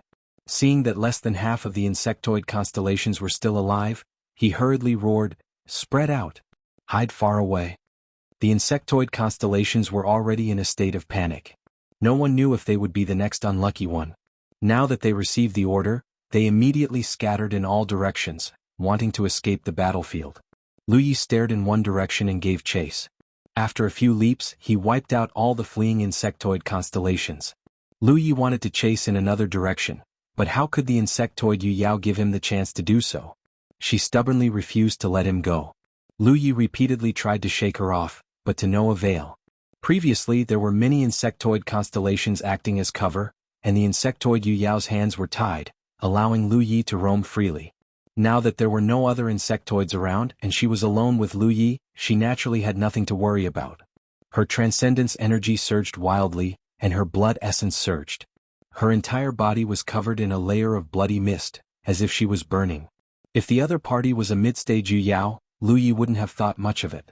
With the difference in strength, it was useless even if he had any ideas. However, the other party was only an early-stage Yu Yao. Lu Yi felt that he might be able to put up a fight. After making up his mind, he decided not to chase after the insectoid constellations. His figure flashed, turning into a streak of bloody light. Like a breeze, he drifted toward the insectoid Yu Yao as fast as lightning. Seeing that Lu Yi actually dared to take the initiative to attack, Yu Yao flew into a rage. She waited for Lu Yi to get close before suddenly throwing a punch. Powerful transcendence energy condensed on the tip of her fist, waiting for the punch to hit its target before exploding. Yu Yao frowned. She could feel that her punch had missed Lu Yi. Instead, her arm had been slashed by the other party. Sparks flew everywhere. A powerful force traveled through her arm, leaving a 1-inch deep crack on her carapace. What great speed, what great strength, and what a sharp knife. Yu Yao of the insectoid race finally understood why the constellations of her race were no match for this human. Such terrifying speed and strength were not something a late-stage constellation could possess. Coupled with the other party's sharp saber, even the insectoid constellation's carapace would not be able to withstand the other party's slash. Even though she was a Yu Yao, her carapace was still damaged. However, this kind of wound didn't affect her at all. She turned her head and saw Lu Ye's figure standing a few miles away, quietly staring at her. Their eyes met. One was spitting fire, while the other was solemn. "I can fight." This was the feeling Lu Yi had after exchanging blows with the other party. After all, he was currently in the state of Li Shang's possession, so he could unleash strength that exceeded his own. However, there was still a gap between their realms, so he still had to be careful. After all, there was a qualitative difference between a constellation's spiritual power and Yu Yao's transcendence energy. Although the other party's punch hadn't landed on him, just the aftershocks of that punch had made him feel threatened. Thus, if he really wanted to fight the other party, he still couldn't fight head-on. There was no chance of victory if he fought head-on. Just the clash of their energies alone gave Lu Yi no chance of victory. Unless he could get Li Shang to initiate a soul battle and destroy the other party's soul. However, Li Shang had only been able to initiate a soul battle against Xue Hao the last time because the other party had let down his guard. That was because Xue Hao felt that victory was already in his grasp. This time his chances weren't high. Even if Li Shang could really initiate a soul battle, Lu Yi had to face more than one insectoid Yu Yao right now. There were still many insectoid constellations watching from afar. Once the soul battle started, Lu Yi's physical body would be defenseless. He still had to rely on the leaping technique. Strictly speaking, the leaping technique was most suitable in a situation where he was surrounded. The leaping technique was about coming and going like the wind, catching the enemy off guard. Against a single opponent, the leaping technique lost its meaning because there was only one enemy. There was no way to catch others off guard. However, if he couldn't meet force with force, Lu Yi had no other choice. The mountain plate saber was sharp enough, but it only left a small mark on the other party's carapace. It didn't even leave a scratch on the other party's flesh. Lu Yi reckoned that even if he used the divine edge, he still wouldn't be able to do much to the other party. As spiritual power circulated rapidly in his body, Yu Yao could no longer hold herself back. Her figure flickered and she charged at Lu Yi. Lu Yi raised his saber to meet her. He knew very well that he didn't have many chances to fight someone of a higher realm. He might only have one chance, so he decided to give it his all. In an instant the two figures collided. Yu Yao punched out with both fists, and a violent surge of energy covered a large area in front of her. She had seen Lu Ye's leaping technique before, so she naturally knew how agile the enemy was. This way she could seal off all of Lu Ye's escape routes. The barrier condensed from pure transcendence energy was like an extremely sturdy wall, blocking in front of Lu Yi. However, in the next instant Yu Yao's expression changed. This was because the enemy who had been charging at her aggressively with saber in hand, seemingly wanting to fight her to the death, had suddenly disappeared without a trace. Yu Yao's divine sense spread out, and she instantly grasped the location of Lu Ye's aura. She quickly turned her head and saw that Lu Yi had already appeared beside her. His pitch-black saber slashed down viciously without any fancy moves. Spiritual power surged violently from the blade. This was definitely Lu Ye's full power. He had a ferocious aura that said, "Either the enemy dies or I dies." However, Yu Yao didn't seem to care at all. She simply raised an arm and held it in front of her. This saber strike looked extremely ferocious, but she had personally experienced Lu Ye's attack before, so she knew that this saber couldn't do anything to her. She could easily block it with the protection of her carapace. She clenched her other hand into a fist and punched at Lu Yi. The saber slashed down. Yu Yao was slightly surprised because she felt that this saber strike had left an even deeper scar on her carapace. Her opponent's saber seemed to have become even sharper than before. However, that was all. If the saber couldn't break through her carapace's protection, it was all in vain. Before she could finish her thoughts, Yu Yao's heart suddenly palpitated. She had a bad feeling about this. Then she seemed to hear the sound of waves rising and falling. In front of her, Lu Ye's expression was as calm as an ancient well. He ignored the opponent's fist. In reality, he couldn't dodge, so he could only hurriedly form a few holy defenses to protect himself. The coiling mountain saber enhanced by the divine edge spirit inscriptions was indeed sharper than before. However, it could only leave a deeper wound on the opponent's carapace, barely touching the flesh. However, Lu Yi wasn't relying on the divine edge. At this moment, countless tiny waves undulated on the coiling mountain saber's blade. They flowed rapidly along the blade's edge, surging back and forth. In an instant, the coiling mountain saber's blade turned into a saw blade. Sparks flew in all directions as Yu Yao's carapace was broken open. Intense pain shot through her body, causing her to cry out in shock. Lu Yi clenched his teeth and unleashed his full power, slashing down fiercely. Blood splattered everywhere. Along with it, half of his arm flew out. The several layers of holy defenses in front of Lu Yi shattered like paper. Barriers condensed from spiritual energy couldn't withstand the impact of transcendence energy. In a hurry, Lu Yi turned around. A hard fist slammed into Lu Ye's back, punching a hole in it. His chest swelled up as if his heart was about to burst out of his chest. Under the tremendous force, Lu Yi flew out like an arrow. Blood spurted from his mouth. He felt a powerful force rampaging through his body like a poisonous snake. It was undoubtedly the transcendence energy that had invaded his body. However, the innate skill tree soon came into play. It burned away the transcendence energy that had invaded his body. After flying for dozens of li, Lu Yi finally regained his footing. As soon as he turned around, he saw the Yu Yao insect chasing after him with a ferocious expression. End of chapter.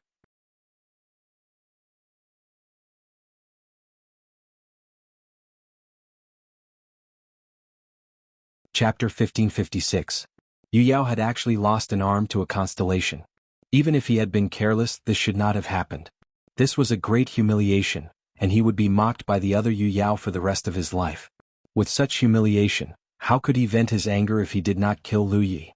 But before he could reach Lu Yi, he was met with a pair of cold eyes.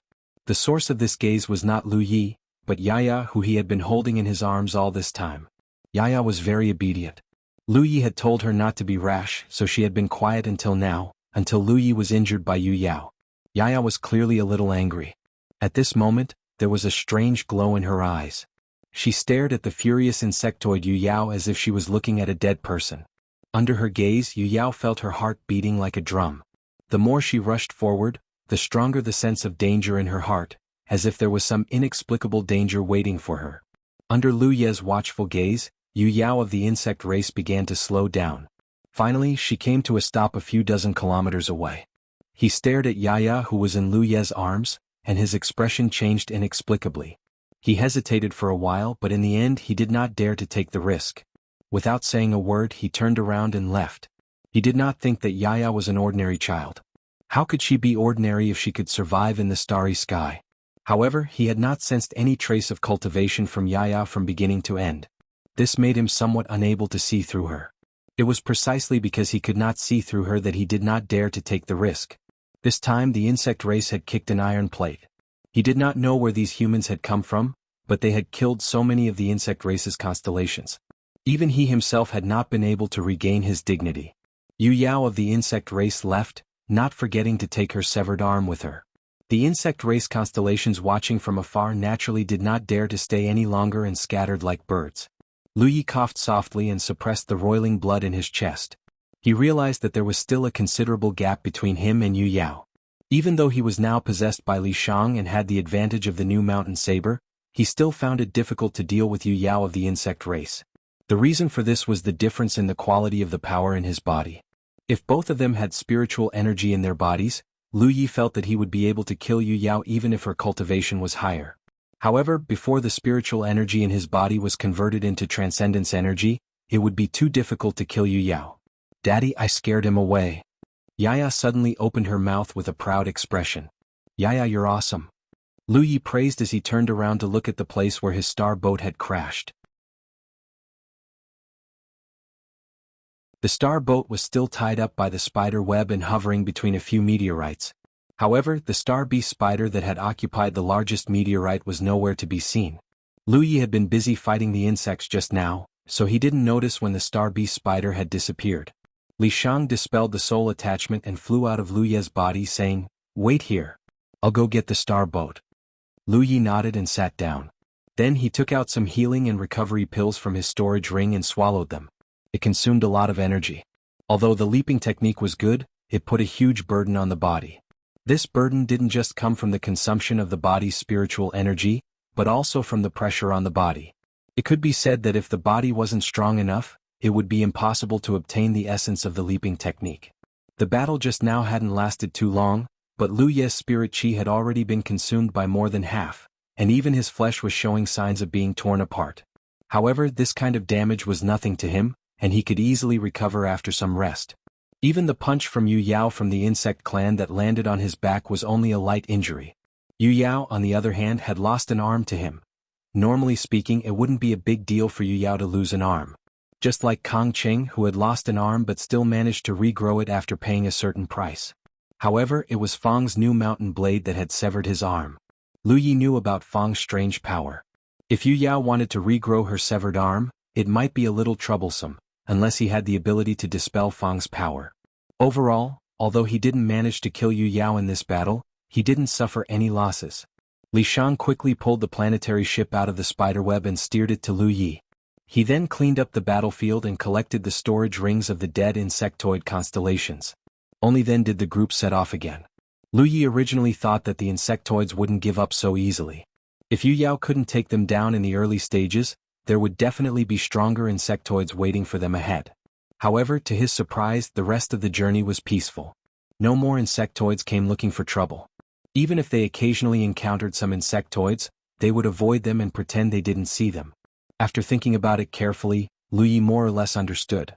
Now that the insectoids wanted to encroach on indefinite star system, they wouldn't have the leisure to target a passerby.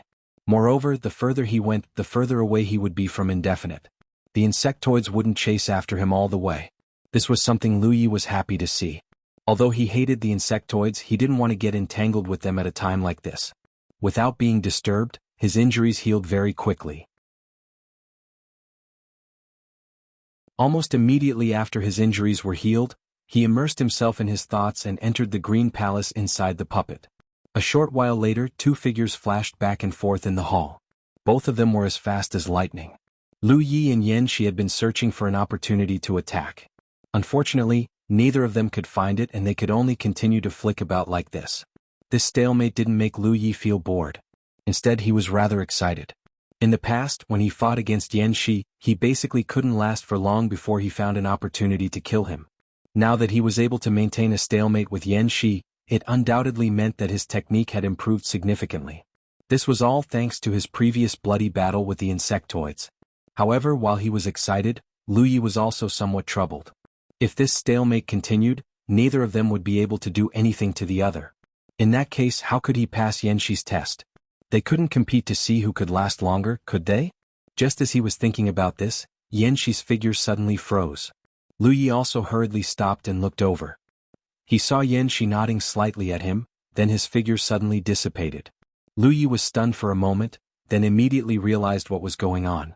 It seemed that things weren't as complicated as he thought. In the technique, as long as one could maintain a stalemate with Yan Shi for a certain amount of time, they would undoubtedly pass his test. Just like when Qing Li's figure disappeared and Yan Shi appeared, now that Yan Shi's figure had dissipated, another figure appeared out of thin air. Lu Yi looked forward with some anticipation. The inheritance left behind by the two ancestors in skeleton had benefited him greatly, so Lu Yi wanted to know which race the next ancestor would be from and what inheritance he had left behind. The figure slowly condensed and gradually solidified, but Lu Ye's expression slowly became strange. This was because he realized that the third ancestor actually looked like an insectoid. Taking a closer look, it wasn't just similar, it was actually an insectoid. Skeleton had actually been obtained by an insectoid before. This made Lu Yi a little surprised. However, on second thought, skeleton had existed in this world for countless years. In these tens of thousands of years, who knew how many experts had obtained it, so it wasn't strange that there was an insectoid. This insectoid had the appearance of a human, but his two arms weren't normal arms but two long swords. This design was very familiar to Lu Yi. Back in the 9 states he had seen this design before. Among the insectoid there was a branch that looked like a praying mantis, and the two swords were like that. This was also the weapon that the praying mantis used to kill their enemies, unparalleled in sharpness. After the insectoid appeared, he glanced at Lu Yi, and just like when Qing Li and Yanxi first appeared, he slowly opened his mouth and said, "Insectoid Qing Mantis." This time he only reported his race and name, but didn't say where he came from. As soon as he finished speaking, Qing Mantis turned around, and a mantis sword came slashing down. Lu Yi quickly raised his sword to block, and with a clang Lu Yi's body sank down slightly. The fight with Qing Li and Yanxi made Lu Yi understand that no matter how great these ancestors' achievements were, or how high they stood, in this green hall inside the Fang blade, the spirit power that they could use was almost the same as his. This was because the source of that spirit power was the spirit power that he channeled into the blade. However, it was only the spirit power that was almost the same. Their strength, speed, and reflexes were all at the standard that they had when they were in the later stages of the constellation realm. Just by looking at the strength of Qing Mantis' sword, Lu Yi knew that his strength wasn't inferior to his own, and his speed seemed to be even faster. Under normal circumstances, Lu Yi would definitely counterattack after blocking this attack, but he quickly realized that he didn't even have the chance to do so. Under the pressure of the Mantis sword, Qing Mantis turned around. Before Lu Yi could recover from the pressure of the first strike, Qing Mantis' second strike was already coming down, and its speed seemed to be slightly faster than the first strike. Lu Yi's body shook again, and he was surprised because this strike wasn't just faster, it seemed to be stronger as well. Then, his expression turned bitter because he already had a premonition of what was going to happen next. As expected, Qing Mantis kept on turning, and the two sabers crisscrossed and slashed at Lu Yi. After the first strike there was a second strike and there was no pause at all. In Lu Yi's perception, each of Qing Fu's slashes was stronger than the last. In just a few dozen strikes, Lu Yi was almost pressed to the ground.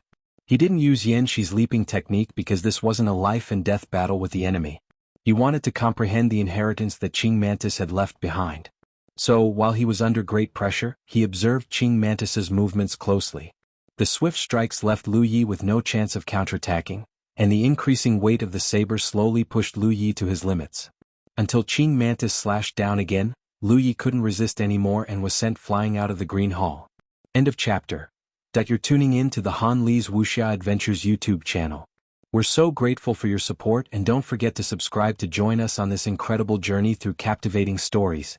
Your generosity through donations truly makes a world of difference, as it's the primary source of revenue that allows me to expand and enhance this channel for you. Thank you from the bottom of my heart for being a part of this adventure.